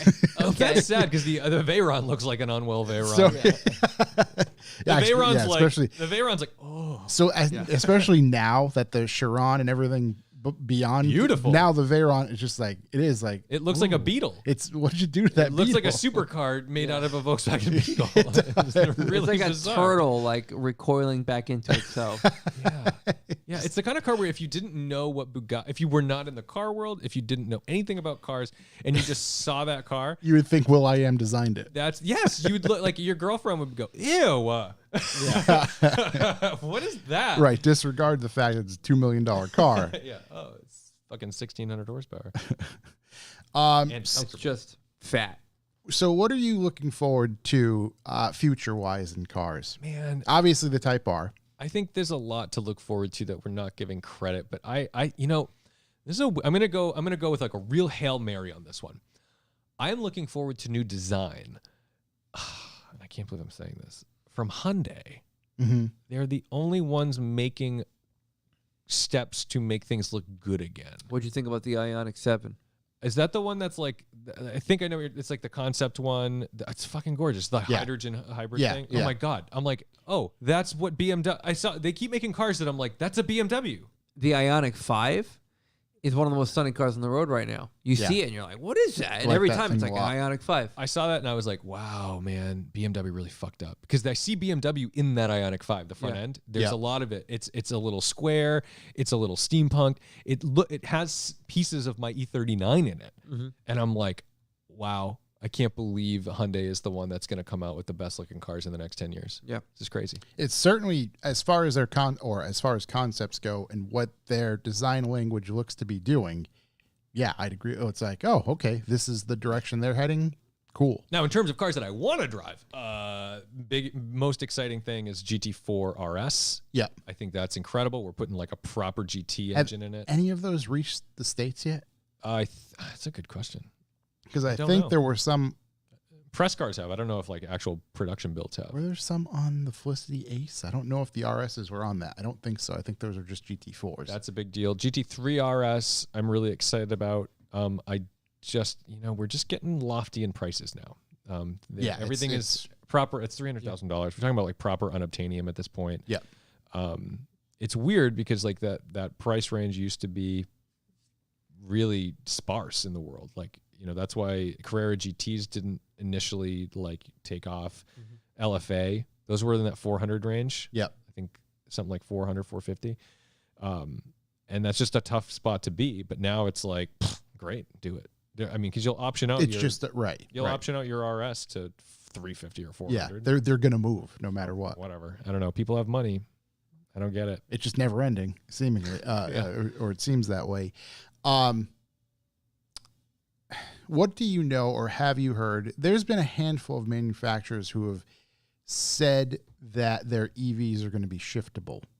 And I keep hearing bits and pieces. I haven't dove in by any means, but it seems like more and more every couple of months there's another, patent or this or that. What do you think about that in general? So there's already shiftable EVs in the Insight back in the day, which I don't know if that technically counts, but the Taycan has in the RS Audi. I know the Taycan's a two-speed. Yeah. And you can feel that. Yes, and it's honestly stupid because it has a delay. Yeah. Like when it shifts, you're like, oh, this is a waste. I wish it just continuously went. Right. Yeah. Because it actually slows you down. Yeah. But in terms of like shiftable stuff, I think it's exciting that when I hear that, it tells me that there's a future for enthusiasts who want to experience driving. Yeah. Because when you say that you're going to take an EV and instead of making it a one-speed or like, just a continuous drive, you're going to put like a stick shift in it or something. Whether that happens or not, it tells me that they're listening to enthusiasts grumble and gripe and fear the death of the thing they like doing the most, which is driving. Mm-hmm. Yeah. So whether that manifests itself in some sort of paddle shifters or an actual like manual transmission of sorts, neat. But at the end of the day, that tells me that even if those don't enter the car, it tells me that there will be fun cars. Yep. So they're thinking, and that's good. Not just disregarding that whole segment of people. Yeah. And I think what we're finding is that enthusiasts do have a voice. Yeah. And it may not be the voice of the masses, but when people say their product is, I promise you, like when I get on a review and I say something is boring, someone at the company says, fuck you. Yeah. Tedward. Yeah. Because it's happened. I've gotten phone calls from people. And I'm like, really? You're calling me? And I'm like, do you disagree? Yeah. Right. You don't like what I said, but do you feel that way too? Right. Because I'm not an asshole to the cars. Right. I'm usually, even if when I say shitty things about cars, I don't just leave it there. I shit all over that Subaru, but then I'm like, but look at this value. It's a $26,000 car that has eyesight and all this incredible technology. Right. There are a lot of pros to the overwhelming amount of cons. There's kind of a... I mean, there are essentially no bad cars right now, which is great, but like, you have to dig, and I'm never not gonna say something negative about a car because I want cars to get better, and I think that's what's happening is people are starting to call manufacturers out for boring shit. Yep. And they're like, this is dumb. This is too slow. Which is good, especially now as we head into the world of EVs where everything gets way too similar and boring. When was the first time you recall hearing someone talk about panel gaps in cars? Oh my God. Was it more than 10 years ago? No, I don't think so. Right. People are more discerning now. Yeah. And I guarantee no one was picking up their like 88 Fox body Mustang and saying, and caring, this has panel gaps. Don't give a fucking shit. No one cared. It was never It was always overlooked. It wasn't until the E92 M3 that I remember hearing. So it must have been around 2007, 8 when that was when I first heard like, ooh, there's gaps in this. Yeah. In the manufacturing, blah, blah, blah. And then you're like, oh, I'll look for that too. And you just fucking stick your finger everywhere. Right. I mean, people, measuring with a pencil. But I think, like I said, like people are getting more discerning about quality of cars, and they're calling out the manufacturers. And it's like, look, two of the three or four stories that you talked about today were straight up hit pieces from like the Drive that are like, fuck you for this. And they get national attention, and oftentimes changes are made. Yeah. Yeah. And so that's the thing. I think we can't undermine. that Corvette story. It's crazy. It's blow wild. it up enough to. You think that story would have made a dent in 1990? Right. No, we never even. Matter of Yeah, fact, because how it many of would've those deals taken took place? Years for it to circulate as much as it circulated. Yeah, it was 24 hours. Right. 24 hours. That's all it took. So I think we are in a place where enthusiasts do have a voice. We brought back the manual in a GT3, right? Yeah. We brought back the M car. Yeah. I mean, for America. The continuation of manual in the Golf R is a huge thing. I mean, there's Megan from VW is like kind of leading that charge and just saying, hey, there is a voice for these enthusiasts and this is what they want. Yeah. And that's like a direct line to VW, if you will. So I guess when you say like, what am I looking forward to? I think I'm just looking forward to new experiences that EVs are going to, like, love them or hate them, EVs are going to offer experiences in cars that you have never felt in your life. Yeah. They're going to offer drivetrain options where you have 3 or 4 motors. You're going to feel what we have had to rely on. We take for granted that like the outside wheel is powered because of a smart differential. We have never felt that torque vectoring Directly with a powertrain above it. Yes. Yeah. And so there are things that cars will be able to do, that cars will be able to rotate in ways they never did before. Cars will be able to catch themselves in things before. They're just things that like I want to know, what are the boundaries of the automobile? And this is the next step. Because tires are going to be massive going forward. Yeah, because think about like perfect what you just said about the motors and places and being able to turn and maneuver in certain ways. And tire technology has been kind of calculating for the mechanical side of that, which is what we're used to, and not the EV side of that. Right. And a general forward motion with, at times having sidewalls having to, handle some weight and work. Ooh, maybe we'll see smaller wheels. Bring back the small wheels. I would love to have Bring some back the sidewall. small wheels. Yeah, maybe we'll start to see smaller wheels on more sidewall to compensate for some better grip. Yep. Yeah. I don't know, just an idea. Either Right, 'cause that or that's- just a rubber compound. But I mean, and I think Rivian's a good example of that. Again, their crawling ability. Right. Just the And Rivian the and tank off-road turn. ability. Granted, the tank turn like doesn't actually work very well apparently, but either way, the idea that you can have a car literally rotate about its axis under its own power in the dirt is insane. Yeah. You can't not do that. And this technology is very scary. Change is always scary, but I think people are always going to be pleased when they get the product in their hands, and it was built for them. So I think Dodge really is going. That's going to be a very interesting one. I think a lot of the EV haters on the powertrain side of it, not on like the, oh, it's dirty, which is weird because a lot of people who are like hating on dirty EVs, I'm like, you drive a fucking diesel and like roll coal. Like, did you ever care? It's just an argument, right? It's just an argument. And it's just because I think the root cause of that argument isn't that it's dirty in whatever way they want to see that it's dirty or new way that it's dirty. It's that they don't want the EVs. They want to keep rolling coal, or they want to keep driving. It's a point of contention no matter what. Yeah. And so I think it's important to like recognize like why you don't like something, but also keep your mind open to why this thing might actually be pretty cool. And I gotta tell you, like, if the mindset was just that, like, oh, well, EVs aren't macho, that's just some like, woke bullshit. Yeah. Well, guess what? I don't think that the liberal elite are the ones who are selling out Lightnings. yeah. I was going to say all it's going to take is good marketing. Right, and Dodge is doing that because I'm going to tell you, like it's that new Hellcat, whatever the thing they're calling it, the new Challenger, E-muscle, whatever it is. That is going to be like a Cletus McFarlane special. Yeah. I mean, that is what that generation is going to be after. Yep.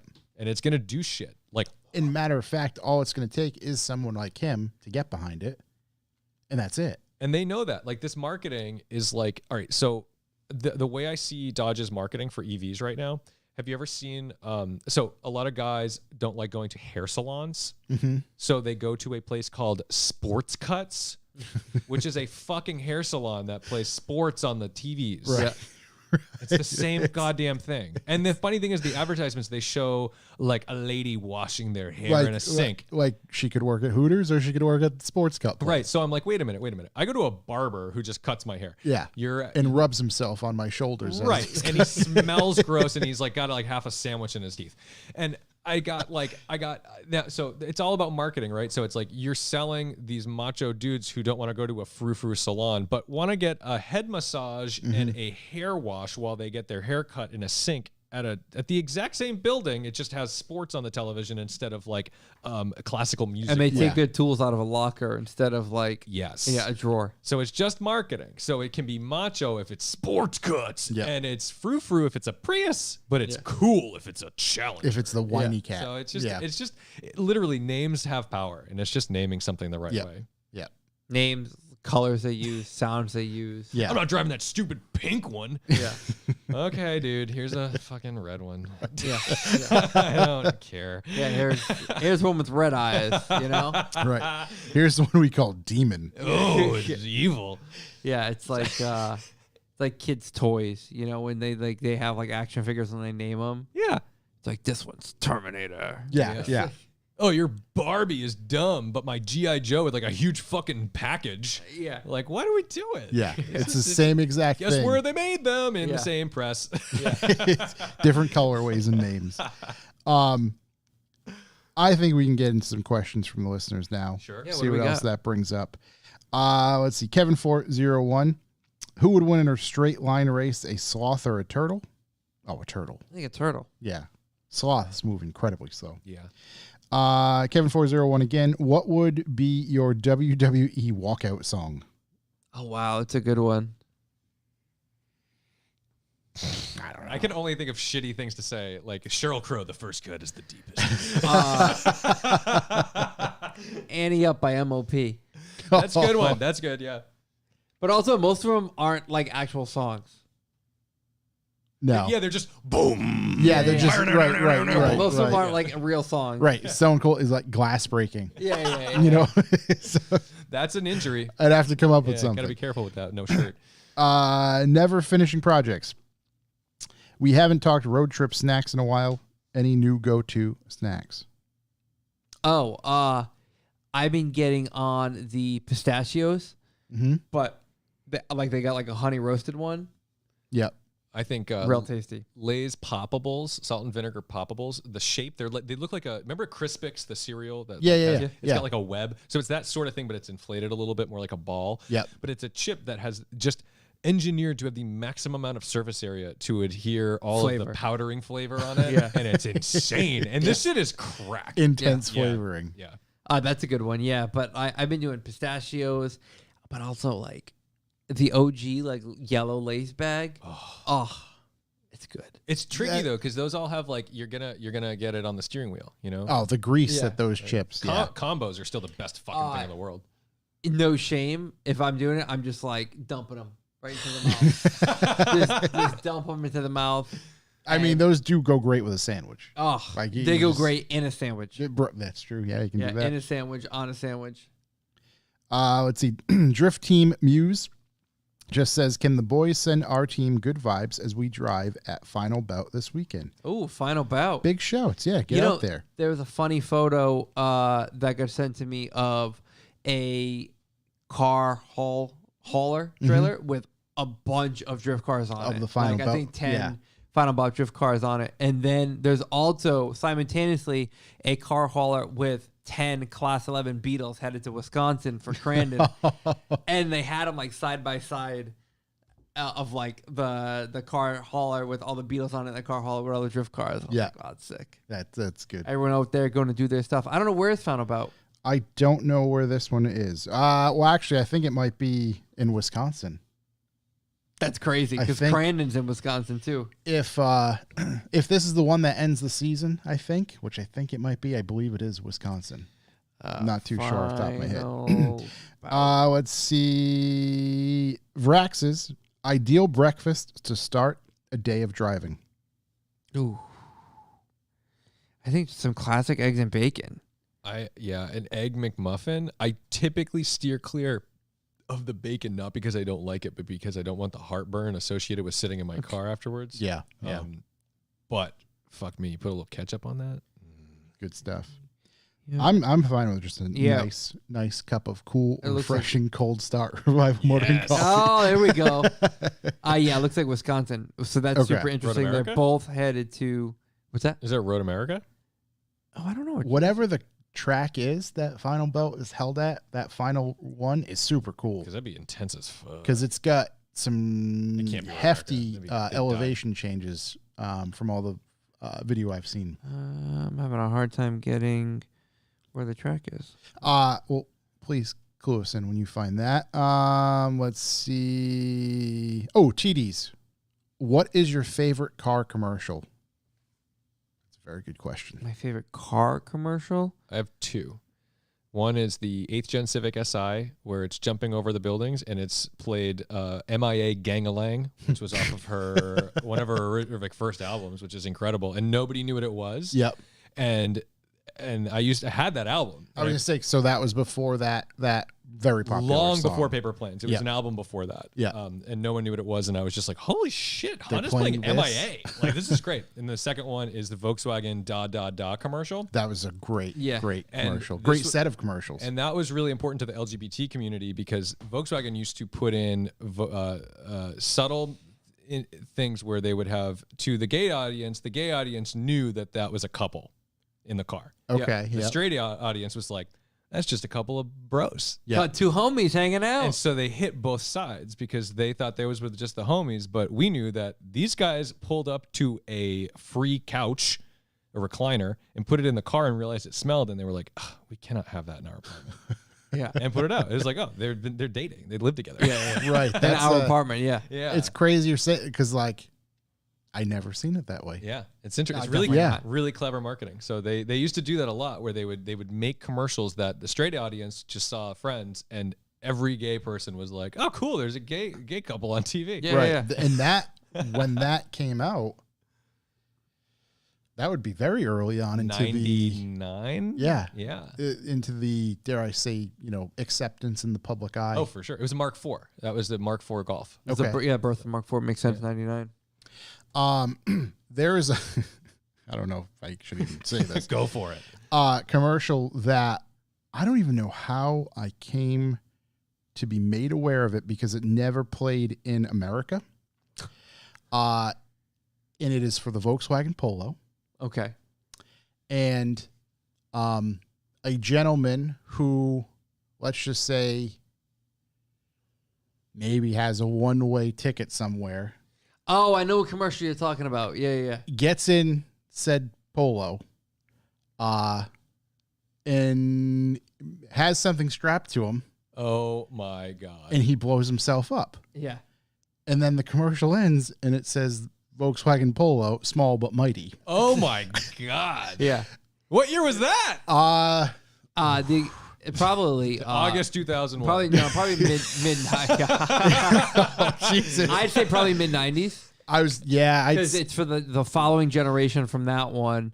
Okay. That generation ran until 94, maybe. I'm pretty sure you can find it on YouTube. Oh my God. Never aired in the U.S., but I believe it did air in Europe. That's brutal. Yeah. That's brutal. Wild. I don't even know how I knew about it, but I remember seeing it circulated around the internet forever. It was just a wild one. And then, I mean, there is that funny one with the, it's like a grandmother in the Mark III that she like beats the shit out of. Oh, yeah. Oh, yeah. That She's like was drifting it and like, right, yeah. And the guy's the like, father and son show up and he's like, Yeah, because they're buying her car and they're like, buying this old lady owned it. Never been driven hard. Yeah, it's just a great He commercial. like kicks a tire and looks at her and is like, Yeah. I mean, the next clip is her like doing 90 in reverse. yeah.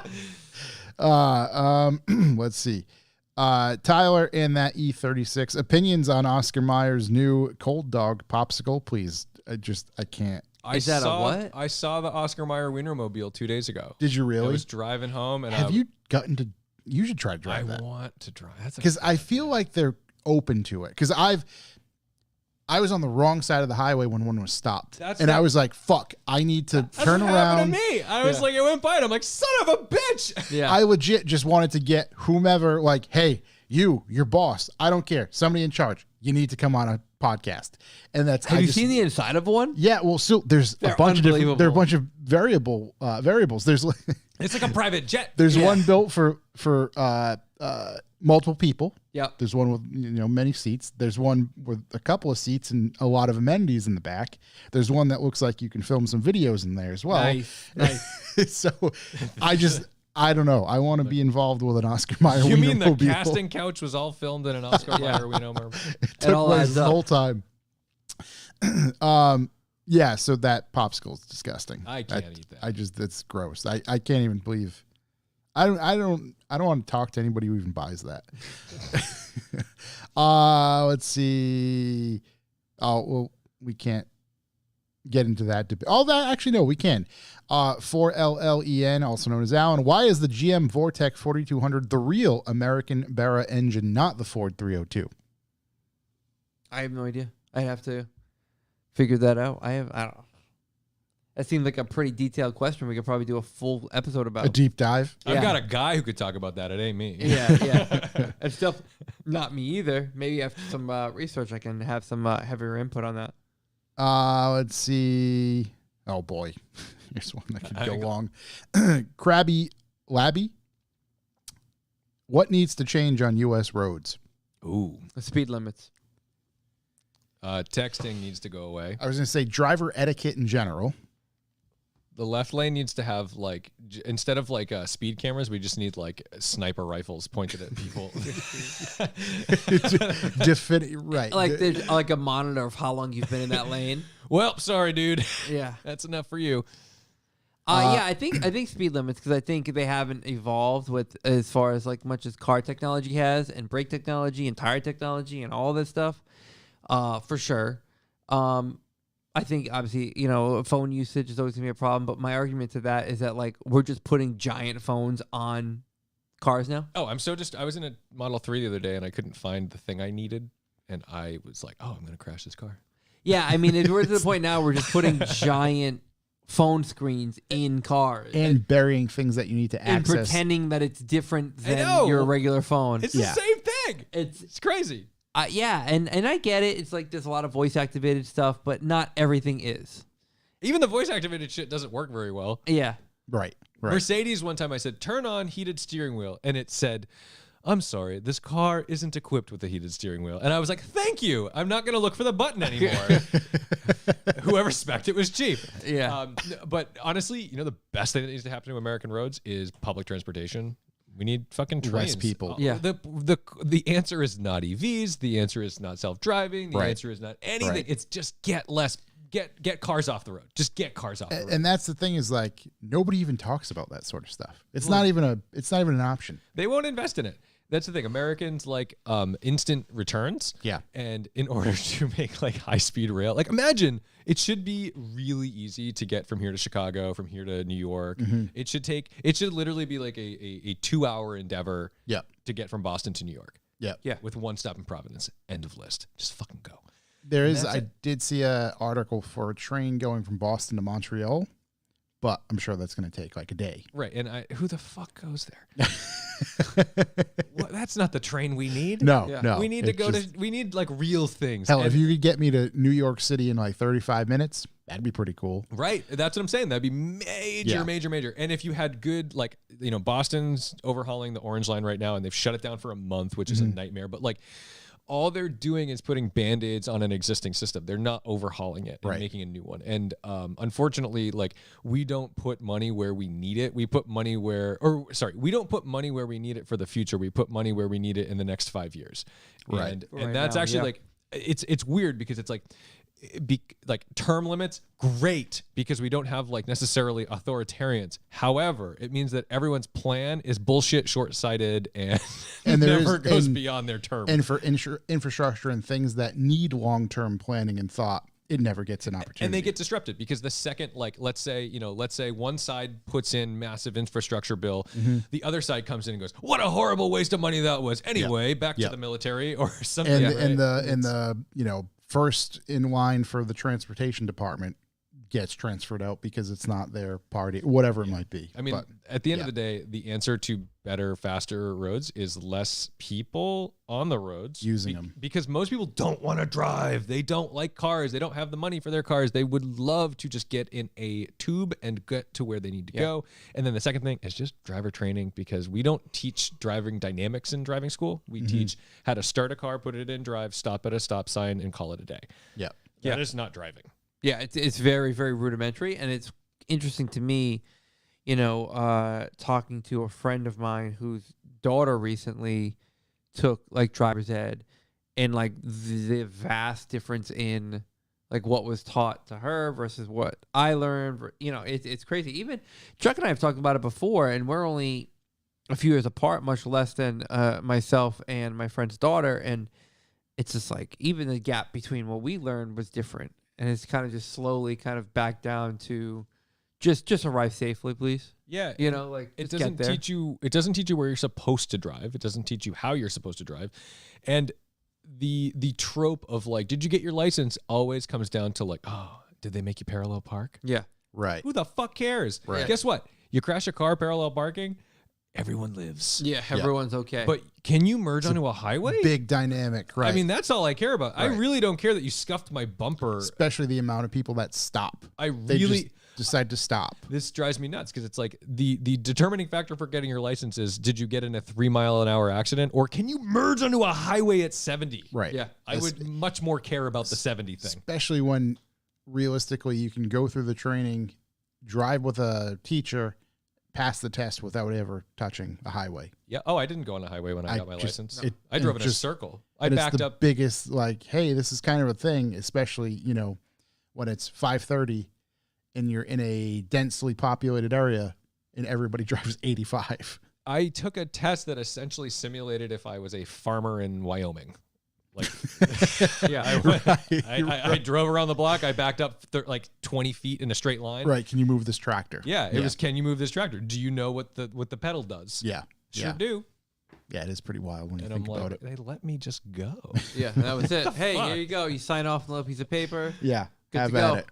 Yeah. Don't drive with anybody else. Even in driving school, like, you do have to take like certain hours. I mean, like, Right. it is, and it's not a cheap. I don't want to belittle, like, people have to spend a lot of money on driving school, especially if you didn't get your license early. Like, I think it's a little harder later on, or more expensive, or I don't know.